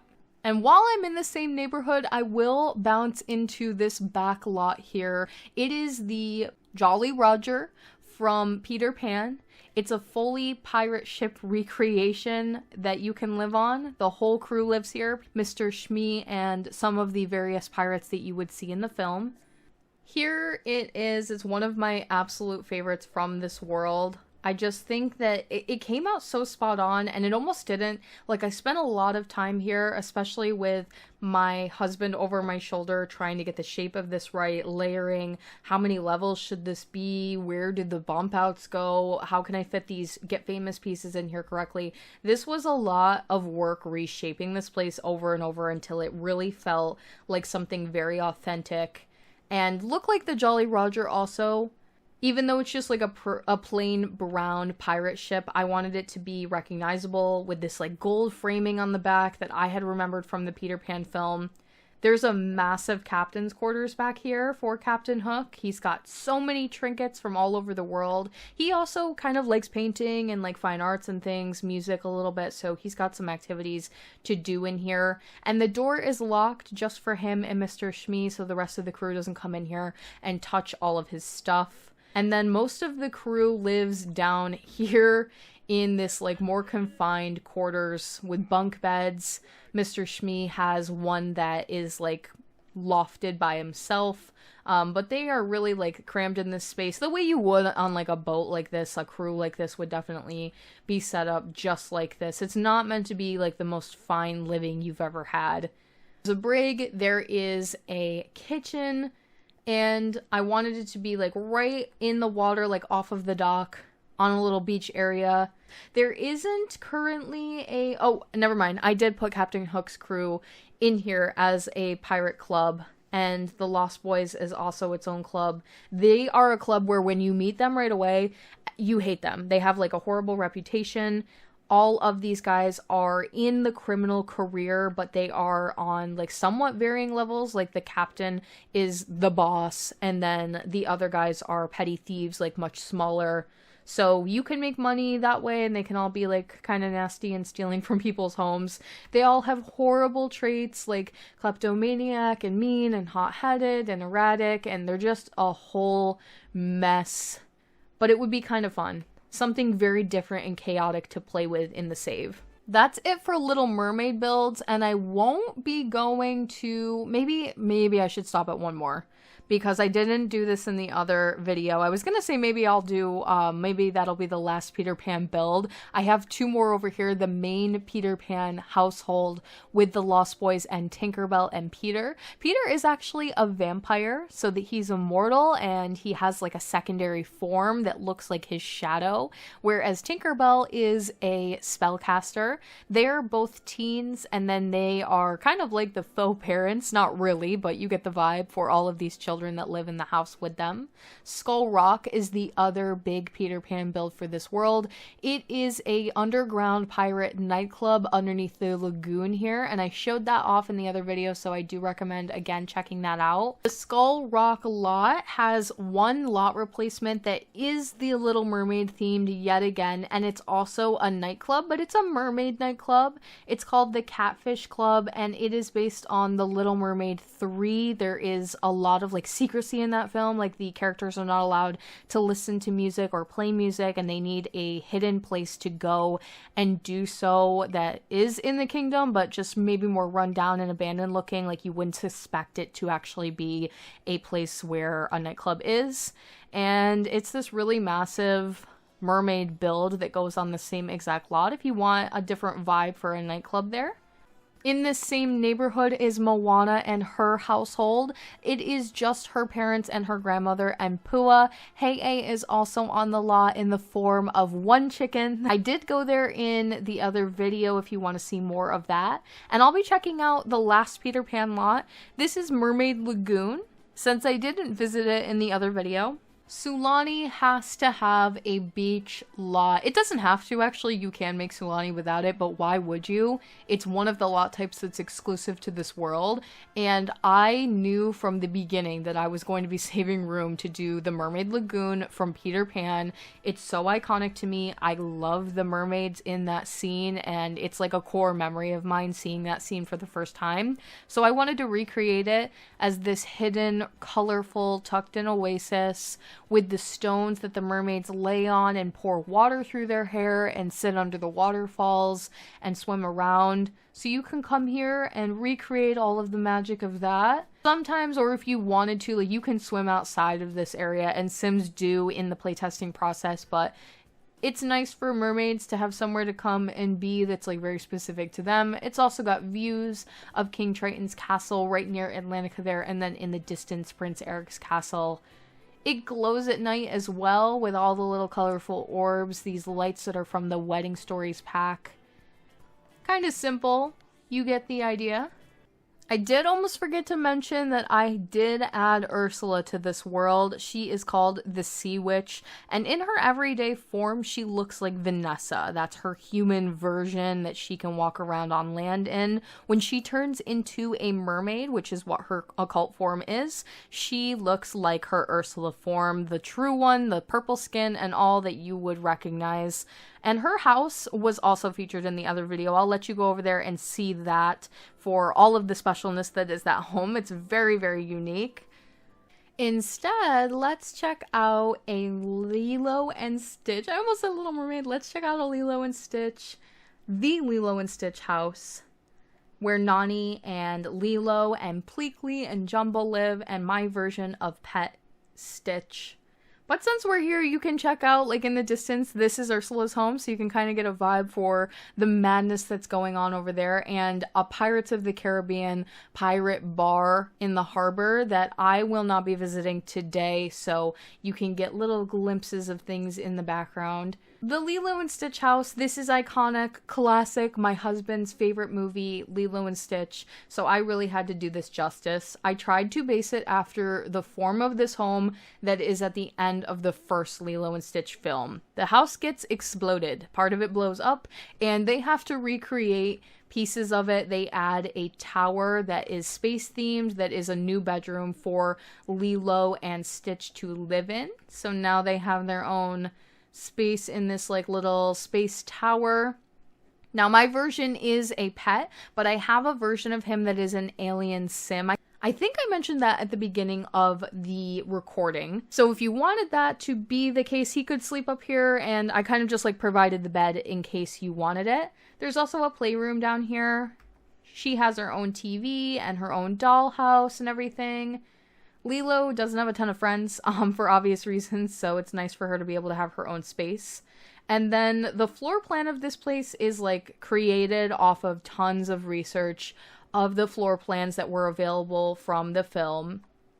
Nani is almost like a teen that had to grow up a little bit too fast, so she has a lot of clutter and teen-related clutter in her room. It's not the most nicely kept. She also used to be a prized surfer, and so she's got lots of trophies around and athletic sort of things, and a whole shrine in the corner showcasing her former life as a pretty much professional surfer. Pleakley and Jumba are alien sims. They share this little space over here. This was formerly Lilo's room. It is now the two of their bedroom, and it's set up based around their various interests.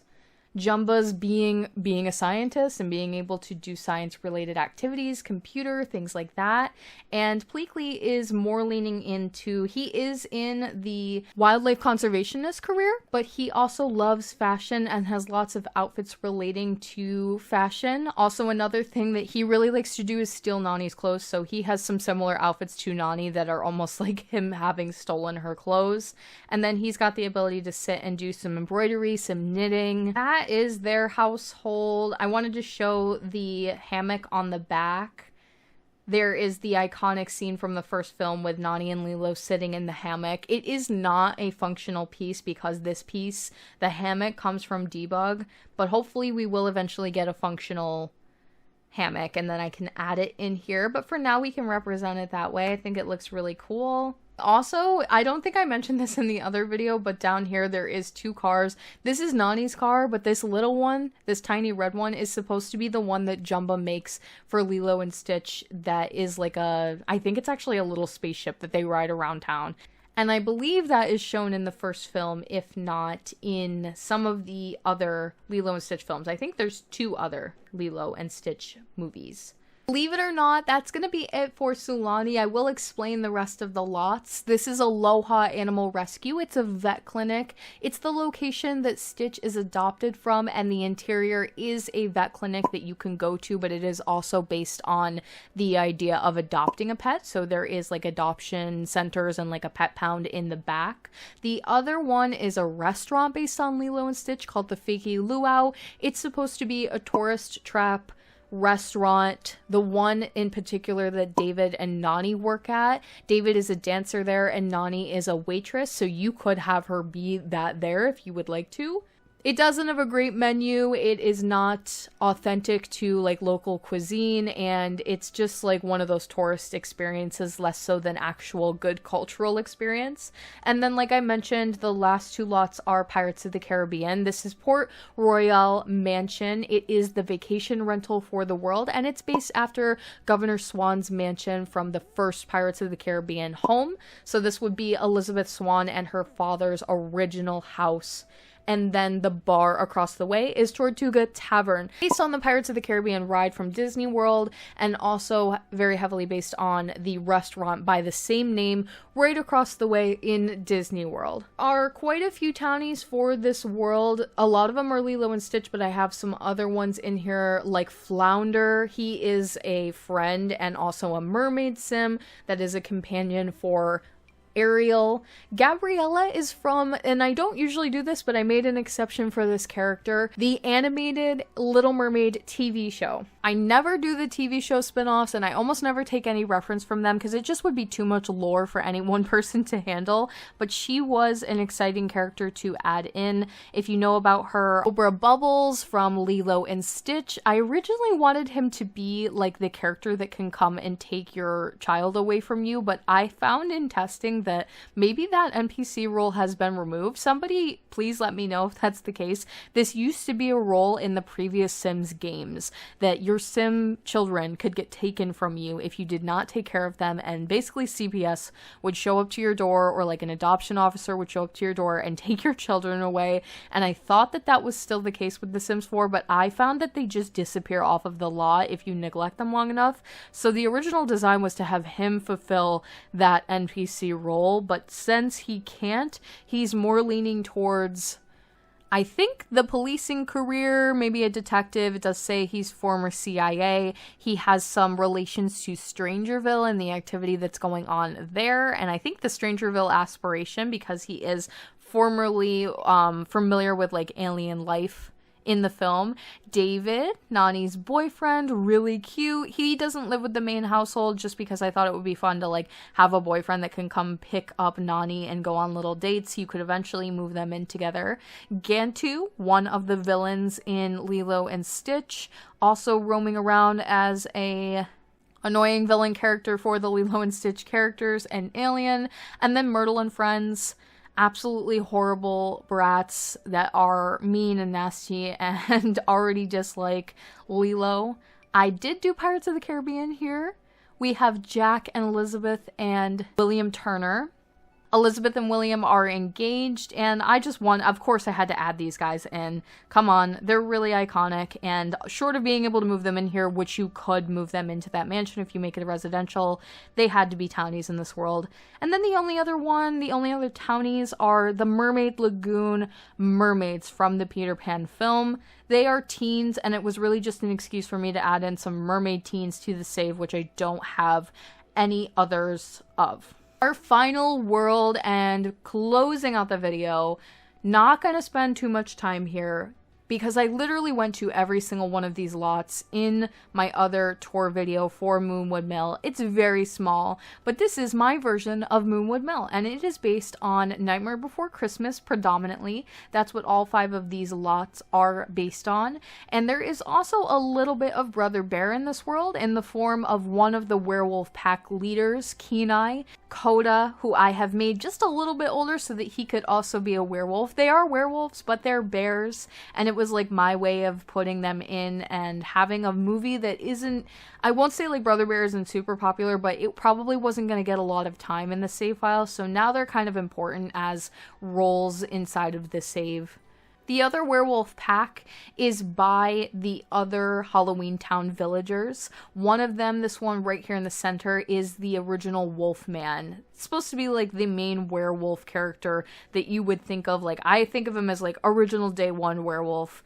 And he is in Nightmare Before Christmas and also the pack leader of the opposite pack. The main characters that live here are Jack Skellington and Zero. He lives in the first home. Sally and Dr. Finkelstein live in the second home.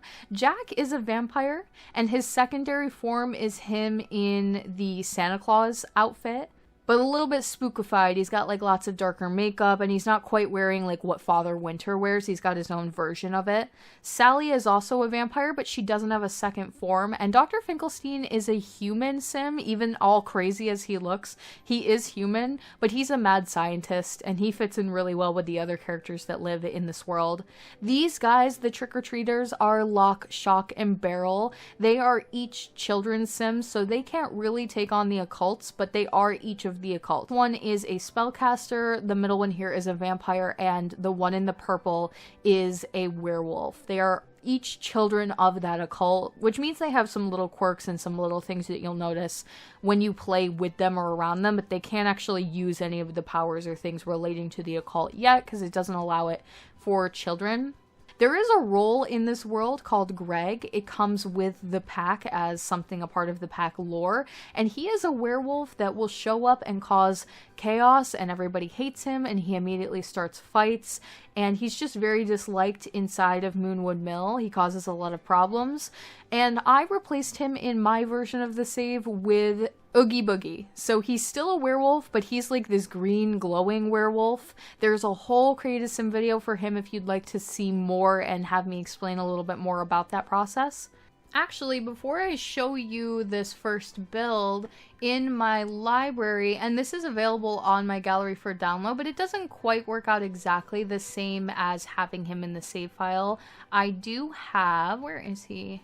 My version of Oogie Boogie. He is a Greg replacement, and this is what he looks like in his werewolf form. This is what he would look like as a human, but like I said, because he replaces Greg in this pack, you will see him 99% of the time as a werewolf, which is really cool. He causes a lot of chaos in the save, and him and Jack already know and greatly dislike one another, which is always cool for the lore. This is Jack's home.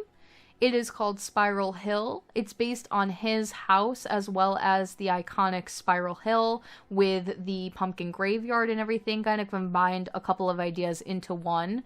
And I will say the Nightmare Before Christmas rooms and houses and everything were a little bit tough to build because they're very strangely designed and like they don't really make sense to architecture at all. It's just a tough thing to make working. So I originally was trying to make this tower up here connected with stairs or ladders and trying to make it as functional as possible, but because Jack is actually a vampire, he can fly around and doesn't need it to be anything other than a location to teleport to.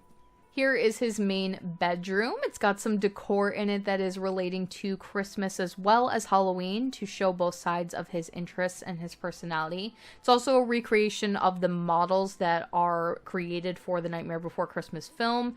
A lot of them still exist to this day, so you can get some really great reference when you try to replicate these spaces.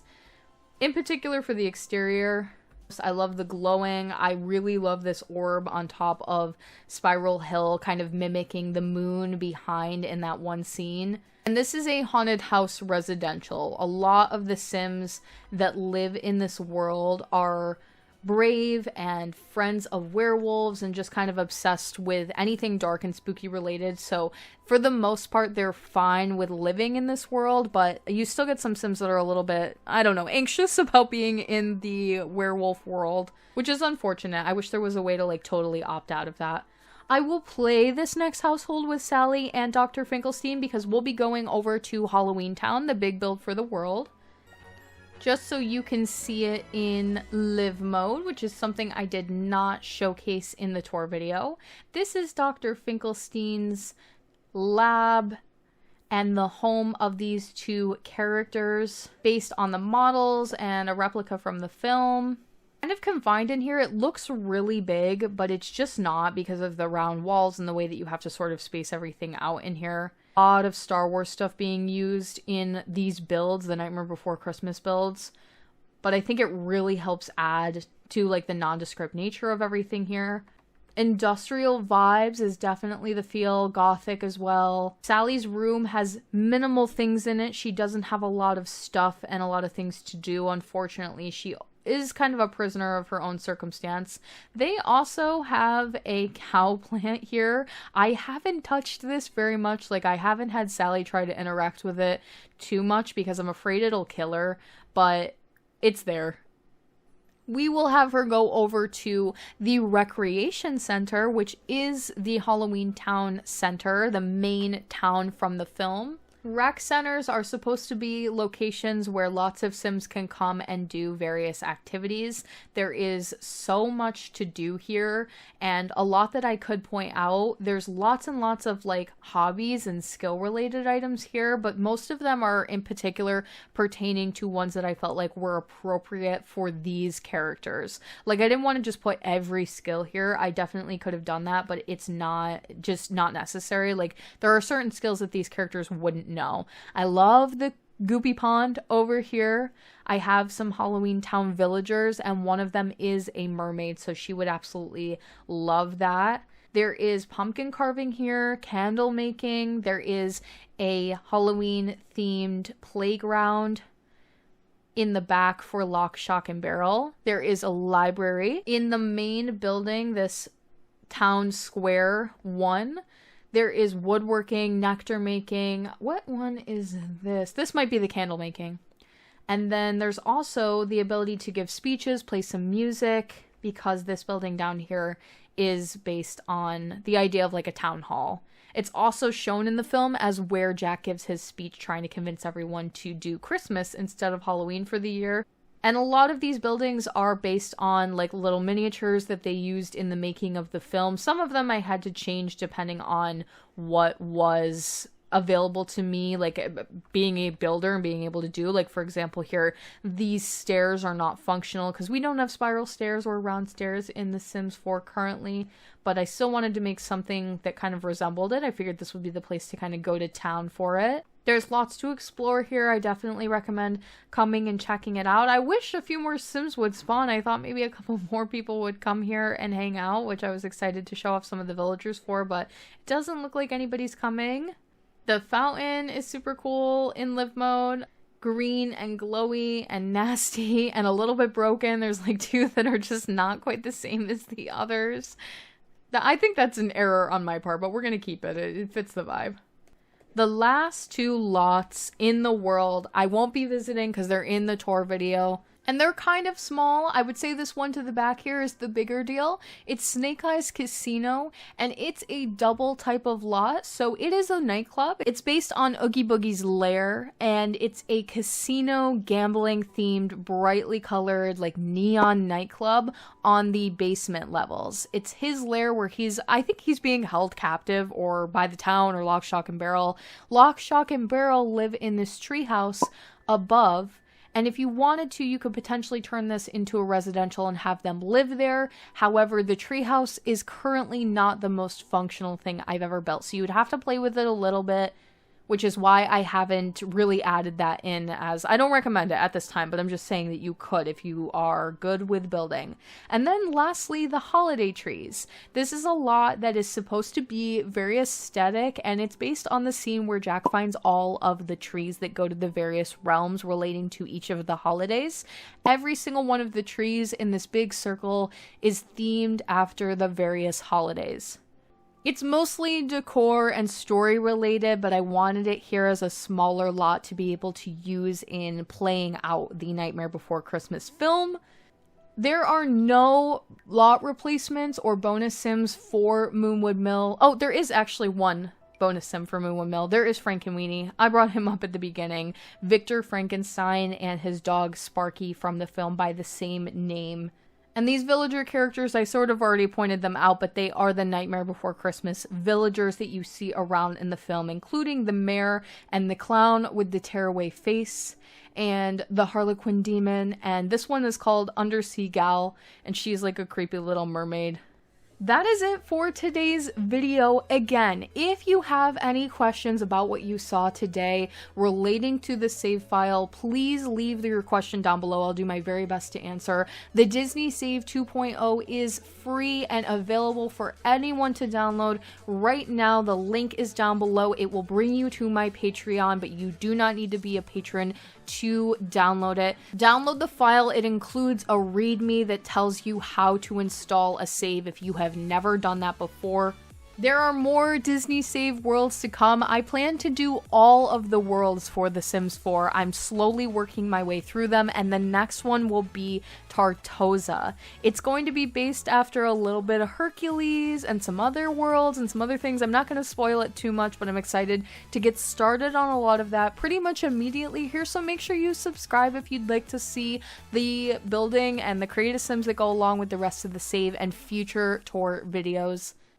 Huge shout out to my current patrons without whom this all would not be possible, and I definitely would have given up by now just because it's such a labor and creative intensive process, and it's been a really cool journey to do all of this with all of y'all, so thank you so much. Let me know in the comments what your favorite thing you saw today was down below, and if you enjoyed this very, very long tour video. Thank you all so much for watching, and I will talk to you all in the next one.